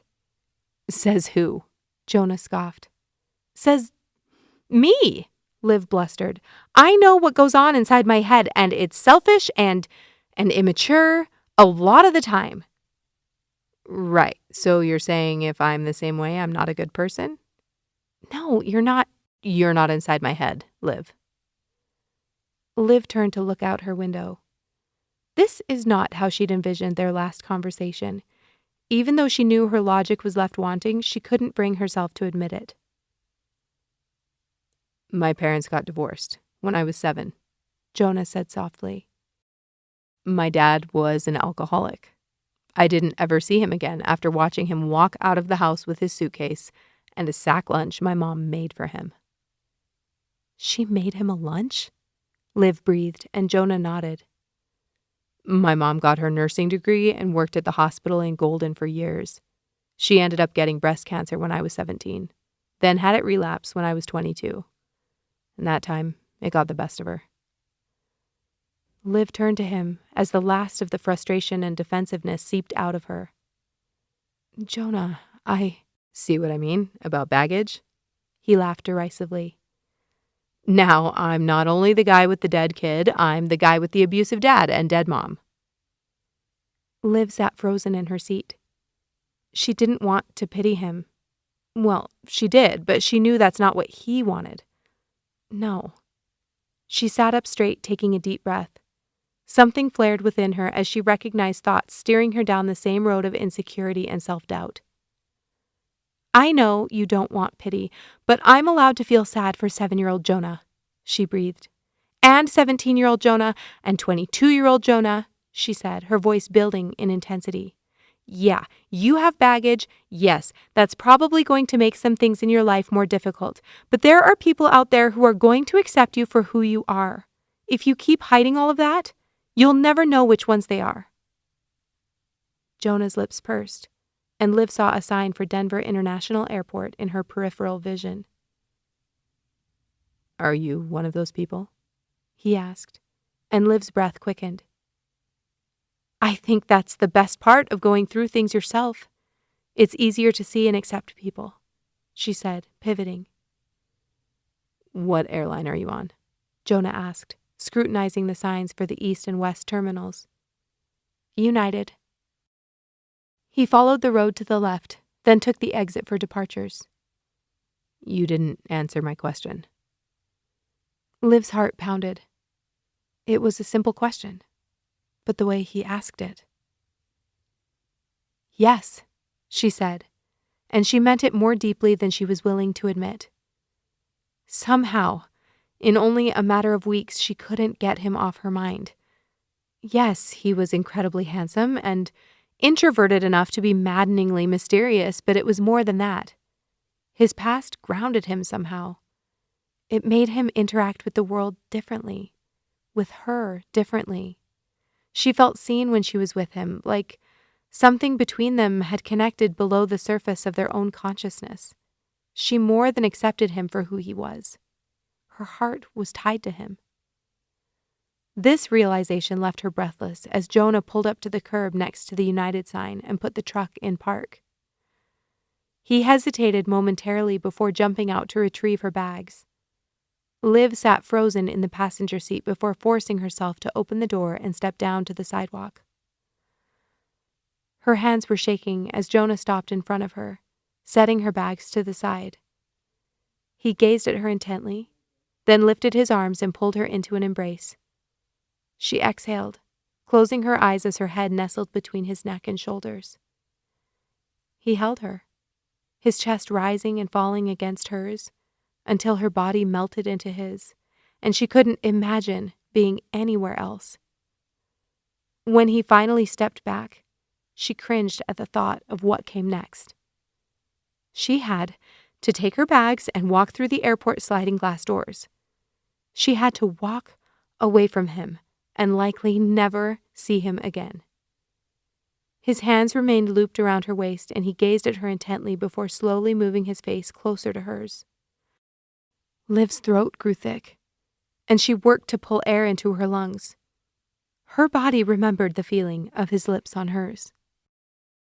With her heart pounding out of her chest, she closed her eyes and...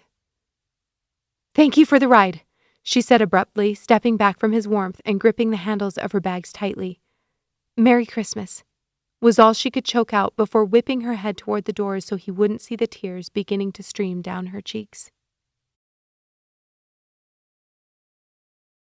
Chapter 22. Liv cried the entire way through security, riding the train to her gate and off and on throughout the flight. It seemed as soon as she got a hold of herself, something else would remind her of him. A scruffy face, blue eyes, shaggy hair, and the floodworks would start again. She'd planned on getting work done, but she simply couldn't focus. Watching Modern Family for 4 hours didn't make her feel any better, but at least it was a worthy distraction, and made the sobbing somewhat socially acceptable. She landed, collected her bags, and took an Uber into Manhattan, thankfully out of tears and unable to embarrass herself further at that point. The view out of her window seemed almost surreal. She hadn't been gone long enough to justify her intense perspective shift, but everything seemed cold, dirtier than she'd remembered, even in the middle of the night, and absolutely unforgiving. The hustle and bustle of the city used to fill her with excitement, but now it felt almost sinister, overwhelming. She was exhausted, she knew that, but still, the bright lights on each building seemed to purposefully spite her throbbing head. Liv laid her head back on the seat and focused on the days ahead of her. She'd get a few hours of sleep, meet with Bianca, spend the evening with Sarah, survive Christmas dinner with Sarah's friends, spend the 26th at the office with Matt wrapping up a few things, then fly home a day earlier than planned. Her parents would be thrilled, and it would go fast. Hopefully fast enough that she'd stop seeing Jonah's face everywhere she looked. When the car pulled to a stop, she thanked the driver and trudged across the sidewalk to the front doors. She entered the code Sarah had given her to the building, then wrangled her bags up a flight of stairs to Sarah's apartment. As promised, the key was under the potted plant to the right of the door, and Liv seamlessly let herself in. As discreetly as possible, she rolled her bags next to the futon Sarah had set out for her in the living room and found her way to the bathroom down the hall. Not even taking the time to find her toiletries and brush her teeth, she relieved herself, washed her hands, and found her way back to the mattress where she collapsed and fell instantly to sleep. In what felt like barely an hour, she woke to light streaming in through the balcony window and quickly checked her phone for the time. 10:30. She needed to move. After taking a quick shower and pulling her hair up into a twist, she went directly to the fridge to find something to eat. She felt slightly guilty about rummaging for food until she spotted a note from her friend on the counter that she'd missed the night before. "I won't be up early. Late night. Help yourself and see you after your appointment. XO, Sarah." Liv poured herself a bowl of cereal with the almond milk Sarah had in the fridge and snagged an apple for the road. Putting her tablet and laptop in her shoulder bag, she slipped Sarah's key into her pocket and quietly left the apartment. Liv was proud of herself. She'd succeeded in pressing on from one task to the next, barely allowing herself time to think or ruminate on emotional matters. And wasn't that exactly why she both loved and loathed New York? She was a more ruthless version of herself here, driven, her own taskmaster. But even as she patted herself on the back for being so focused, she could already feel it wasn't going to last this time. She could put on a good face for a few weeks, maybe even months. But this life? No, she wasn't going to go there. Though she knew the call might drop once she went underground, she decided to at least try reaching Tamara. Why she chose her sister in that moment made no sense to her logically, but there it was. They hadn't spoken since their chat the other day, and Shockingly, she actually had a desire to check in. "Hey," Tamara said, answering the phone on the second ring. "Hey! Happy Christmas Eve," Liv said, smiling. "How are you? Doing something fun, I hope?" "Kind of. I'm meeting with a client." "On Christmas Eve?" "She's Jewish." "Ah. Well, hopefully you'll be finished in time to do something fun." "That's the goal. Are you building gingerbread houses?" "You know it. Mom went all out this year. There's candy rocks, miniature marshmallow trees, probably 6 different kinds of gummy candy." Liv sighed. "I wish I was there." "We're saving you a set to make when you get here." "Thank you," Liv exclaimed, surprised at how genuinely excited she was to participate in their childhood tradition. "How are you doing?" Tamara asked. "Better." "Good. We're all excited to see you." "Me too." "Oh, wow. I have to run save Dad's garden from the game of tags the kids are playing. Talk soon." "Sounds good. Love you." "Love you too." She arrived in front of Bianca's building breathing hard, but with 10 minutes to spare. The subway stop had only been 2 blocks away, and she was thankful she didn't have to cover more ground than that in heels. Her feet had somehow already adapted to wearing flip-flops and boots, and they weren't keen on being mercilessly pinched and squeezed again. Checking in with the doorman, Liv waited to be allowed entrance. She turned to the street and lackadaisically watched people passing by, when suddenly her heart stopped. A man wearing a baseball cap caught her eye on the opposite side of the road, and for a split second, she thought it was him. It wasn't. That would be utterly impossible. Jonah didn't fly. She didn't even know if he did road trips or any other travel that didn't include hurtling through space in a metal canister, as he'd put it. A laugh escaped her lips as she remembered his brief but impassioned rant on the drive to the airport. "Miss?" she heard a voice call behind her. "Hmm?" The doorman walked around his desk and opened the door for her with his gloved hand. "Thank you." She entered the elevator that had already been pre-programmed for the correct floor and waited while it ascended. When it dinged, she stepped off into a marble hallway. Light streamed through an open window to her right, illuminating the enormous solid wood door that stood magnificently before her. Liv raised her fist to knock, but the door swung open before knuckles made contact. Bianca greeted her with an elated smile. She wore a mink around her neck, and her emerald green gown fell to the floor, swishing along the tile as she beckoned Liv into the apartment.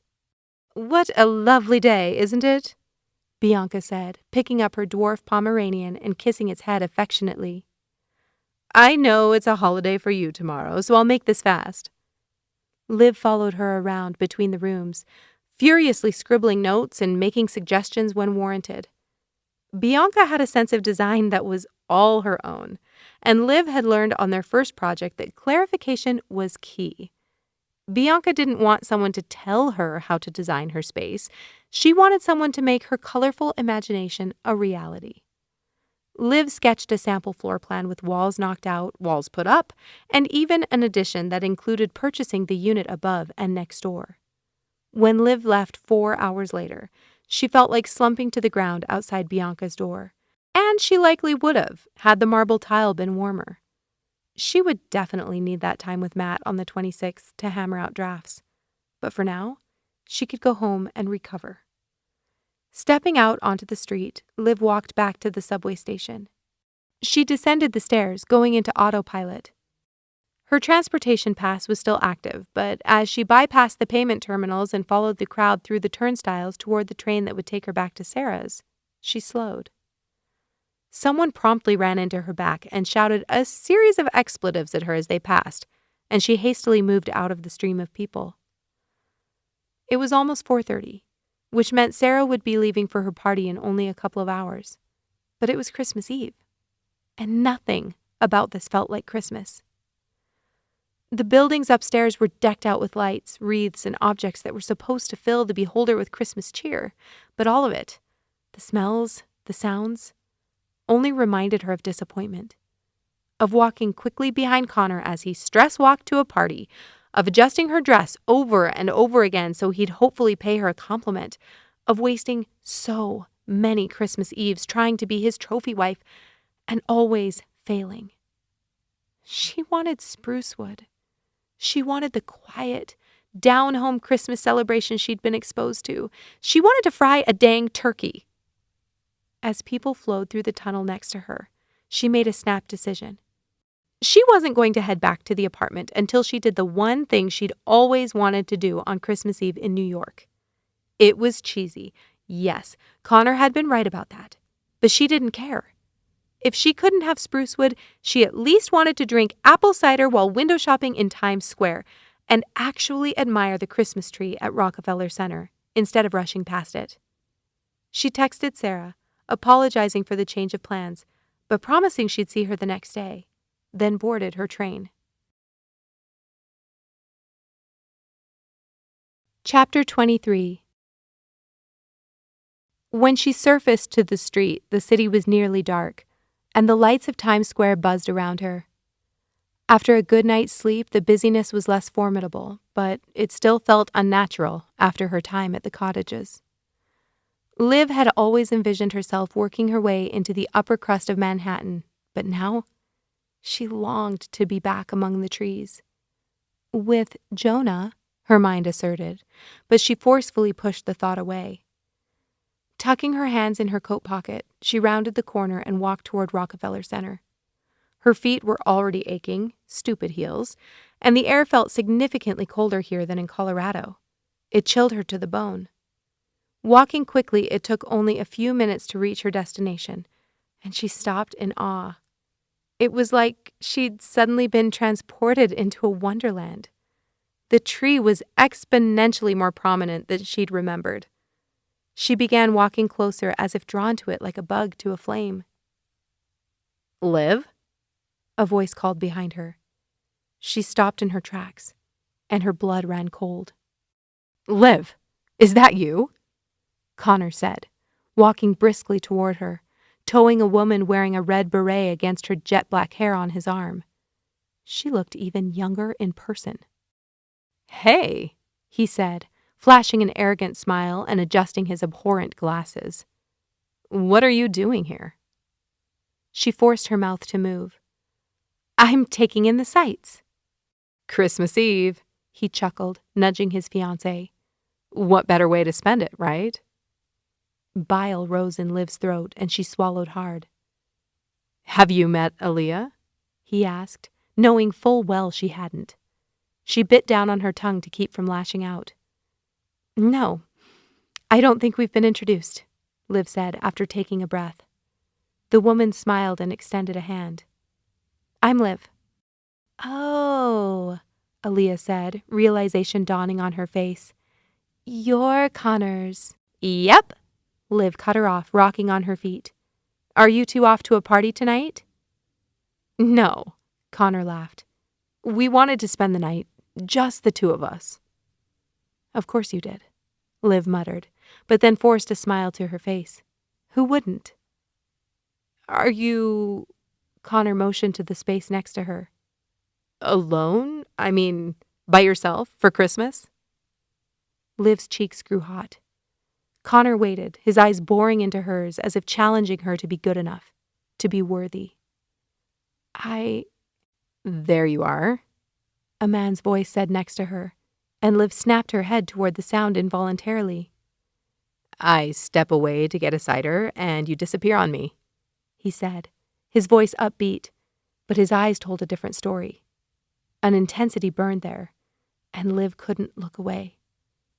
He wasn't wearing a hat, and his regular flannel button-up had been replaced with a crew-neck sweater, wool coat, and a scarf around his neck. Liv was speechless. Jonah set their steaming cups on the ledge behind her and wrapped an arm around her waist, gently kissing her cheek. Her skin tingled, and she could barely remain upright. "Who's this?" he asked, turning toward the couple in front of him. "I'm Connor, and this is my fiancée, Aaliyah."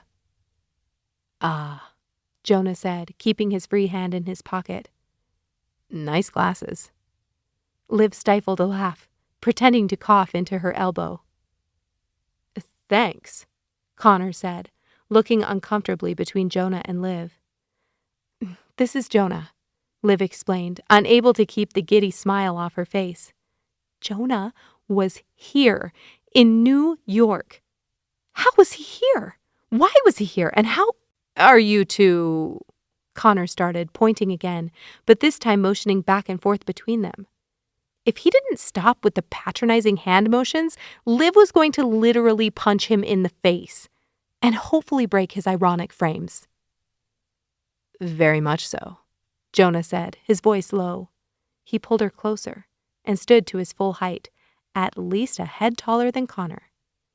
Liv's thoughts swirled, and she took a deep breath to steady herself. "Huh," Connor said, raising an eyebrow as he scrutinized Jonah's face.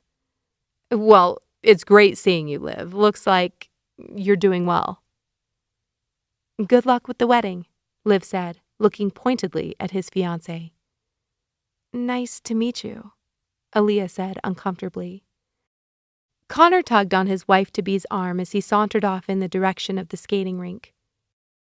Liv stood in complete shock, feeling Jonah's arm still holding her tightly, but not fully allowing herself to believe it was real. "He's a tool," Jonah said, and Liv twisted her body toward him, pulling his face desperately toward her with both hands. She explored his stubbly cheeks as his lips crushed against hers. Jonah wrapped both arms easily around her waist as her knees went weak, lifting her slightly from the concrete and pressing her body tightly against his. She felt the warmth in his lips and the chilled tip of his nose on her cheek as her hands brushed his jaw and played in his hair. The chatter, music, and car horns seemed to fade away entirely as she lost herself in his touch. Separating slightly, she gasped for breath, her heart pounding frantically with his face an inch from her own. "Hi," he teased, his voice husky. "Hi." His lips brushed hers as he lowered her fully to the ground, his arms still tied around her. "How? When?" Liv said, attempting to form a coherent sentence as she looked up into his eyes. "You hate planes, and I'm—" She took a deep breath. "How are you here?" Jonah exhaled, grinning mischievously with his dimple in full view. "I do hate flying. It was horrific." "Then why—" He pressed a finger to her lips. "After you left, He paused, searching for the right words. "I couldn't stop thinking about you. I know that sounds crazy. I've been telling myself I'm crazy, and maybe I am, but Liv, I haven't felt like this. Ever." Liv's eyes were riveted on his, begging him to continue. She hadn't had someone talk to her like this. Ever. "Loneliness has become a way of life for me," he went on. "And since I met you, it feels like you see something in me, like we understand each other in some weird way. I don't know how to describe it, and we've only known each other for, 2 weeks?" "Not even," Liv smiled. "Right. Crazy. Like I said. But I drove home after dropping you at the airport, and I couldn't sit down. It was like I was missing something. Like you'd started to fill a space in me. Not that it's your job to fix me, that's not it, but Liv lifted herself on her toes and kissed him lightly. "I haven't heard you talk this much ever." Jonah shrugged, reaching up and holding her hand to his heart. "I bought a red-eye ticket." "How did you find me?"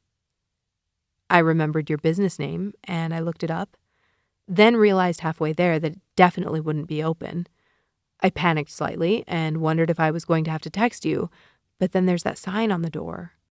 "With Matt's number," Liv grinned. "You talked to Matt?"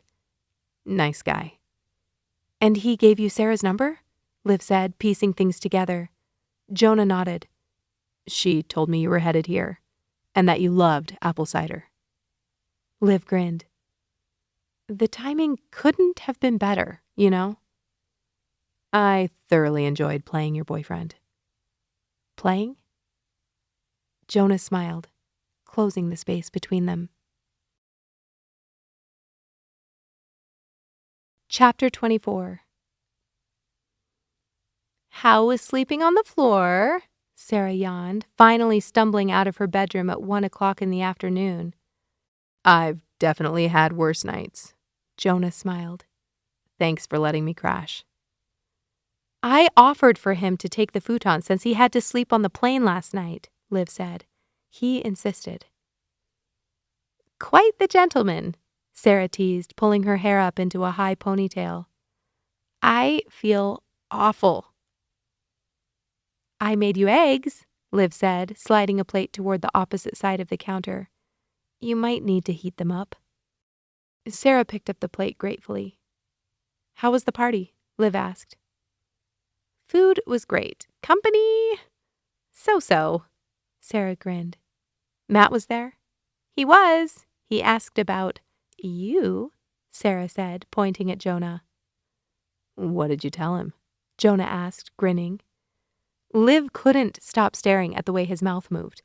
His hands as they ran through his hair, the way his jeans fit, his broad shoulders, and her heart fluttered uncontrollably every time that dimple appeared in his cheek. Sarah laughed. Well, since I talked with you for all of 5 minutes, I of course told him your entire life history. Perfect. Jonah laughed. Are you two coming to Christmas dinner? Sarah asked, pulling her newly warmed plate from the microwave. I don't know, Liv said, turning to Jonah. We haven't really talked about it. Jonah leaned on the counter. I promised Liv a great Christmas dinner, but I don't think I'm going to be able to make good on that. The food's going to be top-notch, Sarah cajoled. The only cost is making small talk with people you don't know, she grinned, putting a forkful of eggs into her mouth. Ooh, seems pretty steep, Jonah teased. Liv grinned. I'll do all the talking. You can just stand next to me and look pretty. Deal. Liv walked toward him and looped her arms around his waist. I'm really glad you're here. Ugh, Sarah groaned. Get a room. Are you offering yours? Liv teased. Never mind, go on the balcony, she said, feigning disgust. Jonah stepped backward, pulling Liv toward the back door.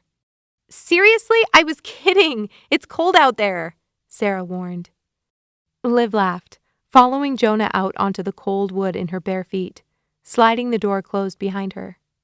He kissed her gently, brushing her hair away from her face. She snuggled close to him, shivering in the cold morning air. This is the best Christmas ever, she breathed. Agreed. Jonah, she hesitated, and Jonah pulled back, inspecting her face. I don't want to put a damper on anything, but it really hurt to leave you in Sprucewood. I know we're together now, and I should be able to just focus on that, but I'm already dreading the moment we have to say goodbye again. He nodded, looking out onto the side street below them. Where do we go from here? Liv asked. I don't know, he admitted. I didn't think past getting to you. I've never done the long-distance thing successfully, she said, and Jonah turned his attention back to her. I'm at a point in my life where I'm fairly flexible, he said. But your house? Liv, my house is empty. Yes, it's paid for, but I don't have a life there. Wait, how did you get off of maintenance duty? Aren't you supposed to be... Neil's covering for me. Liv raised an eyebrow. I know. Poor decision-making skills, misogynistic, but fairly good at fixing things in a pinch. And mostly a good friend. How long is your work contract for? At the cottages? Until the end of February. Liv nodded, processing this information. 2 months. 2 months. Have you ever been to Florida? My dad is always looking for good help.